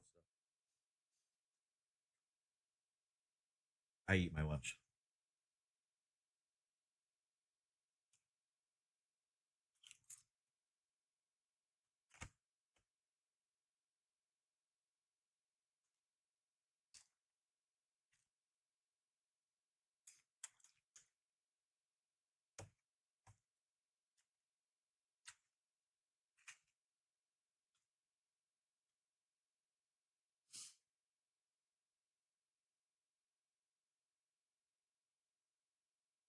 Did we really get 3 more subs? No, we were at 350 this last night.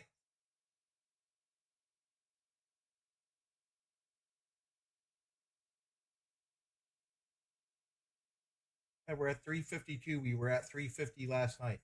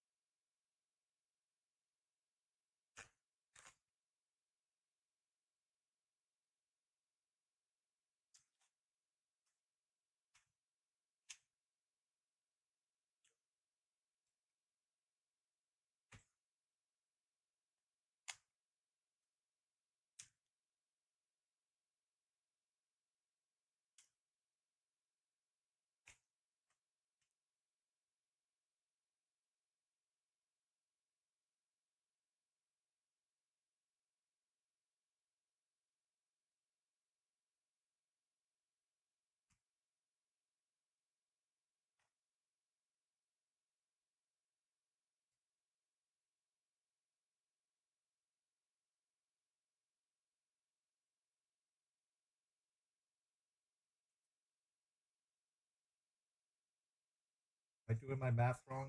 51, 52? Yeah, no. Where'd you come up with 3, Shadow?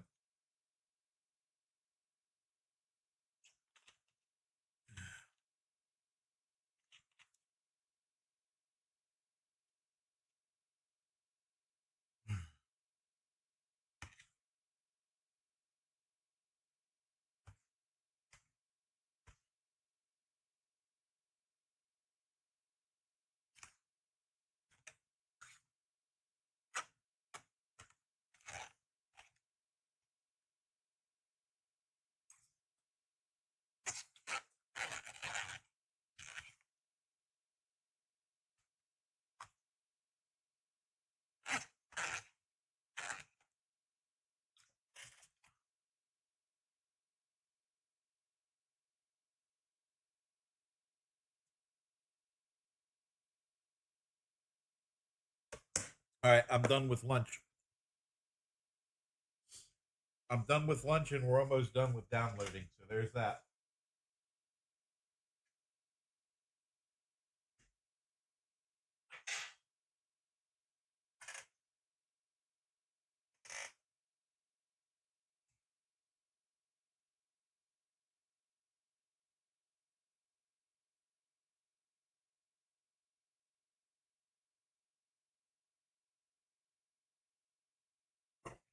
Oh, all right.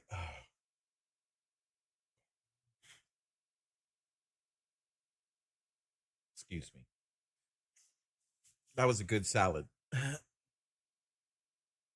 All right. Where are we at? We're getting there. We're almost done. It should be quick.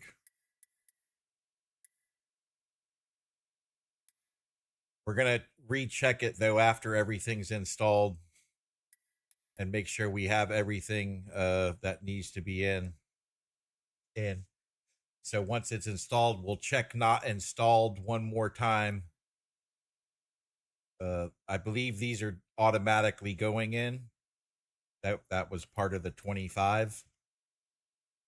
Let's see, we can click on this and see. Yeah, see, they were already doing this.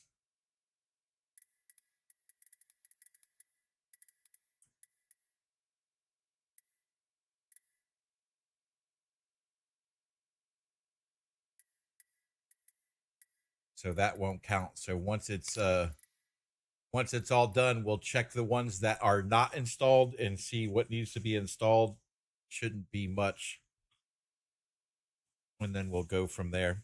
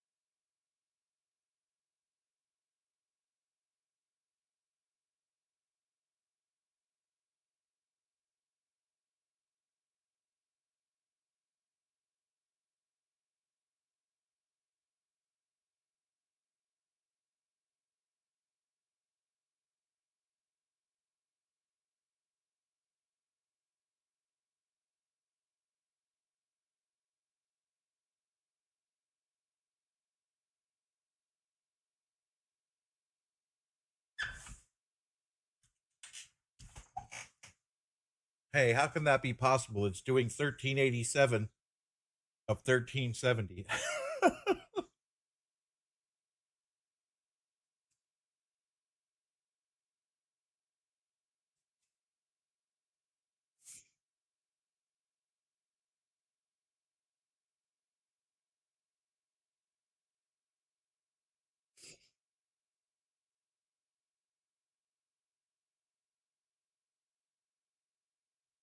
I think that's it, though.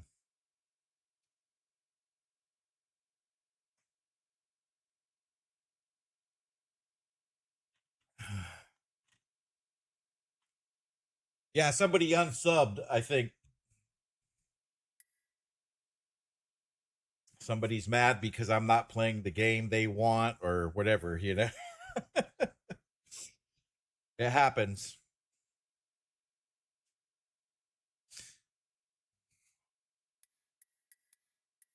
All right, it's decompressing this file. Almost done. Please wait.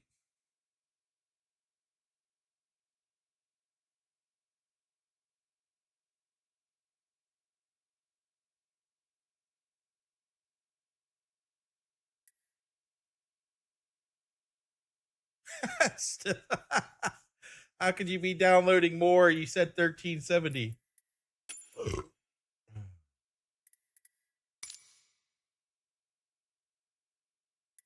Oh, look, now it's saying there's still 6 more gigs to go.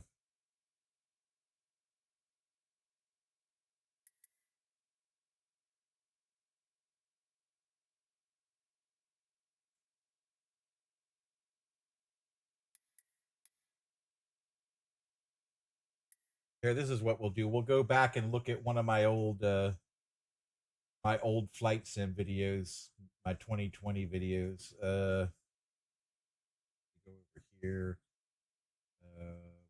Turn. There we go. All right.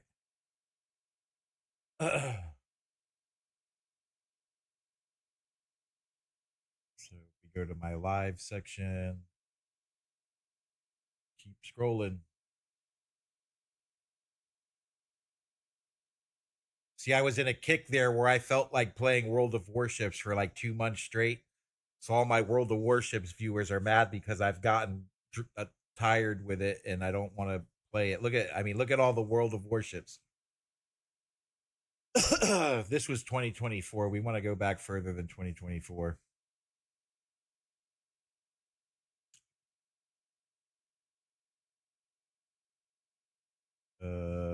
That was 2024.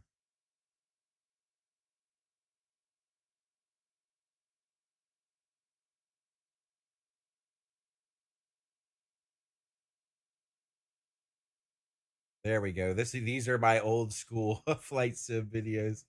Is that 2024? Streamed 1 year ago. Yeah, this is 2024. We want to go back further. Okay.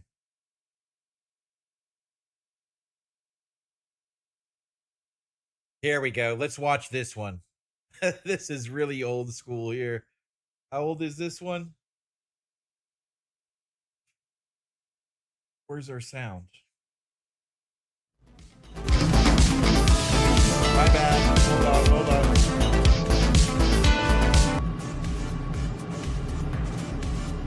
Kilo X-ray Tango Alpha traffic bat 213 miles north inbound, visual runway 15 left. All right, we need to.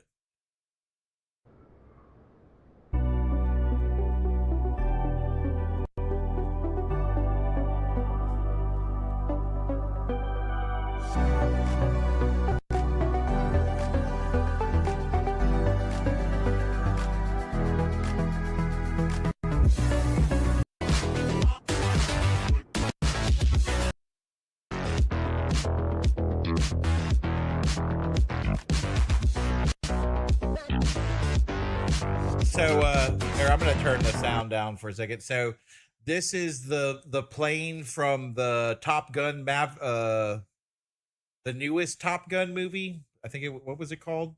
I think it might have been called. I don't even remember what the new Top Gun was called. But this was the experimental plane that he was flying in the beginning of the movie. And look, I used to have my control camera set up so you could see my controls. Oh boy. So basically what this video was about was I flew from Dover Air Force Base to Area 51. So I flew from Delaware to Las Vegas in 30 minutes. A 30-minute flight over the earth, basically. It's really cool. We're almost done downloading. We'll watch this. Let's hear it. Let's see what I was saying a year ago. From Dover Air Force Base to Area 51 in Las Vegas, or I should say Nevada, in 30 minutes. So we're going to see if we can do that and get it done. All right, let's go. All right, first things first, we're going to plan this flight. I've already got one year ago in there, but look, it's got 2 likes. Sure, 90 views and 2 likes. Okay, and let's export that into the flight plan. So as you can see, we're going to take off from this side of the country and head all the way over to this side of the country. And we're going to do it in 30 minutes in our Dark Star experimental aircraft. All right. Look, I had hair back then. Get this baby started. I had hair. Look at it. Do something first. Let's get this right so we're not messing with it. Here, let's see. Let's go to full screen. Can we just go to full screen? Hold on. Let's go over it. Why are we not seeing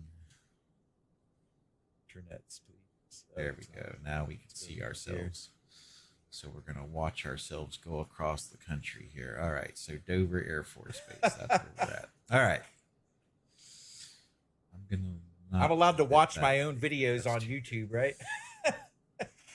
I'm not breaking any rules, am I? All right. All right. So first things first. Wait, let me do this. I don't want the co-pilot taking over right away. What is this down here? Let's move that up here. There we go. Look at my old logo. Down. That's my old logo All there. right. So checklist. It's been a year. Before I've been starting the fine-tuning plane, everything. We want to make sure our landing gear lever is down. See, you're not allowed to Okay. do this. See, I'm using the actual Microsoft Flight Simulator logo. All right. Our Like, I didn't battery understand is that concept on. back then. But you're not allowed to use their logos. Wanna Like, go you're not to allowed to the use somebody fuel else's logo and page. put it in your game. So Is if this ever on. does come out, because the AI Left doesn't know to pump look for that, on. but There we this go. this video will not be monetized because BP it has start. that Flight Simulator logo in it. It's on, and our beacon lights are on.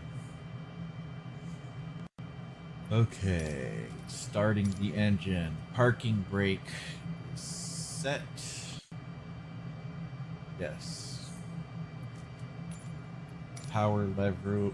All right, we're almost done downloading, so I'm gonna speed this up so we can kind of see. Here, let's go to takeoff, right? Engine starter. There we go. Look at my quality back then. Look how terrible my quality was. Look at how terrible it is. I didn't know what I was doing back then. A year ago, I did not know what I was doing. Like, you can't read the numbers on the dash and stuff. Now you can, but back then, this wasn't in 4K. This was barely in 1920 over 1080. But I was doing it in 3440, as you can tell by the widescreen. I had no clue of what I was doing, basically. Like, you can see the pixelation in it. It's all fuzzy and whatnot, but...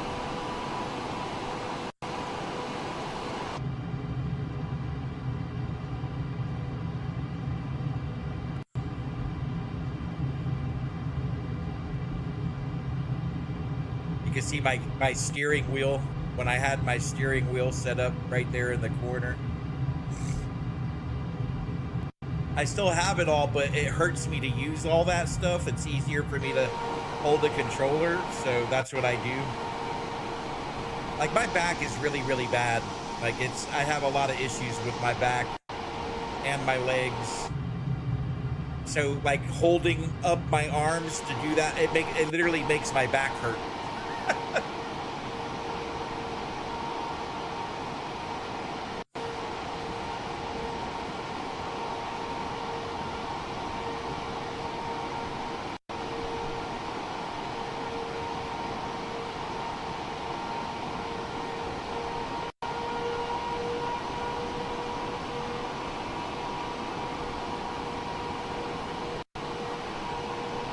You can hear my audio glitches in there too. Like I had all this equipment, but I didn't understand it fully, you know?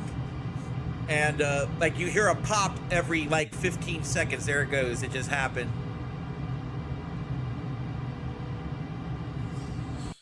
There it went. Like it. Don't the sound... want to engage those scram jets anywhere below 60,000 feet.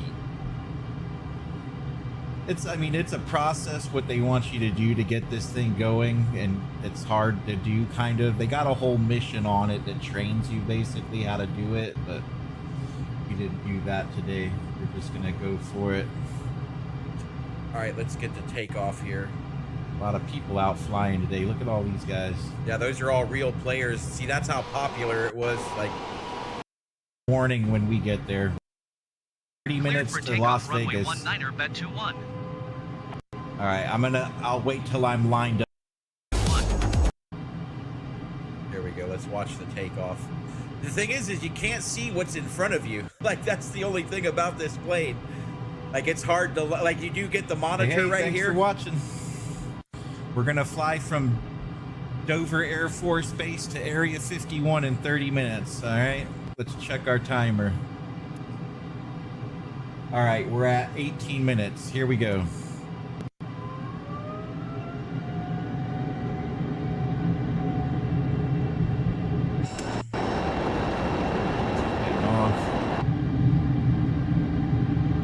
All right, here we go. Landing gear up.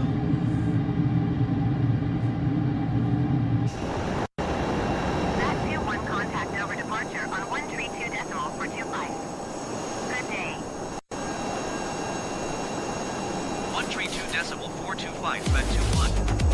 Goodbye. Damn. Over departure, Bat 21 is at 2,100 feet, climbing 12,000 feet. Bat 21 Dover, departure altimeter. Look how many followers I had. Look, it says it right there. I was only at 88 followers at this point, 88 subscribers. And my goal was 130 in 2 months, and I did not make that goal. So last year, this is where I was at last year. I had 88 subs. It says this video is from 1 year ago. So 1 year ago, I was at 88 subs. And it took forever. It took a year on top of that to get to 88 subs. Like, it was a year's worth. Now I'm going faster. Like, I get subscribers every day now. So at least one subscriber a day I get. But then I get people unsubscribing and for whatever reason. I don't know what I did to them or how I pissed them off. But yeah. It's that.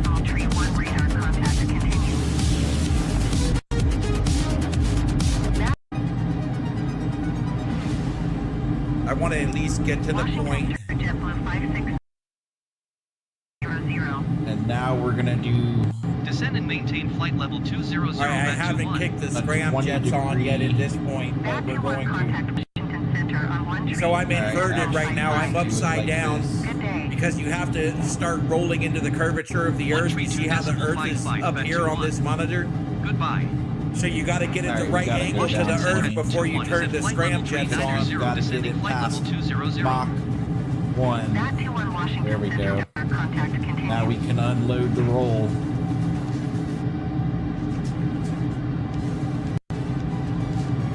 Unload the roll and then pull back up. Now we got to get up to 60,000 and maintain gaining speed. So there we are, 114. I'm going to do it at 10 degrees. See what happens. There's 115. Level 345 experimental dark star. Report them in sight.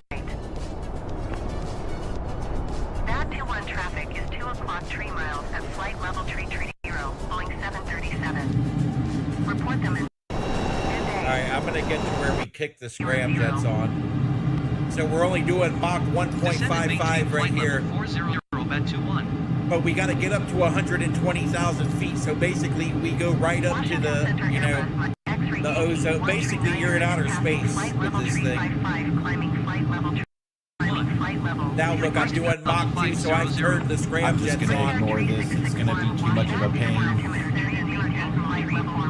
All right, 60,000. Once we get to 60,000, we're going to turn on that scram jet. And just, okay, we haven't turned them on yet. Flight level 500 Bat 21. all right, there it is. Here we go. All right, so I'm activating the scram jet now. Turn your fuel cell on. Scram jet engage. Boom, and you heard it. You could hear it. Like, it hits too, man. Now Like, watch this thing go now. now Here look we at the go. Mach meter right here. Look how fast we start going. Watch this. Washington Center on 134.5. Good day. You see the scram jets kicked on?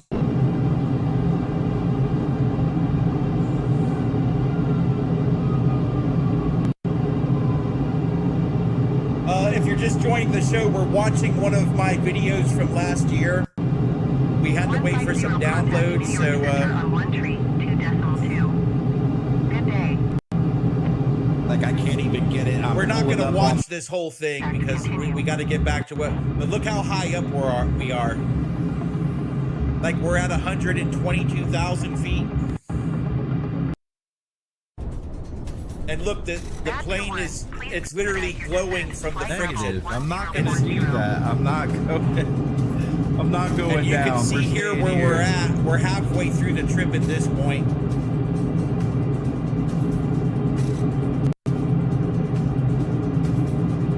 All right, we're going to keep fast forwarding here. Runway 1. And I've already turned the scramjets off at this point, and we're on our approach to Area 51 in Las Vegas, or near Las Vegas, I should say.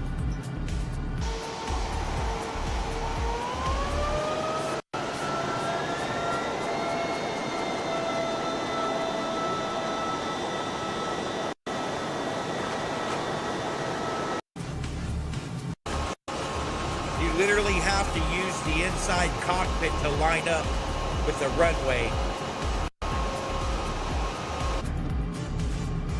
You actually start to see it on the screen here.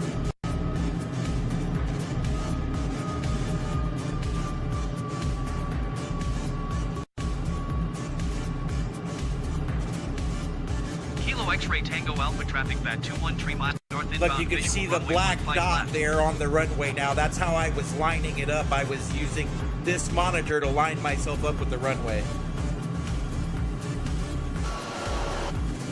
See that black dot there? That's how you know where the runway's at.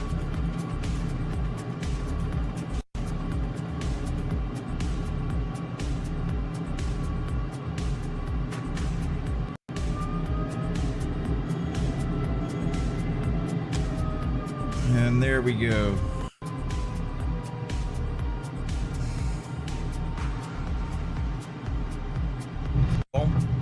That was a little rough. That was a little rough. Welcome. You're welcome. Freaking welcome. How you like that? All right, I'm a little off. But still. You're welcome. That's what I said. Beautiful landing. There was a couple people watching, and I was like, yeah. Beautiful landing. It was like a feather. Oh, I'm too much. I forgot I said that. You're welcome.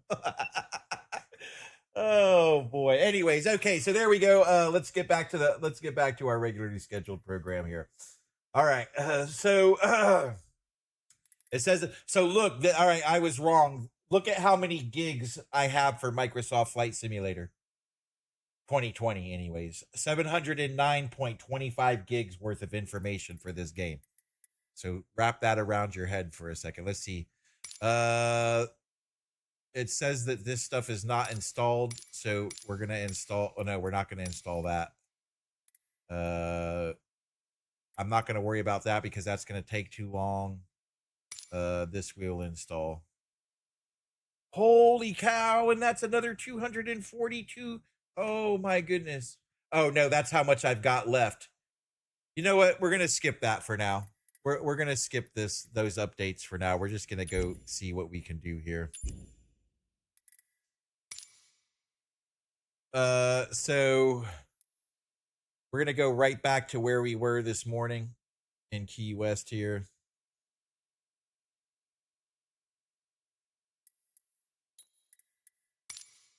And we're gonna go.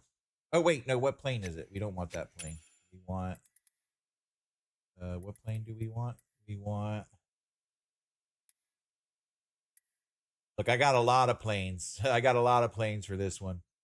This is an aerial refueler. You can refuel planes and stuff with it. That's pretty cool.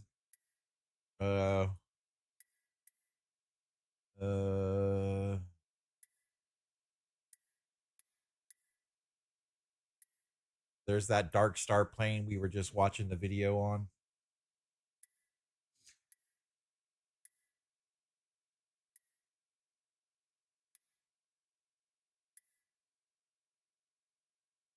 The ship. I wonder if they've improved that. That was kind of weird. Oh, look, I got the space shuttle too. It's not flyable though, if I remember correctly. You kind of just get to sit in it and look at it, you know? Where's my Airbus? Okay, we're all the way on the wrong end of the list. Let's be up here. So ATRs, there we go. So we're gonna do the one that we were doing this morning, which I believe that let's do this CFM. What liveries can we put on it? Is there a American Airlines livery for this one? No. So we got to go back to the next one. Hey. Yeah, so it's which one is it? Aircraft selection, sorry.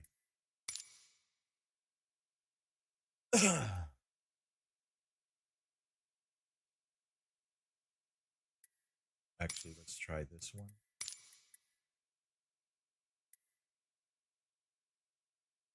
There we go.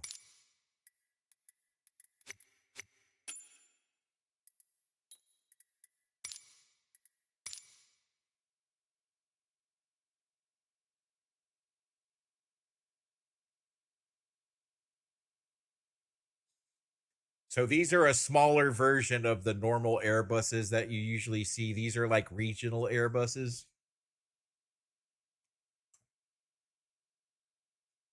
I love that plane too. Like I love flying that thing, that Pitts, that Aviat, that thing. It's hard to fly. Like you got to know what you're doing to get it off the ground and stuff. It's real tricky.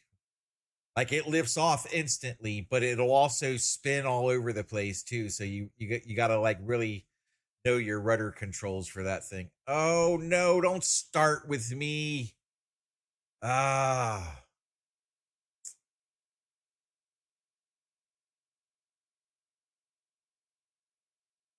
I'm guessing we're going to have to do those other updates.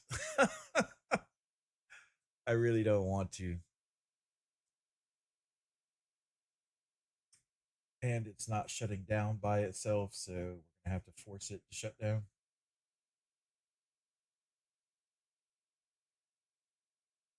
Yeah, I think we needed to restart before we did those before we restarted anyways. Because basically what it was doing there was updating all the stuff I had installed, and then there was a whole bunch of stuff that I hadn't installed yet. So that's why. So we needed to restart. So we should just be able to restart, load up, and go at it this time. Hey, welcome aboard. We were kind of just doing some nostalgia stuff. We played 2024 this morning, but we were having bug issues as normal with that game. So we decided to come back and take a look. We're going to revisit 2020 and see what it was all about. Unlike 2024, you have to actually download everything onto your hard drive for 2020. So we had to do some updates, and right now the game is sitting, my version of the game with all of the mods that I have is sitting at around 709 gigs. So yeah, I got a big boy 2020 version of Microsoft Flight Simulator. And we just finished the updates and tried to load and it crashed, so now we're loading back in.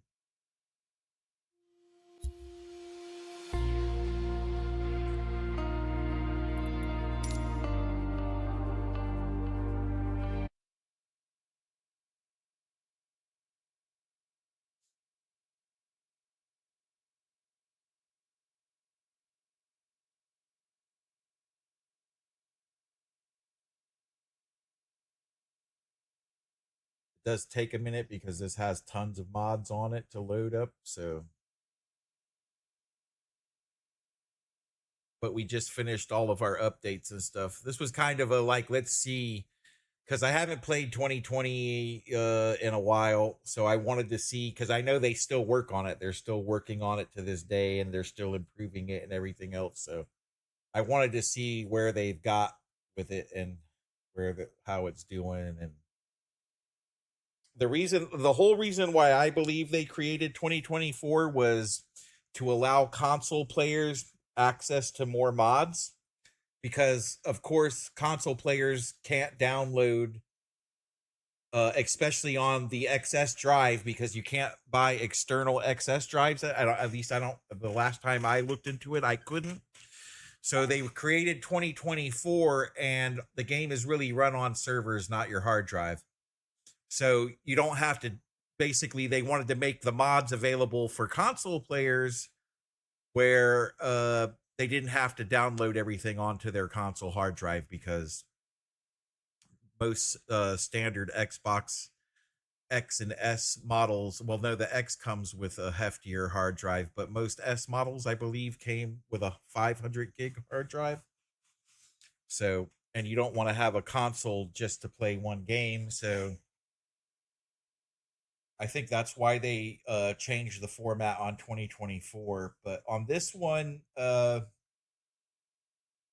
like I said, I have my, with all of my mods and everything for this one, it's sitting at 709 gigs, and there I still have another 20 gigs on new things that they've added since the last time I played that we're not going to add yet, because I don't want to make everybody sit here through another 20 gigs. So we're going to just see if we could play it like it is and see if it's better than 2024 or worse than 2024 or equal to 2024.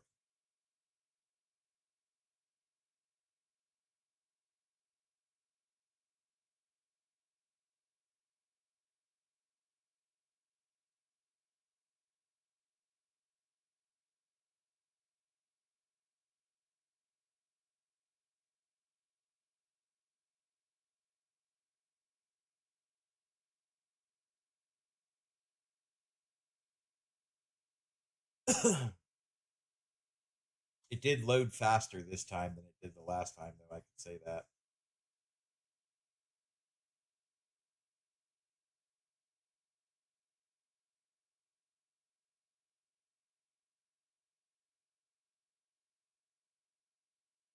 Oh. Holy cow, it's already 2 o'clock, man. We've been at it a while. So what did you think, Shadow? Did you like the 2024, even though with all of the craziness that was happening?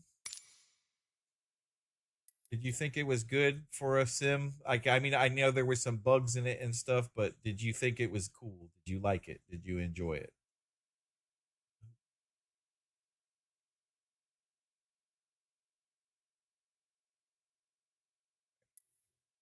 These are actual planes and flights, but anyway, it's okay.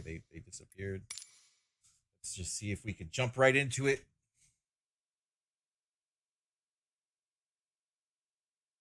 Don't crash, don't crash, don't crash.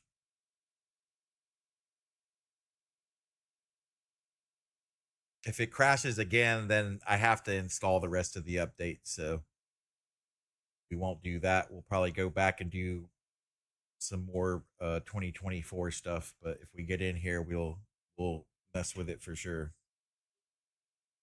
Oh, there it goes. New device detected. Keep default. There we go. Zoom.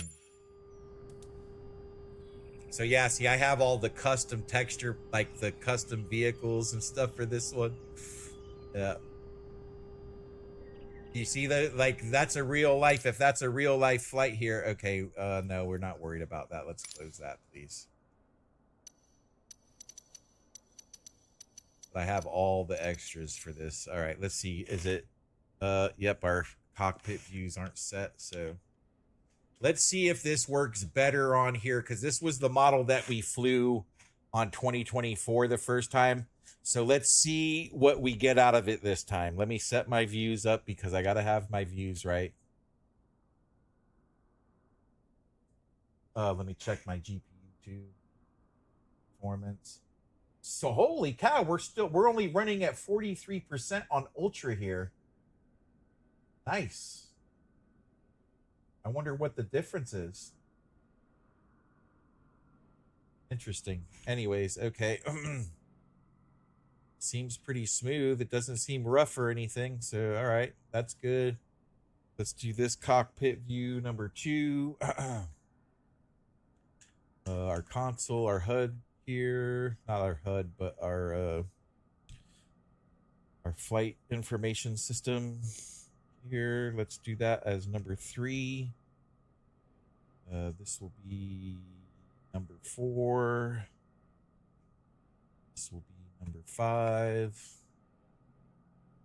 I've gotten really fast at this over the years. I've had to do this multiple times.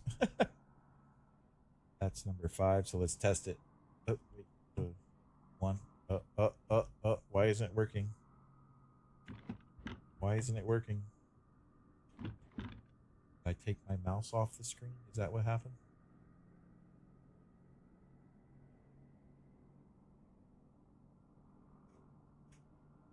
There we go. Now it's working. All right, so there's one. We didn't get the rest of them. I must have bumped the mouse off while I was trying to get them set. So I want it right in the middle right there, and then I want it at this side view, which kind of lets us see everything. Control 2. Let's test it and make sure. 1, 2. 1, 2. There we go. All right, now it's working.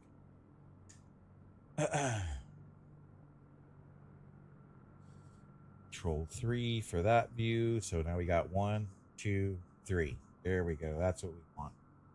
How's my GPU holding out? Why are we on this processes? Performance. There we go. Go back to here. Okay, there we go. So this would be control 3. 1, 2, 3. No, we messed up. This is control 3. So we want this whole section on control 3. 1, 2, 3. There we go. This is going to be 4. I want to try to get those 2 knobs in right there. So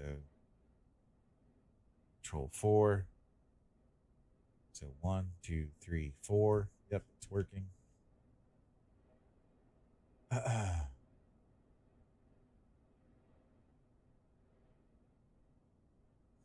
Control 5. 3, 4, 5, 5, 5. We didn't get 5 for some reason.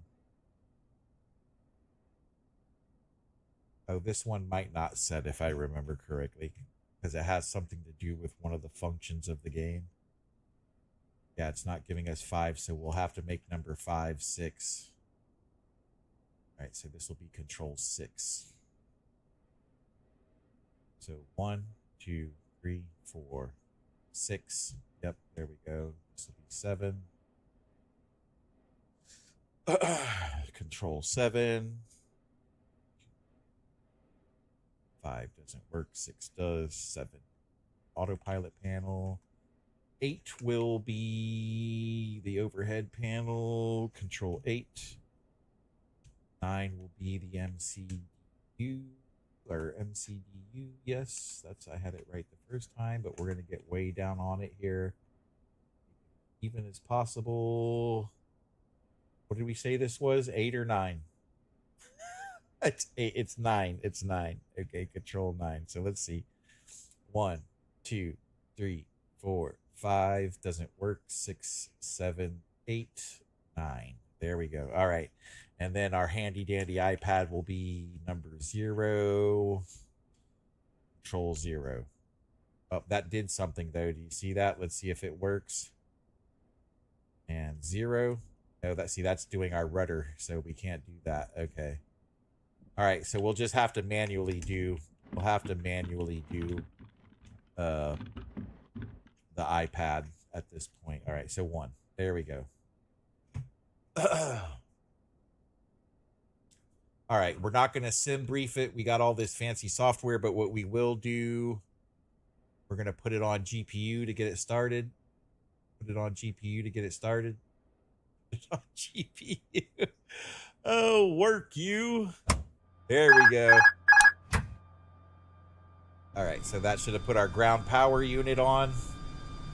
That's what GPU stands for, is ground power unit. Like, look at this one on 2024. You couldn't even get that on 2024. The radar thing there. So, I don't know, man. Look, that's another real life player still playing over here on 2020. This airport's kind of dead right now, but whatever. All right. All right, so we're on GPU. Let's get our Navigraph charts up here.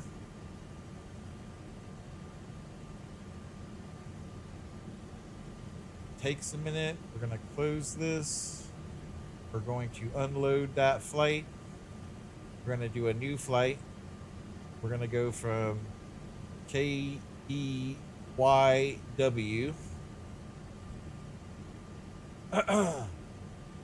Look, I like it. It shows up here without having to,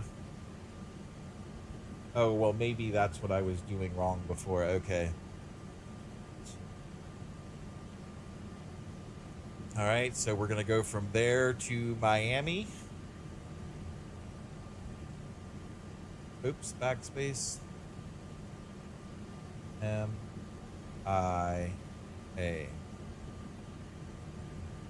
Add to route.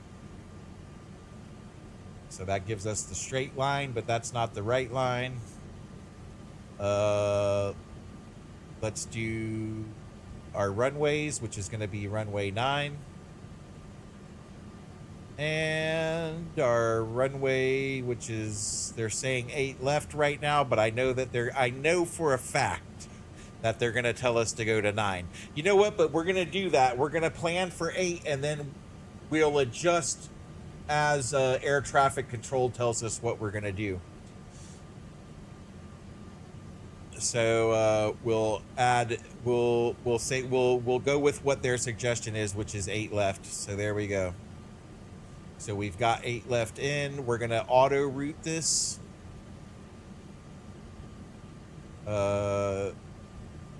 Create.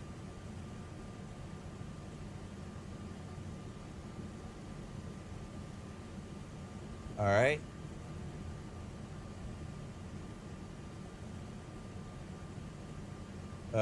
I don't like this.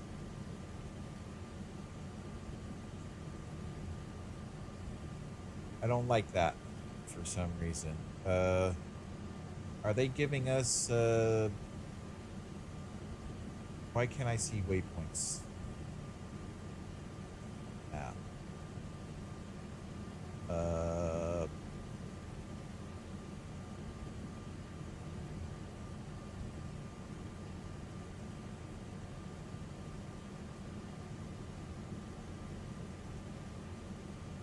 It's gonna take a second to load in here. Yeah, see, that actually gives us our waypoints that we can enter into the computer manually if we wanted to. But we're not even gonna do that. We're gonna go with what the suggestion is. So they got us going to pamper for some reason on the auto route. So we're gonna select Buffett 1 and add it to the route. There it goes.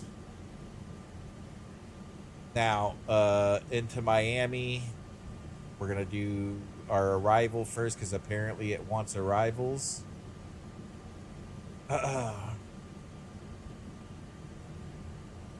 So it looks like it's this Pamper Sandbar 3.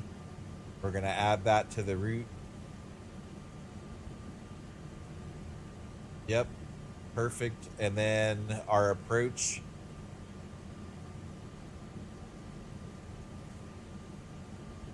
Will be, how come they're not giving us ILS approaches here?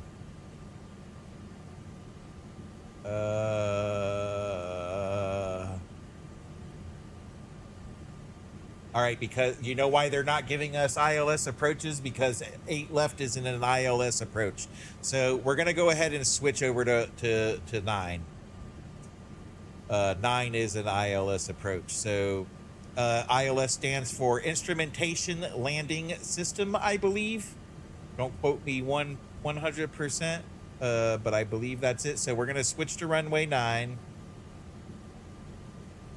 I'm going to switch to runway 9. There we go. Now we're going to try our approach and see if that gives us ILS. Ah, see there? It changed to ILS. And that's exactly what we wanted. So we're going to do an ILS approach here from right there. Select that and add that to the route. And there we go. See, everything is nice and clean. No discontinuities, no broken lines. So when we go to load this up, it should be just perfect. So let's see if we can export that into the system. We're going to load it as an active flight plan. And it looks like it worked because I saw this going crazy. So let's minimize this screen real quick and move it up here. And yeah, it loaded it right in there. So let's click on flight plan here, and we're going to confirm that the flight plan is good. by switching to plan. There we go. We're going to zoom out a little bit, and then we're going to cycle through, and we're looking for any broken lines here or broken lines here. So let's go. And look at that. It did everything perfectly. Buddy, let me tell you, it didn't always work this way in the beginning. Like, you would have all sorts of issues, and you would have to go in and erase your discontinuities and add new waypoints by hand and everything else.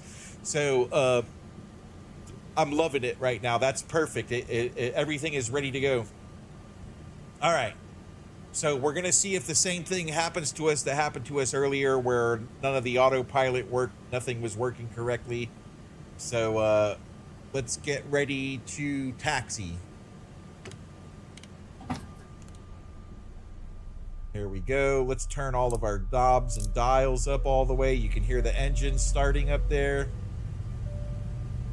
Cabin crew, doors on automatic crash checking report. Ladies and gentlemen, we now ask for your attention as we demonstrate the safety features of this aircraft. Please ensure that your seatbelt is securely fastened. To fasten your seatbelt, you want 320 for this plane. 320 for this plane. To release your seatbelt, lift the upper portion of the buckle.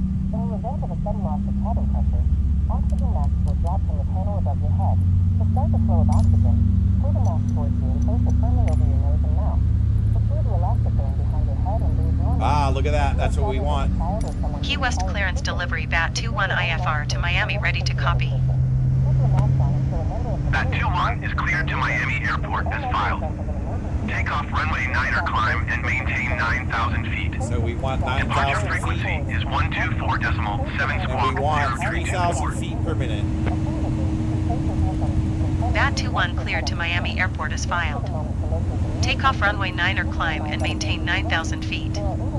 Departure on 124.7 squawk 0324. BAT 21 readback is correct. Contact ground on 121.9er when ready to taxi. Good day.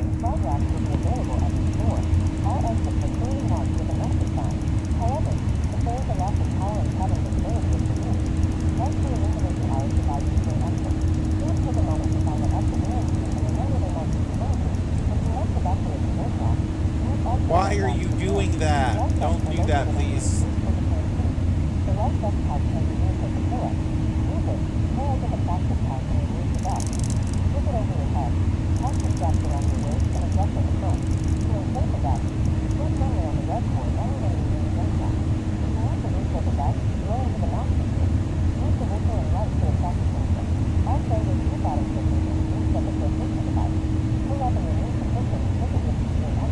Alright, we're going to switch this back to ARC.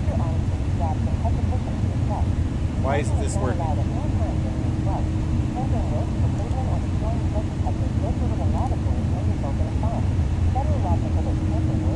Alright, we're going to crest taxi ground services.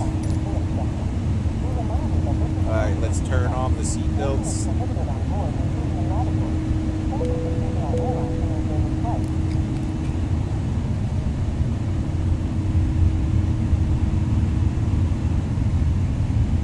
Let's turn this up.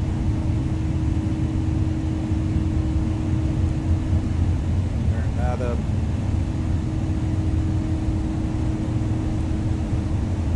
Turn this up. Why is it doing this? That's weird.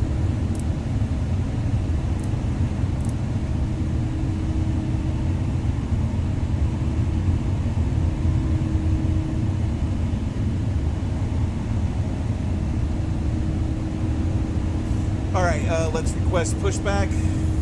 Key West ground BAT 21 requesting pushback. BAT 21 pushback request accepted.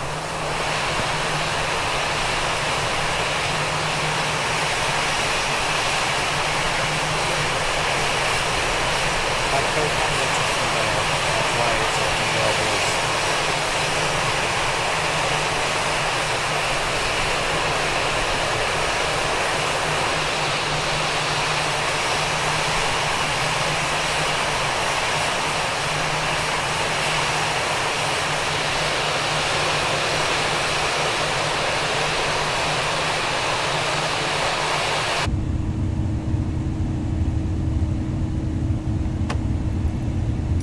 West ground Bat 2-1 requesting pushback tug to steer the aircraft to the left. Bat 2-1, your request has been transmitted to the operator.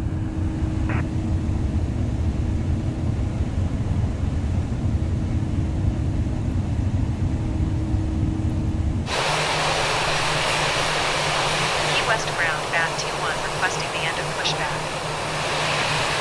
Bat 2-1 request to end pushback received. Key West ground Bat 2-1 with Echo ready to taxi IFR.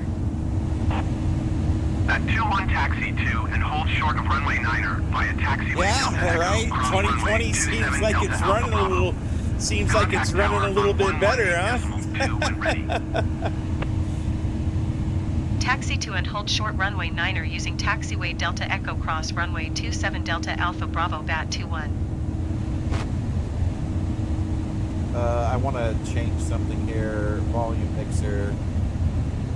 Flight simulator to game, please. There we go. Oh, nope, it went back to system. It doesn't like that. Okay, all right, well, we'll just leave it alone. It is what it is.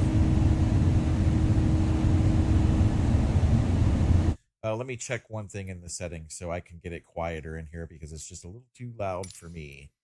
So let's go to audio sound. It's not audio in this one, and we want to do headphone simulation. There we go.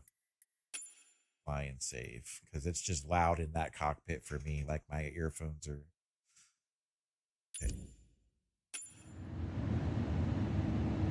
It's still a little loud, but not like it was. All right. Okay, we need to... did they give us clearance to go? Okay, yeah, taxi to, okay, taxi to 9. All right. So I'm just going to tune to the tower now. I'm going to minimize this. The brake is still off, so here we go.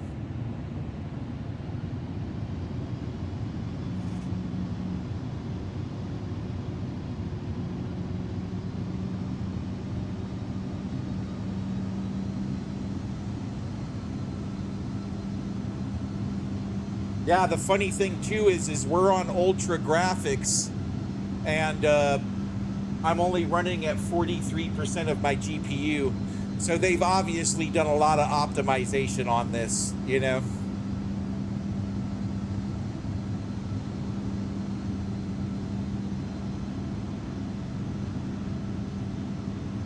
But when they finally get 2024 working correctly, it's going to be the bomb, you know. It's going to be really, really good. But look, it's taken them 6 years to get this working kind of right, you know? So, that's the thing. Look at the birds. You can see the birds flying. That's a mod. That's a download that I have for this. See the birds flying there? That's not standard.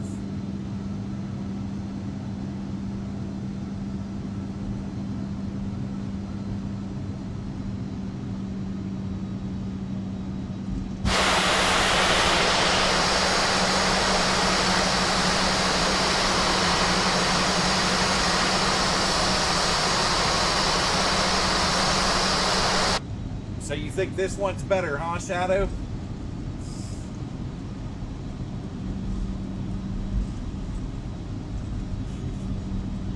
Like, look, you see the American skins? Like, this all has custom traffic skins. Like, the 2024, like, it shows it on my mods list for 2024, but it says incompatible, so they can't make it work on 2024 yet. But watch, when you see a plane that says American Airlines, it's really going to have an American Airlines skin, and it's going to be the actual plane that it says it is. So if it's an A320, it's going to be an A320, you know?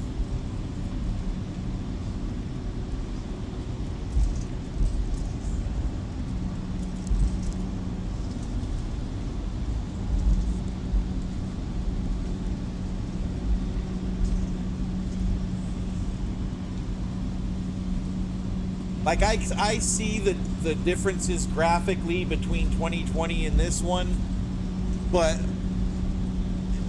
it seems like this one is just running way better, you know? Wait, let me check one more thing too. I didn't check all of this yet. Hold on. Settings. All right, yeah, we're on the right resolution. We're on ultra. You see there? Everything's to ultra. Yeah. Yeah, yeah, yeah, yep. Yep, 200. Yep. Can we turn this up more? Oh yeah. Oh yeah, let's do that. Let's see where that puts us on the GPU. Let's see where that puts us on the GPU. Go back. Zoom. Oh yeah, we're still at 40%, so we're good. Yeah, man, this game used to blow up my GPU. Now it's like not even bothering it.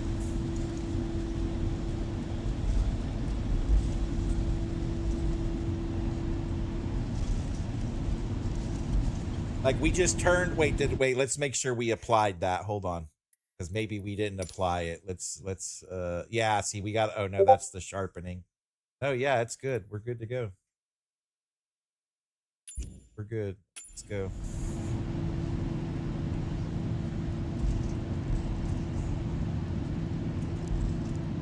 Now it should automatically.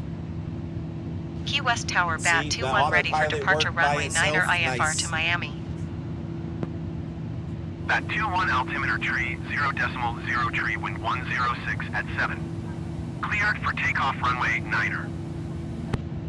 Runway 9er. Cleared for takeoff runway 9er Bat 21. All right, let's go ahead and set it for takeoff now. There it goes. But we need to put flaps all the way down for this runway. Always put flaps all the way down for this runway.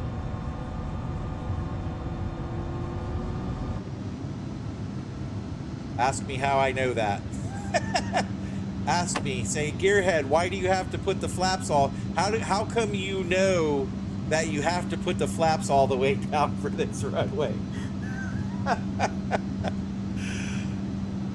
I'll just go ahead and tell you why, so you don't have to ask, because I've crashed a couple times, not being able to lift off and not have enough speed.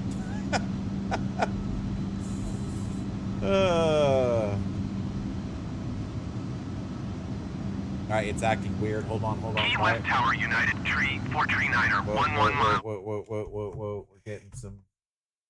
Let's stop here for a second. Let's turn that back down. It seems like we didn't need that now because we had a hard spike there. So I'm gonna load. I'm gonna put it back down to where it was here at 200. I'm gonna put it back at 200, and then we'll adjust accordingly as long as the spike goes away.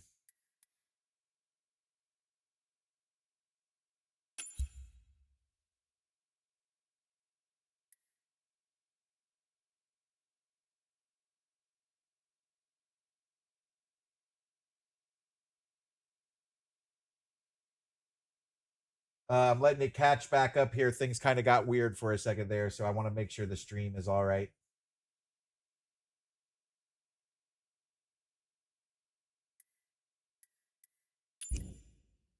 West inbound visual runway 9er approach. United Tree 439er Key West Tower. Altimeter tree 0.0 tree wind 106 at 7. Cleared visual runway 9er approach. Cleared visual runway 9er approach United Tree 439er.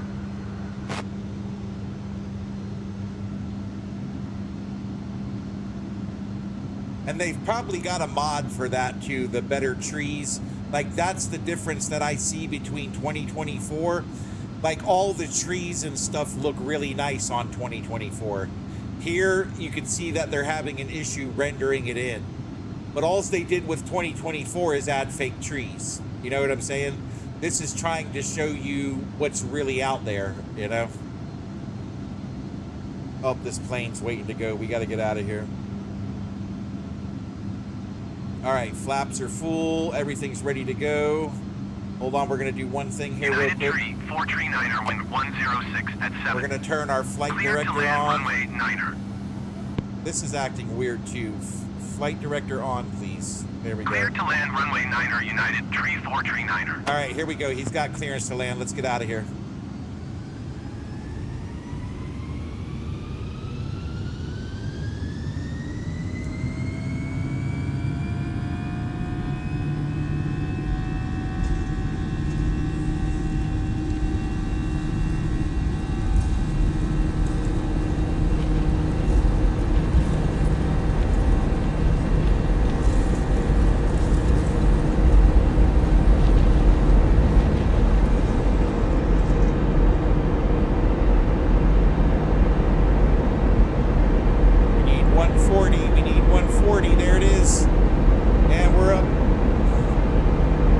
flaps up, landing gear up. We're good to go. Okay, autopilot engaged.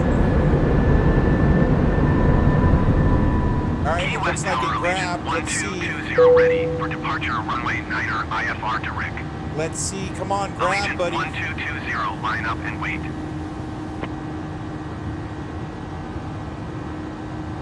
Are you grabbing or what?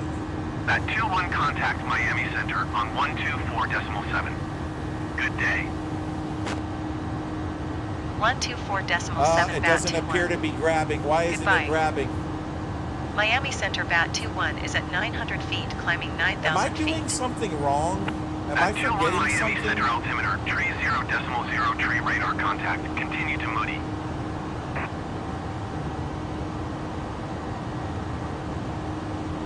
All right, let's do this for right now until we get it figured out.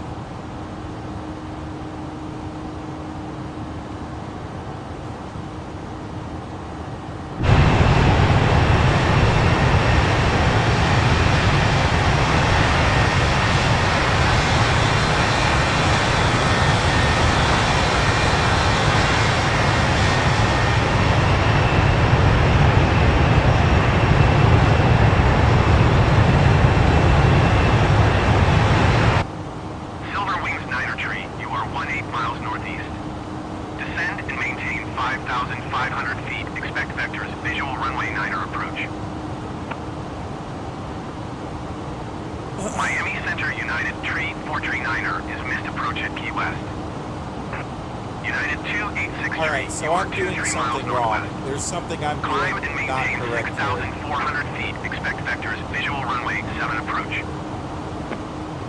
United Tree 439er, you are 1 mile east. Maintain present heading and altitude. Expect vectors. Visual runway 9er approach.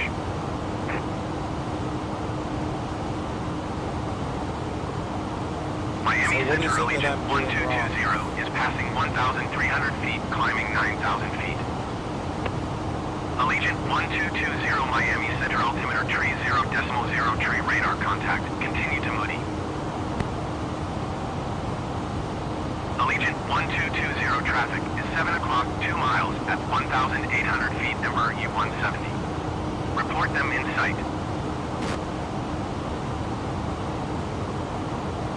Maintain present heading and altitude. Expect vectors. Visual runway 9er approach. United Look, it Tree says autopilot. Descend and maintain 5,500 feet. Expect vectors. Visual runway 9er approach. Silver Wings 9er tree. That 2-1 traffic is 1 o'clock 3 miles at 5,500 feet ATR 42. Report them in sight. Silver Wings 9er tree traffic is 9 o'clock 2 miles at 9,400 feet Airbus. Report them in sight. Bat 21 have the ATR 42 in sight. I think I'm doing something wrong. Bat 21 traffic alert. 8 o'clock, less than 1 mile, 5,500 feet ATR 42. Report them in sight. Bat 21 have the ATR 42 in sight. I think I'm forgetting something. Allegiant 1220 traffic in sight.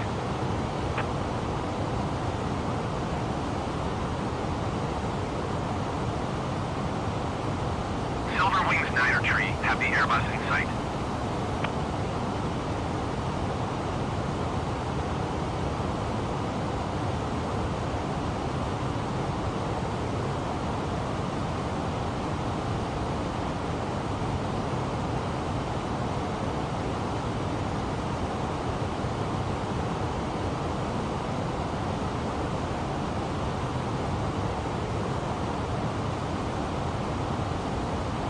Miami Center Allegiant 617 is at 800 feet, climbing 7,000 feet. United 286 Airport is 14 miles at your 9 o'clock. Descend and maintain 2,000 feet, report runway in sight. Allegiant 617 Miami Center altimeter tree 0.02 radar contact, continue to Moody. Descend and maintain 2,000 feet, United 286 Allegiant 617, keep speed, not above 25 250 knots.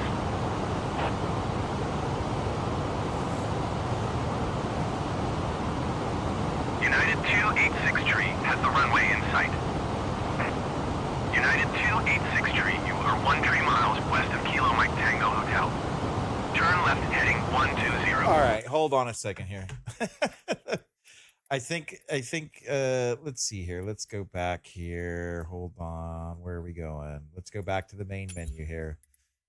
I'm going to try flying another Airbus to see if it's doing that too, because like I believe I'm doing everything correctly, so I'm kind of like, why is it not grabbing on autopilot by itself? So we're going to try another Airbus and see what happens.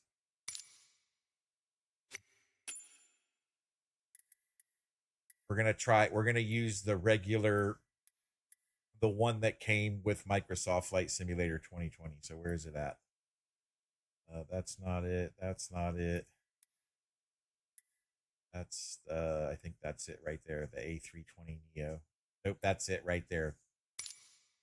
This is the one that came with, let's liveries can I put on here? No, that's not the one that came with it. Okay, let's go back. Aircraft selection.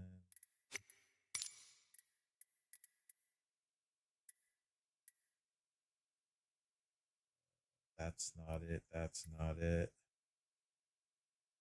Used to say legacy, I believe. No, that's the one. Let's see what skins we can put on here. See if I can find my skin. If I can find my skin, yep, this is the one. Okay, let's try this plane. Let's see if this one works the way I want it to.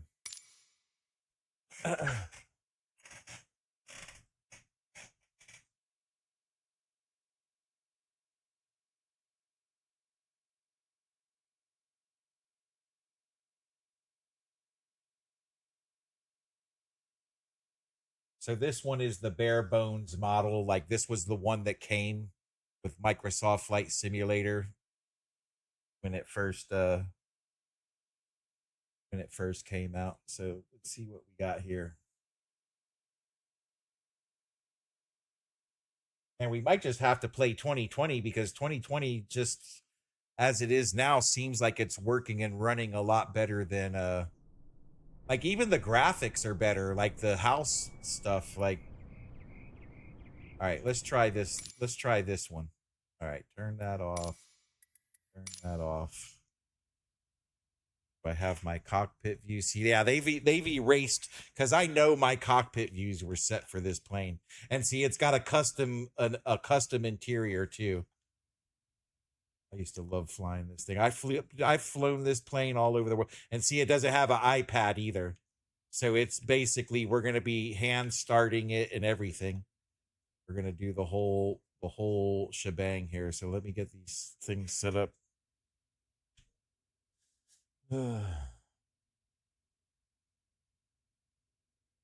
It's a bigger one than the last one that we were flying, though. It's bigger than that one.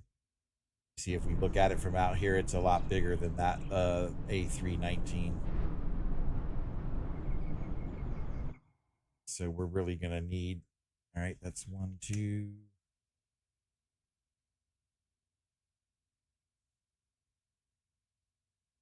3...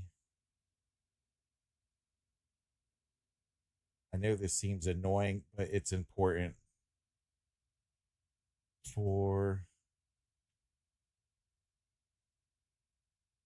This one should do 5.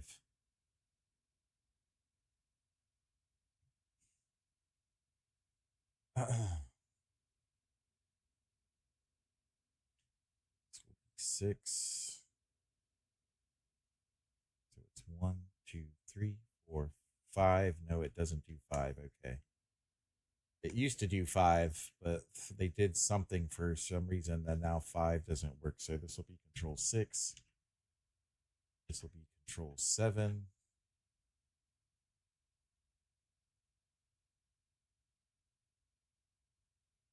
This will be control 8.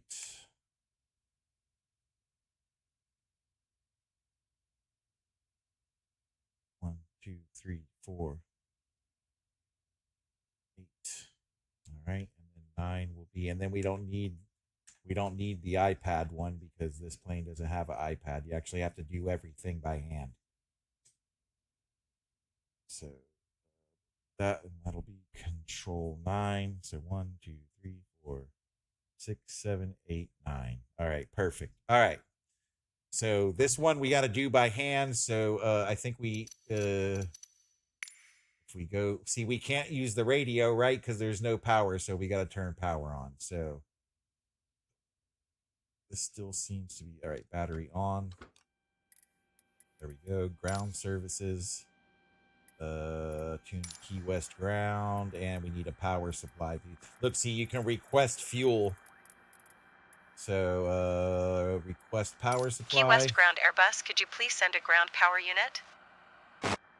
Airbus, a ground power unit is on the road. So now this will plug in.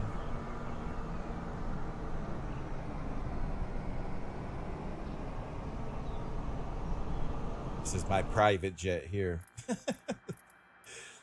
What's cool about this, though, is you actually get to go through it. Like, you get to learn. And so what they had when the game first came out, you get a checklist before starting the engine. So this is everything you have to do before starting the engine. Now, I remember how to do it, but let's just go through it so you guys can see how it worked. So you would click battery switches. If you didn't know where the battery switches were, you could hit this button. Ah, look at that. It shows you right where the battery switches are. External power. Now, this still comes with 2020. If you buy it straight up, you get this plane right away, and everything works this way. So, external power on if available. Well, I don't know where the external power is. I do. It's right here. You click the button. Oh, look, it highlights it and everything, so you know. So it says available, so that means the ground power unit is ready to turn on.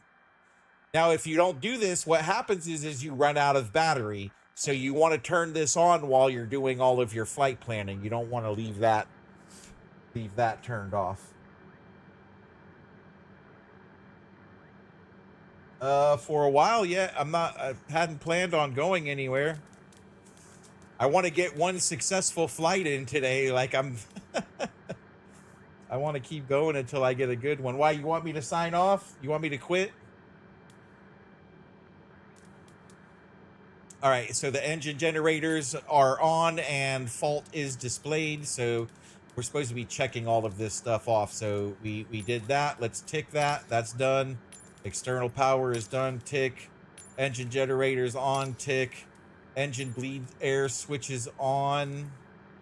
We didn't do the bleed air. APU bleed. Let's do it so we can see. All right, it doesn't show you, but this is it.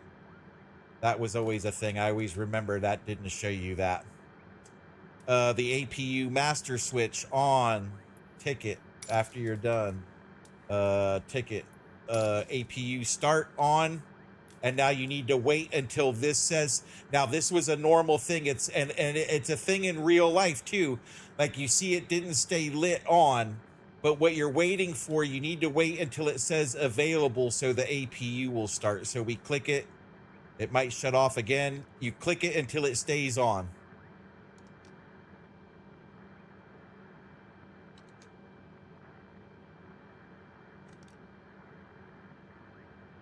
And there we go. It stayed on. But now you need to wait until it says available lit. And you can hear things spinning up in the background while that's waiting to go lit. You don't get all of this. This is all inoperative. I think the only info they give you here is the fuel and the engine infos. But there you heard the APU kick on there. And now it says that the APU is available to start.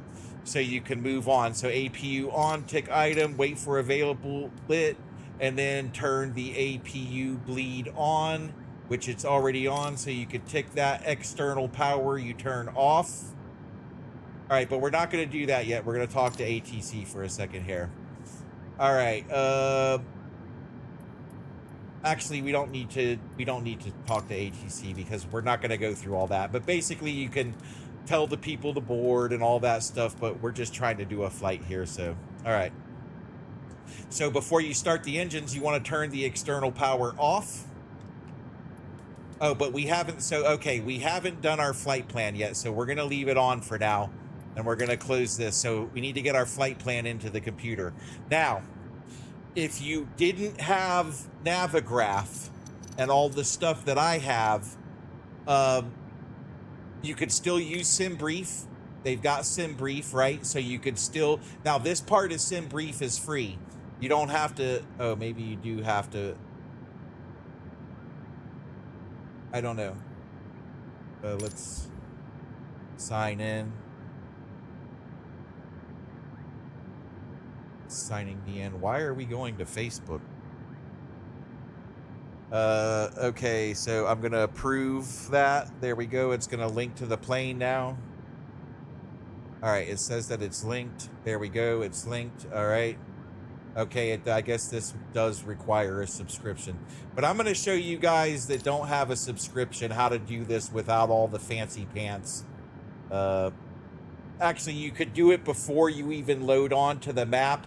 But if you wanted to do it manually and learn how to do it yourself, you could do this. So we're going to minimize all that, and we're going to pull up the VFR map that the game provides for you with the standard version of the game. And we're going to open it up a little bit. So it takes a minute to load all the information.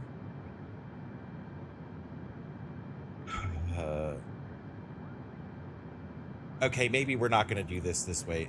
But there was all sorts of free flight planning software when the game first came out, right?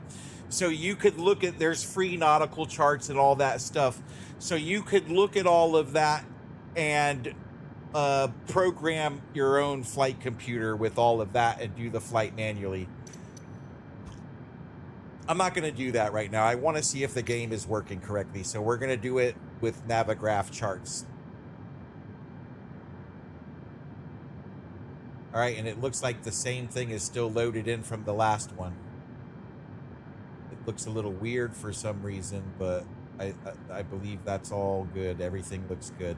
So here, we're just going to do what we did the last time. Runway 9. We're going to export it, load it as the active flight plan. Okay, we're going to minimize that, and then we're going to look at the flight plan to see if it loaded. And yes, it loaded in there. It's out. You can see all the different waypoints and stuff into the flight plan. So it worked, and it loaded it into the system. Let's close this for now. Let's not close the checklist because we're still going to need it. All right, let's turn everything up. We want to check that flight plan, but we want to be able to see everything. See, that little light showed that it's in there. Let's get everything turned up though, so we're not wanting there. Why isn't this? Let me have this, please. What's going on? Why is my controller not working?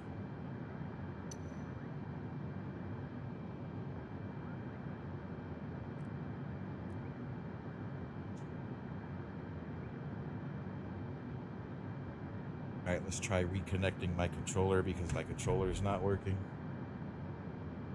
Let's go to settings for that. Devices. Let's disconnect the device and then we add the device.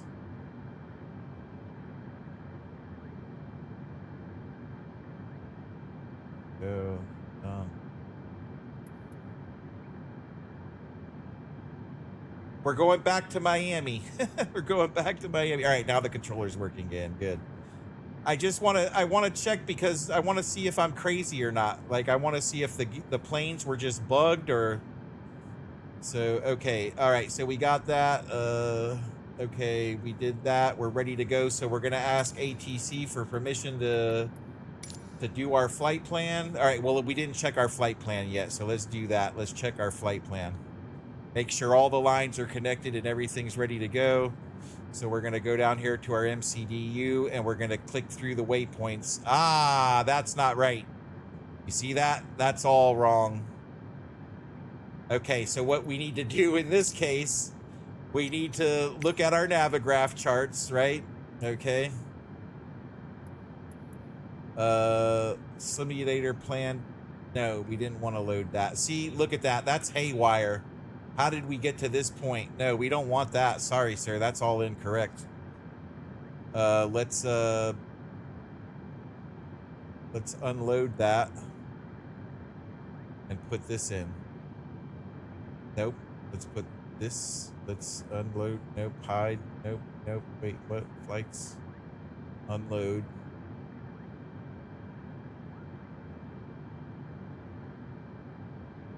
Here, this one.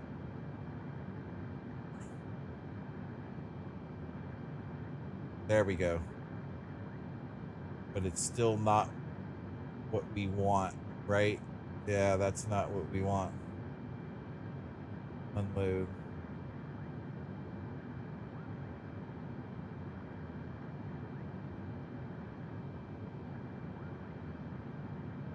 This is an old one.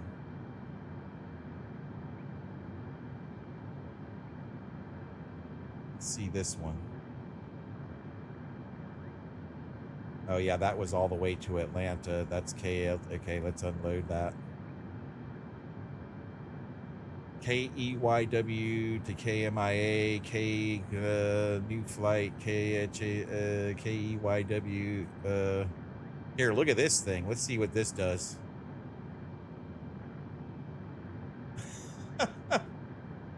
Oh yeah, that was up to Cape Canaveral. Yeah, or no, Daytona Beach. No, we don't want to do that. God, why is this being so complicated? All right, let's just do a new one because it's acting weird. So, KMIA. Add to route. Or no, wait, oops. No, don't do that. Let's change this, please. My back and my legs are killing me at this point, but I want to do this flight so bad. There we go. KEYW to KMIA, runway 9, add to route. Departure will be Buffett 1. Buffett 1. Buffett 1. There we go. Add that to the route. There we go. KMIA will be runway 9 because that's the ILS runway. God, hurts. My back is killing me, and my legs are. All right. We want. Okay, so we need to make sure we're connected to Buffett, right?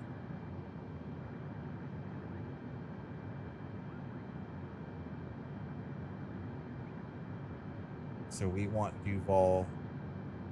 Nope, we don't want that Duval.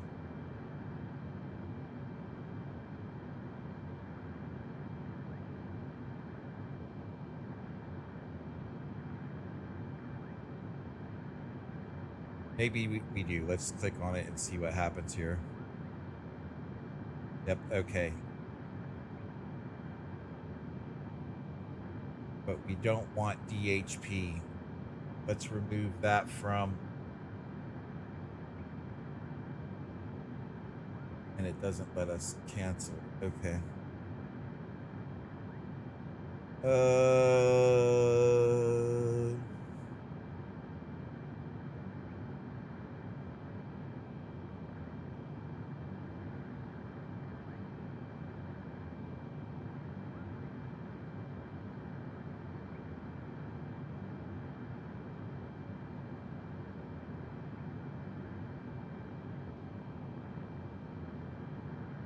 So now can we remove DHP?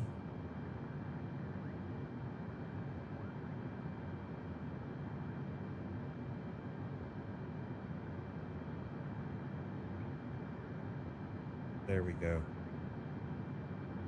So all we'll do is we'll remove the discontinuity, basically. Okay. I think that's good. Let's export that into the flight plan. I saw a whole bunch of stuff go crazy. All right, and the flight plan still looks all nuts. So here's what we're gonna do to fix that. We're gonna go to 9, but we need to back out and then look up a little bit so we can see.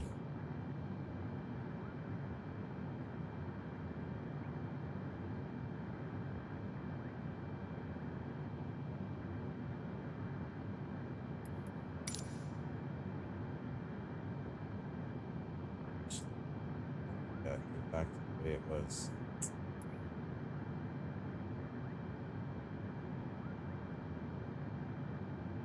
Okay, so we're gonna find out what's wrong and then we're gonna remove it manually.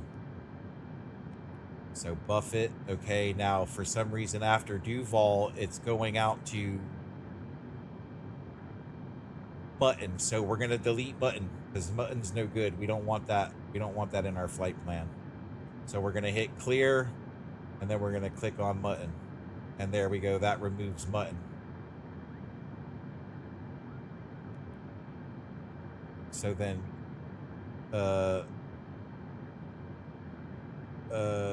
we want to remove Guffs.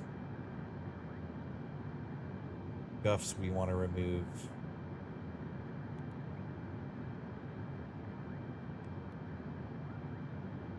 This is how I had to learn, man. Like, there we go. So let's see what happens now when we go through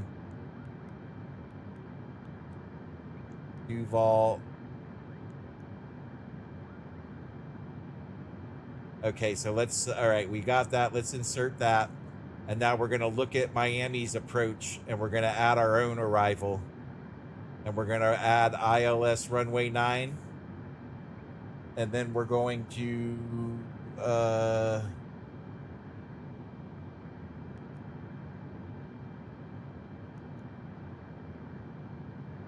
that's really what we want is Duval. So let's click on Duval. And look, it's just tearing up the flight. Oh, goodness.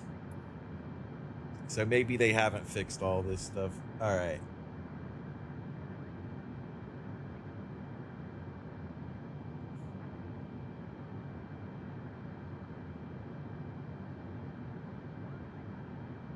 And I've spent hours doing all of this type of stuff and getting it all perfect and everything. And I really don't feel like it, to be honest.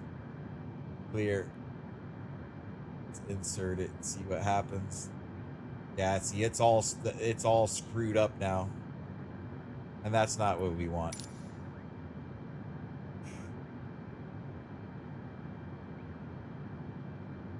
That's not what we want. All right. Let's go back out and try a different plane. All right. Actually, let's do that. We're gonna create our. Okay. I know exactly what we're gonna do.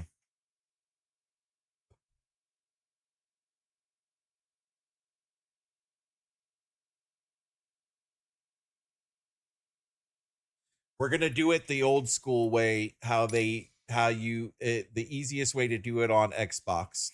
All right. So here we go. We're out in our world here. And what we're going to do is we're going to do more and we're going to load and save. And I'm going to load one from this PC, which we made, which I did earlier today. Packages, weather, and I stored it in Seagate HD. What was it called?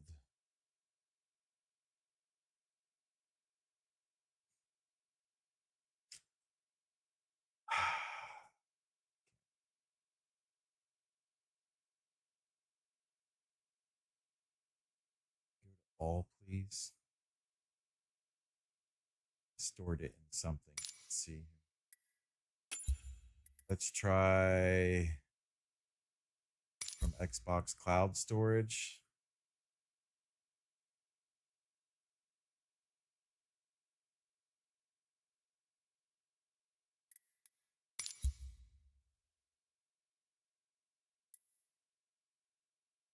All All right, that's not it. Let's load it from PBI to JFK, PA Miami to JFK, Miami to Hartsfield, LAX, KSFO, JFK. Okay, let's do MIA. And there we go. It loaded the flight plan in. Okay. So this is the easy way. Like you can load it before you even get into the game. It's going to start you on the runway if you do that. All right. So just for the sake of to see if the autopilot is going to work on this plane, let's go for it.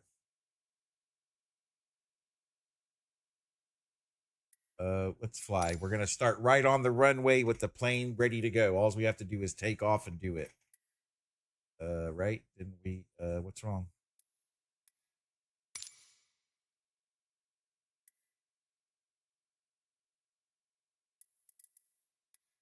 That's not even working. Nothing is working. Hence why people hated hate all this. Okay, let's go back. Go back.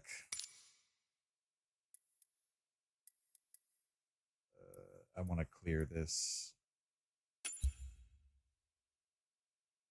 No, clear, escape. Okay.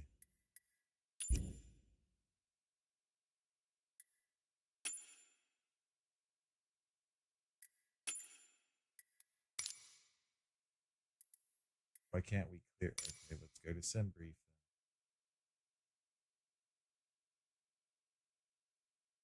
New flight.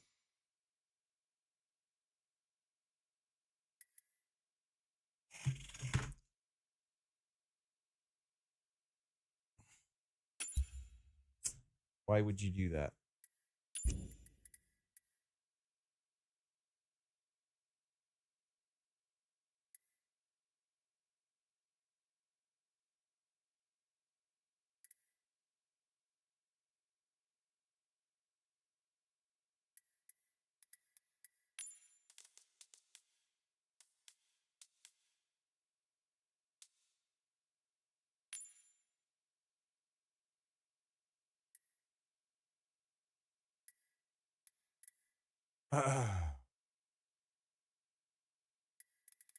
Generate flight.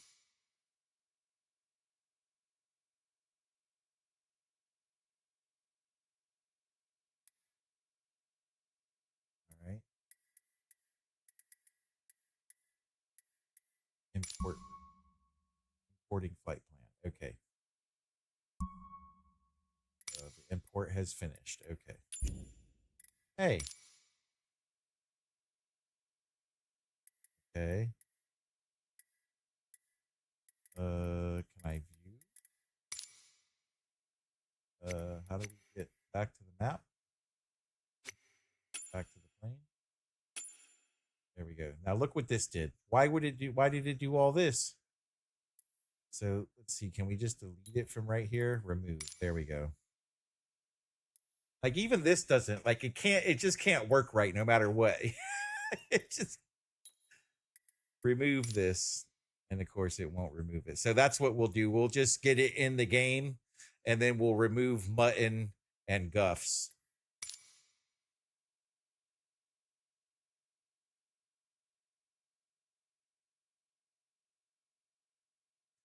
You too can have fun playing Microsoft Flight Simulator.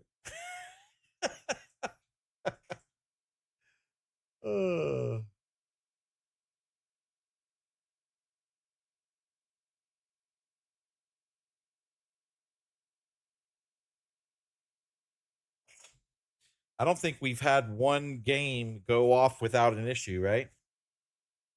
It's been nothing but bugs and problems. Key West Tower Bat 21 ready for IFR departure runway 9er. Bat 21 altimeter 29.92, wind 106 at 20. Cleared for takeoff runway 9er. All right, here we go, but we got to remove these two funky waypoints, so let's do that first. we're all ready to go. So let me just remove these stupid waypoints that are all, and it was mutton and something else. What was the other? Let's switch to plan here.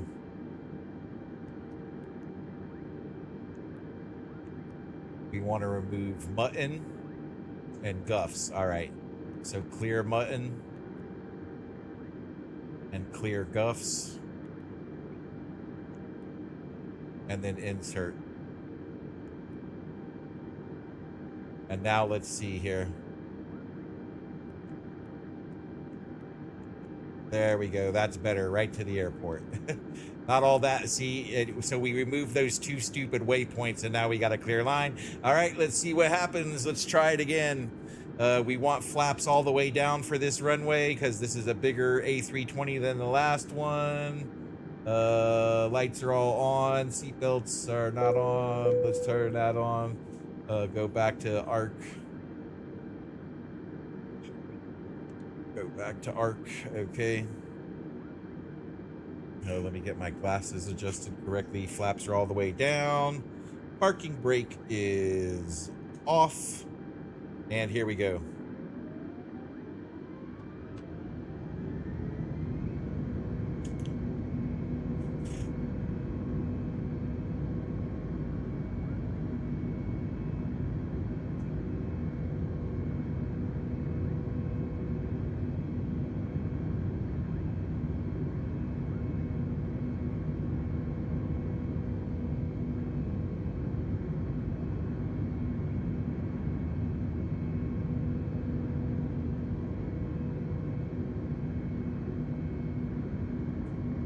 All right, here we go. Here's the true test.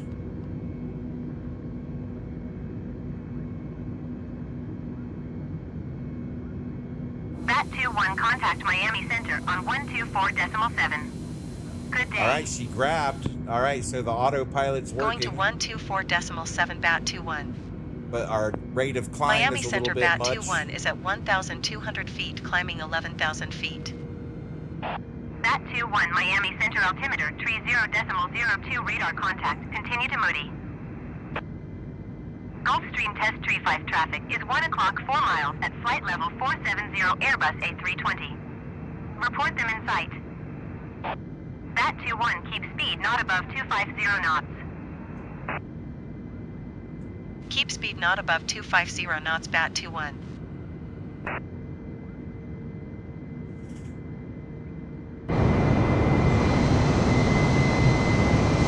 Gulfstream Test 35 traffic in sight.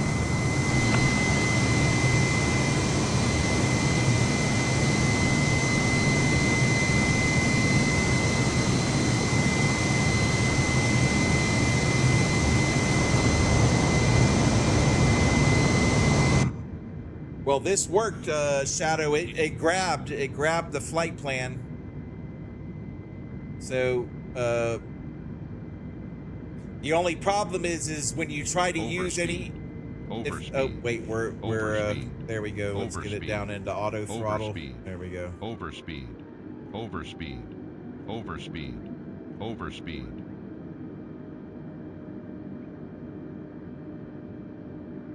Yep, she's turning by herself, so the autopilot's working on this one.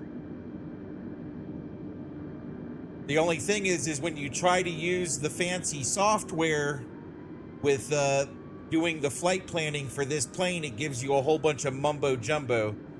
So I went back out and then I just deleted the mumbo jumbo that was in the computer. So this should get us to Miami just the way it is.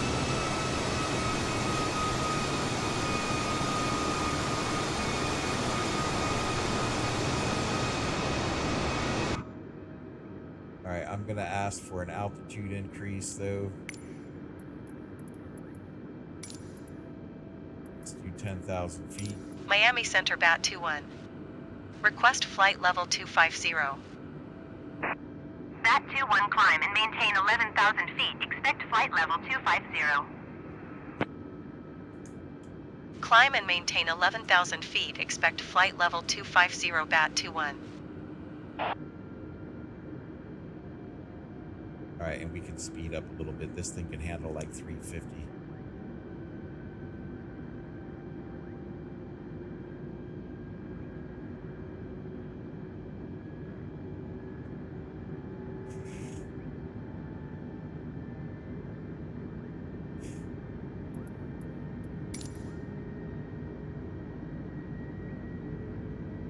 So yeah, but this is what we've been dealing with since this came out, you know? And you really have to have a know-how.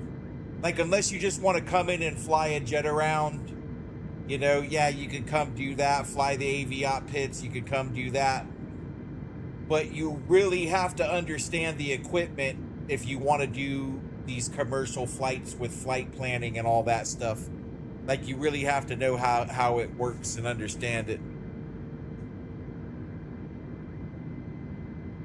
So I'm noticing on our computer here, it doesn't have a runway set for us. So we're going to do ILS 9. We're going to do no transition. And insert. Okay, and look what it did. Like, it just threw some nonsense out there. So we got to go. 1 climb and maintain flight level 230. All right, so we got to get back in this Climb view and fix maintain this flight level before- 230 bat 21. before we get there. So it looks like we have to remove conch. All right, so let's remove conch first. Insert. What did that do for us? Nothing. So we got to cycle through here. We got to switch this to plan. And then cycle through and remove the trash that's in here.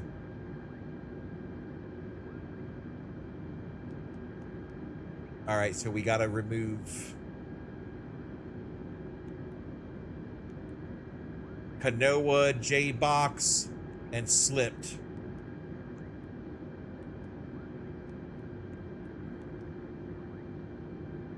Look, it's not even showing me those.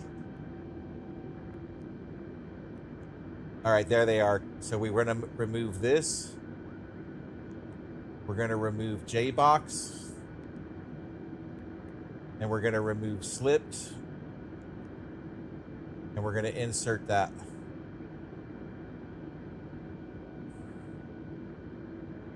There we go. See, that just cleaned up our whole flight plan. And now we have our ILS assigned to runway 9. Because before we didn't have runway 9 assigned. So we were just on a, like, hanky-janky. And then when we got to the airport, they were going to be like, oh. So now we actually have the runway assigned in there. So we don't have to deal with guessing things at the end. So yeah, you have to know. Like, you have to know how the equipment works. Like, you're not just gonna, like, I did everything right. I did the automated flight plan from the beginning, loaded it in, and then once we got into the game, there was a whole bunch of mumbo jumbo in there. So you had to get in there and remove all the mumbo jumbo, you know? Bat 21, please expedite your climb flight level 230. 230, roger, 230.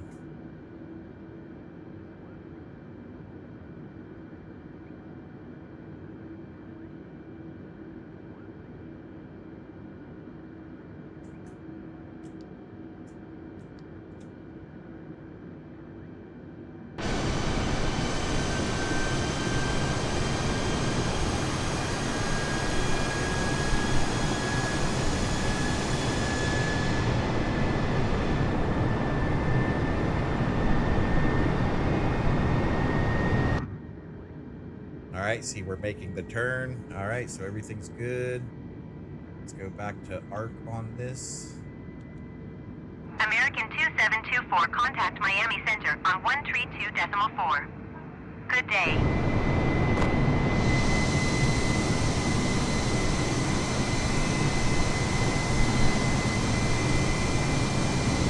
.4 American 2724. Goodbye.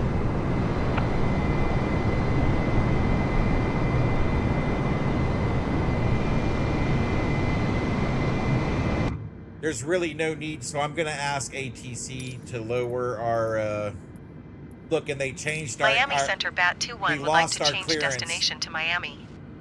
Bat 21 is cleared to Miami Airport as filed. Squawk 3053. Bat 21 cleared to Miami Airport as filed. Squawk 3053. Bat 21, read that correct. Radar contact 15,500 feet. Altimeter tree 0.02, continue to SNDBR turning and following heading 035 resume on navigation, descend and maintain 15,000 feet. Continue to SNDBR turning and following heading 035 resume on navigation, descend and maintain 15,000 feet. BAT 21. All right, so we can go back to 15,000 BAT now. 21, contact Miami Center on 132.4. Like, you have to be on the ball, man. Like, if you didn't know that and didn't realize that your 132.4 IFR BAT 21. clearance changed, Goodbye. then they're not going to know to call Miami you for Center your BAT descent. 21 is passing 17,400 feet, descending 15,000 feet. So now we're back on the descent now. We're on our way back down. Radar contact. Continue to SNDBR.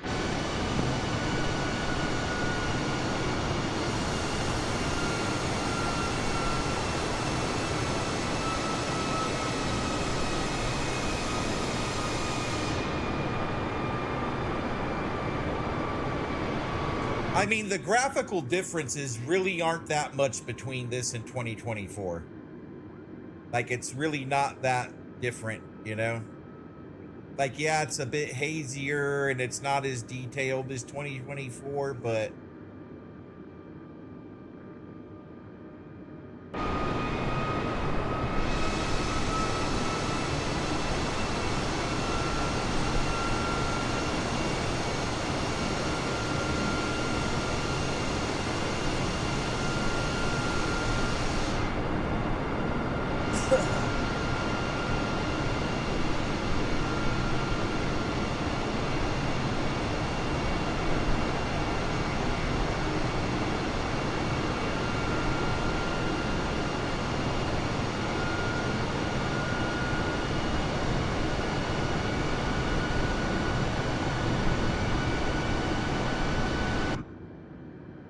Let's get our weather radar turned on so we know how rough it's going to be once we get in there.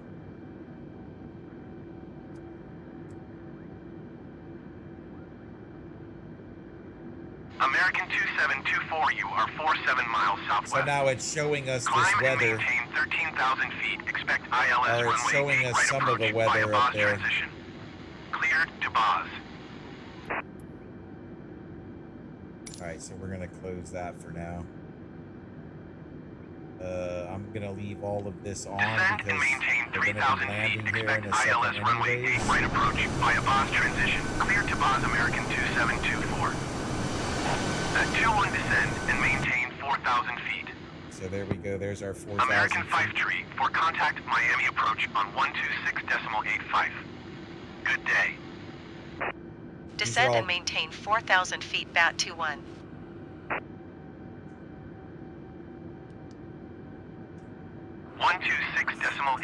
American 5 tree 4. Goodbye.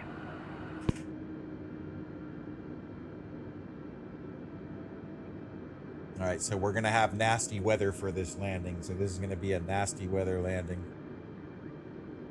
But Shadow, so you understand, and everybody else watching, I've been playing this since I was a kid. You know what I'm saying? American 2724 So- traffic is 3 o'clock, 4 miles at 14,400. You've seen today all the different bugs, the failures, and yet I've still managed to get the plane there and land at the airport. And really, you got to think that that's true to life. You know, you can't just rely on the autopilot and route planning to do everything for you. So even if it BAT takes 21 have the traffic. doing it, you know, step by step, actually entering in all the waypoints into your flight computer. Look at this American Airlines plane right here. What are you doing? You're getting pretty close there. 724 traffic alert. 4 o'clock, less than 1 mile, 10,500 feet, Airbus A320. He was kind of close, wasn't he? That 21 traffic alert. 6 o'clock, less than 1 mile, 9,900 feet, Boeing 737. Report them in sight. BAT 21 have the traffic. So yeah, like I've grinded it out and learned how to fly these planes. Like even with the bugs, with the autopilot failing, with like right now the autopilot's actually working and doing its job, which is great. You know what I'm saying? but you got to figure those types of things are going to happen in real life. So you can't rely on it. You know what I'm saying? You can't rely on autopilot. You have to be able to do it and navigate and plot your course and do all of the things without all of the luxuries of being able to do it quickly. Now, I could have done it right then, but I don't want to bore the crap out of everybody with programming a flight computer. But I can sit there and enter in all of these waypoints that you see here. I know how to do it and enter it into this computer all by hand. And you can watch it go into the computer one step at a time. So, much respect, you know? It's no joke. It's like when they say it's a sim, it's a sim. And just because you see that the airplane's doing what it's supposed to, it's taking us in by itself. I'm not controlling anything here. I'm just looking around. All right, I got to turn this up. Heading and altitude. Expect ILS runway 9er approach via leg transition. Clear All right. to leg. So we're going to start slowing down now. Maintain present heading and altitude. Expect ILS runway 9er approach via leg transition. Clear to leg bat 21. So I'm slowing it down to 270 knots, which is standard procedure, because you don't want to, everybody else is going to slow down to 270 knots before the final lineup of the runway. So you don't want to get to where you're right on top of the next plane. So you want to slow down now so you get to the right speed. And then once you make that final turn and that final lineup onto the runway, you want to be down to 160 knots. And that's your standard landing speed for a plane of this size. So we're at 270 now. We're going to let it sit here. We're going to bring our rangefinder back in, and I'm going to turn the weather radar off because we know that the weather sucks at this point, and I want to be able to see where I'm going. There we go. So I know before we get to that last waypoint right there before the final... At 2-1, you are 300 feet above your assigned altitude. Descend and maintain 4,000 feet altimeter, tree 0.04. Descend and maintain 4,000 feet bat 21. So the game messes up. So American 1102 traffic is 4 o'clock, 4 miles at 4,400 feet Airbus A320. Report them in sight. So you see, they told me I was 300 feet. Traffic is 10 o'clock, 4 miles at 4,500 feet Boeing 737. Report them in sight. American 534, you are... So they told me I was 300 feet above my assigned, but even though the computer in the plane said I was at 4,000, which was where I was supposed to be. So all I did was switch the altitude increment to 100s, and I put it down to 3,700.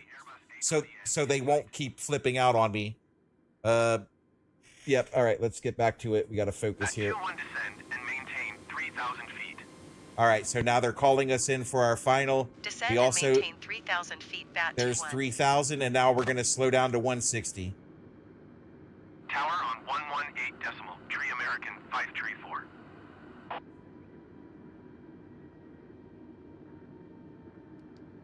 And there we go. We're locked in for 160 now. We're coming in on our final turn. You want to be going below 160 before that final turn. So you see we're going too fast, so I'm going to hit the speed brakes. I'm going to go about halfway so we can slow down a little bit quicker, because you don't want to lower your flaps above 200 knots, and you don't want to lower your gear before 200 knots because that damages your gear and your flaps. So you want to be going slow enough. So I'm going to apply full brakes. And now you see our air brakes have put out. So I'm going to lower our flaps now to full. That's bringing the nose. Oh, shoot. Look at that. Traffic alert. 11 o'clock, less than 1 mile, 3,400 feet, Boeing 737. Report them in sight. So one of us is going to get waved off here. You are 1 tree miles west of Miami. Contact This is the plane that he's talking to right now. When inbound on the approach. Bat 21 traffic in sight. All right, he's dropping in for the runway. That 2-1 traffic is 11 o'clock, 4 miles at 2,400 feet Airbus A320. Report them in sight. That 2-1, you are He's turning away. He's turning away. All right, he's turning away. Contact Miami Tower on 118 decimal tree. He's turning away. I'm going to drop our gear. Tower on 118 decimal tree, bat 21. I'm going to take it down to Miami Tower, 2700. bat 2111 miles west, inbound ILS runway 9er approach. Bat 21 Miami Tower. Altimeter tree 0.04, wind 092 at 1 tree. Cleared ILS runway 9er approach. American 2912, turn next taxiway. We can't even see Miami the runway Tower, at this bat point. 21 inbound ILS runway 9er approach. Delta 106, tree 1 exit runway when able. All right, our gear's down, our flaps down, our speed brakes, so I'm gonna lower these back to half. The engines are taking over, and Miami Tower. Altimeter tree 0.04, wind 092 at 1 tree. Cleared ILS runway 9er approach. American 534, follow the now Boeing it's on starting to runway. get laggy because we're approaching the airport. All right, I'm gonna turn our settings down. I'm gonna turn our settings down here real quick because this is what I hate. Like, everything's been working fine, but now that we're getting close to Miami Airport, the graphics are starting to mess up. So let's go to options. General options. We're gonna turn our graphics down because apparently it's too much.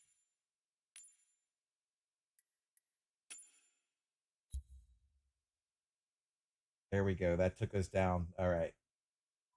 I've got it paused right now because obviously we started taking a hit on the GPU. So I've turned it way down to let everything get caught back up here. I'm going to wait till the stream catches up.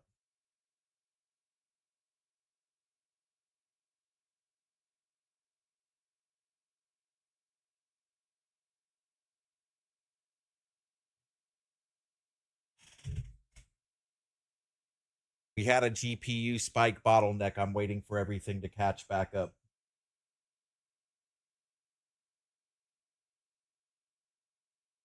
We had the GPU bottleneck waiting for everything to catch up. Stand by.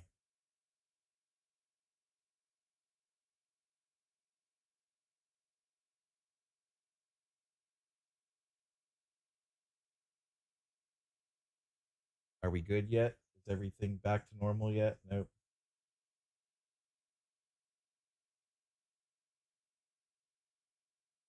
Stand by. We're getting there. We're getting there.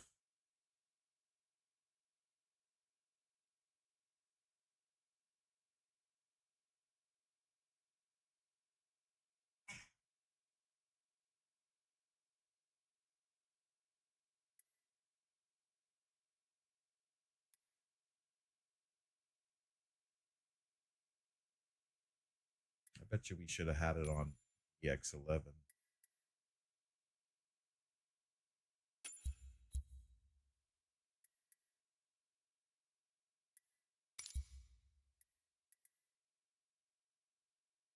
Are we back good here? Is the stream caught back up? Yeah, appears so. Okay, here we go. All right, let's go back. Resume. Cleared ILS runway 9er approach, bat 21. American 534, exit runway when able. 128.025 Delta 106, tree 1. Goodbye. American 2912, number 2 for landing. Follow the aircraft on final. Wind 077 at 15. Cleared to land runway 9er. American 1138, number 2 for landing. Follow the aircraft on final. Wind 077 at 15. Caution the Airbus A320 landing runway 8 right. Cleared to land runway 8 left. American 534, turn next taxiway. Bat 21 number 2 for landing. Follow the Boeing on final. Wind 077 at 15. Cleared to land runway 9er. Cleared to land runway 8 left number 2 American 1138.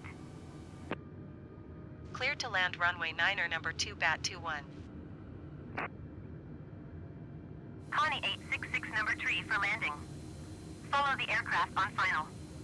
Wind 077 at 15. Cleared to land runway 9er. American 534 exit runway when I able. hope they wave this guy off in front of me. Cleared to land runway 9er number 3 Connie 866. American 29er 12 exit runway when able. But see, look at all the air traffic here, and that's that's what caused the bottleneck. Once we started approaching Miami, American the 534 CPU turn next spiked, taxiway. and that's why the stream American lagged 29er out. 12 contact ground And now on you can 121 see all the decimal eight. artifact stuff happening in the American game, 1138 and this go has around. existed since day one. American Like, 534 contact ground on 121 decimal 8. Aries 4402 follow the aircraft on final. Wind 077 at 15. Cleared to land runway 8 left. Cleared to land runway 8 left Aries 4402.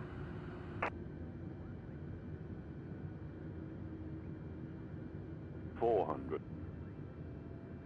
and like I've turned Going around everything American down to 1138. medium at this point to try to get it. 300. American 1138 contact Miami approach on 125 decimal 5. All right, let's see if we can Good day. pull this off. He's slowing down already. I'm still 21 going go fast. 200. Yep, see, there's the go around. All right, we're Miami going around. Tower American 130 Let's go around. West inbound RNAV Yankee Put our runway flaps 8 up, left put our approach. landing gear up. Here we go. American 1301 Miami Tower.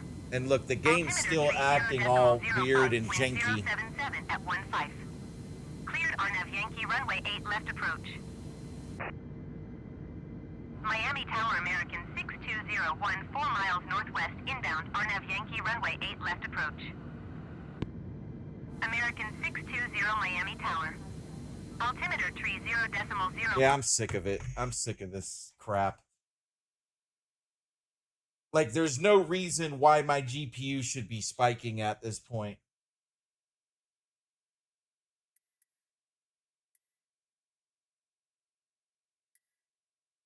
And that's why I hate this game.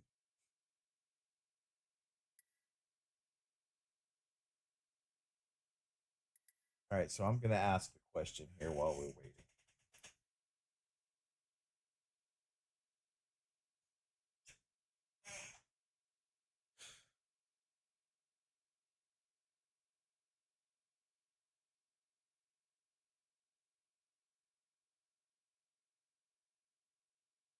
What is the best way for me to stream Microsoft Flight Simulator 2020 without causing bottlenecking and GPU spikes? I already lowered the graphics to medium, and I'm still getting spikes around Miami International Airport.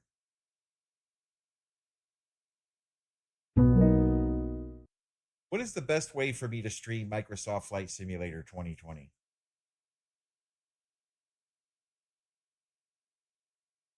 All right, so the best approach is going to be to leverage Xbox Cloud Gaming if you want a super streamlined setup. Basically, you can run Microsoft Flight Simulator 2020 through Xbox. No, not that type of streaming. I want to stream it to YouTube. And I get everything was fine for a long time. My stream was perfect. We were 4K. I had my graphics to ultra. My GPU was running at maybe 70%.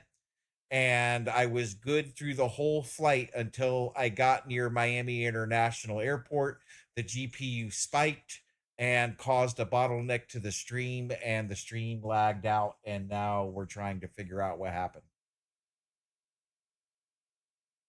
Got it. That's a really good detail to have. Sounds like everything was humming along perfectly until you got near a super dense area like Miami. So what likely happened is that when you're approaching a big complex airport with a lot of custom scenery and traffic, the sim just threw a lot more load at your GPU, and that can definitely cause a spike. And that's why you got that sudden bottleneck and your stream started lagging out. So one thing you can do is maybe tone down a couple of those ultra settings just for those really dense areas. Or you can set up a scene profile so that when you approach a big airport, you drop a Q settings automatically. That will help keep that GPU from spiking. But yeah, totally know what you mean. Little tweak and you'll be back to smooth sailing. Anything else on your mind with that setup? So if I unloaded the custom airport in the custom city, would that stop the bottleneck? Yeah, absolutely. That can definitely help. So if you unload that custom airport or the high detail city add-on, you'll lighten the load on your GPU a lot in those dense areas. Basically, those custom sceneries are beautiful, but they can be pretty heavy on performance, especially when you're streaming in 4K and running ultra settings. So yeah, if you disable it or switch to the default scenery for that particular area, you should see a lot less stuttering and your GPU won't spark as much. It's a handy little trick for those dense areas. Is there anything else you want to tweak or explore? So basically, we sacrifice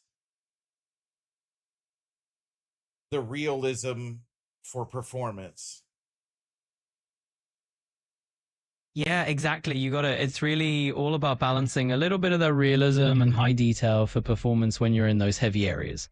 And I can see right now you're actually in the options menu, so you're all set to tweak a few things.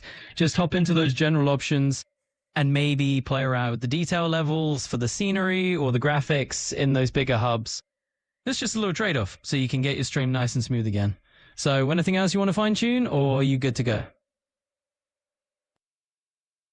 That's good, thank you. All right, who's live streaming Microsoft Flight Simulator right now? MSFS 2020 live.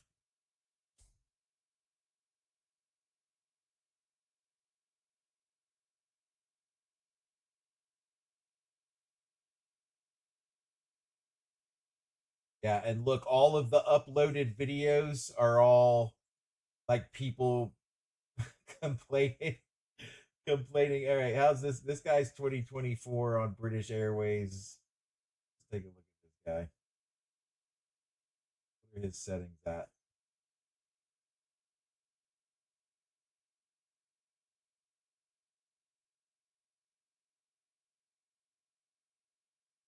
See, he looks like what's his? He's in 1080. He's not doing 4K.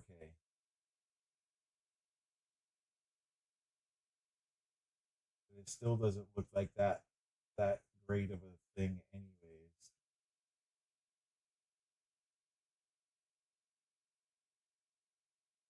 So anyways, yeah, there's where we're at with it. Like, I could try but basically I have to unload all of my custom scenery to make it work right, because all of that custom scenery is causing bottlenecking.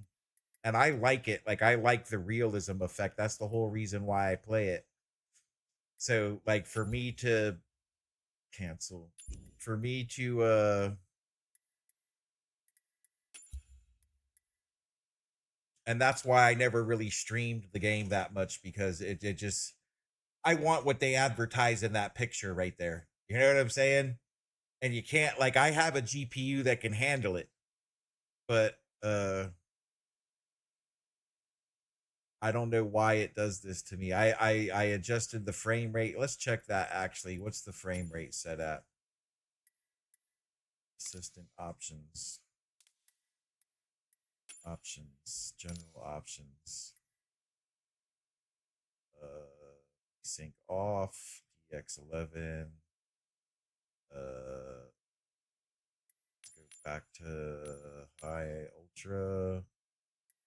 Buy and save. I don't see anything about refresh rate. Frame rate generation on. Frame rate limit 100% monitor refresh rate. Why?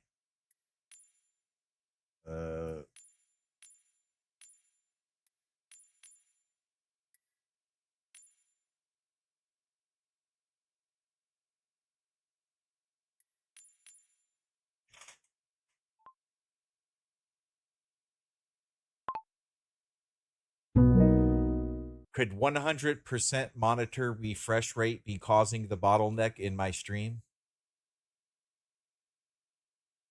Yeah, so looking at your settings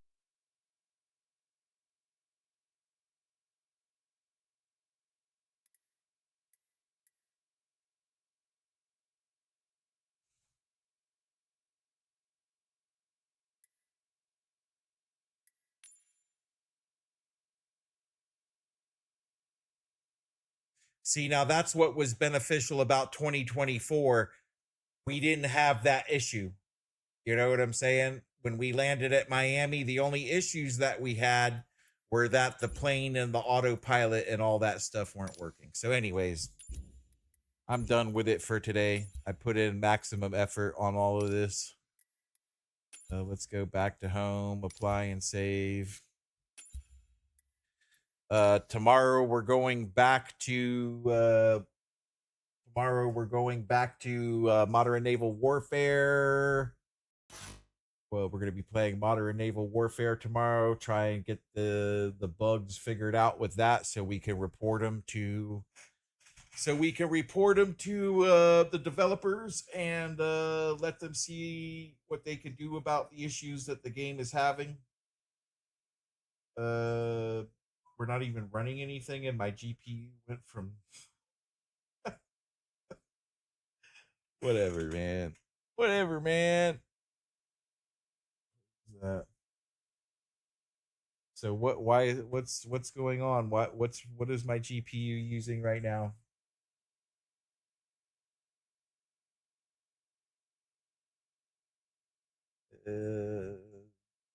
There's nothing running. Why is I'm guessing Microsoft Flight Simulator didn't quit the way it was supposed to. Let's check that out. Because I'm not even running anything right now, and it's telling me that my GPU is at 70% for doing. All right, let's end that. Performance.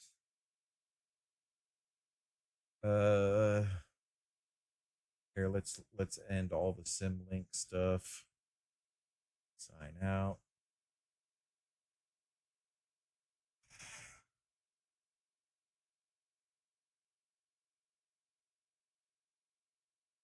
Quit. Thank you. There we go. Now my GPU is starting to go down. So even like it's like the game is still having like, even though I've shut the game off, it's still using GPU resources for some reason. It's slowly starting to go down now. But I'm not even using anything right now that's requiring GPU, so. But anyways, yep, tomorrow we'll be back at Modern Naval Warfare and we'll be learning more. I did learn something by watching the Q&A yesterday. I wasn't able to find the ship's signature because I was using the wrong band. So we got to use broadband for daemon analysis and figuring out the ship's signature. So there's that. We'll be back on Modern Naval. We'll be back on Modern Naval Warfare. I think I did a pretty good job personally. Like we got a few good flights in.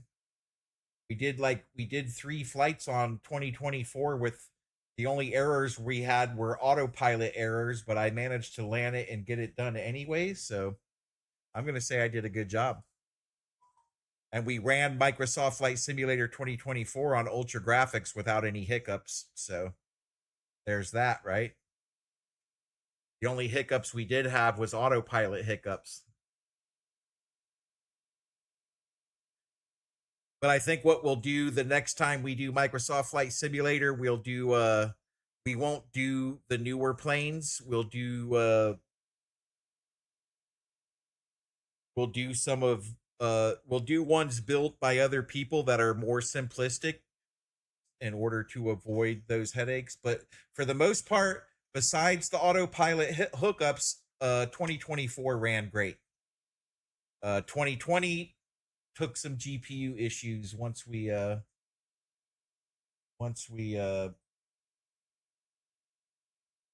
got into Miami. So there's that.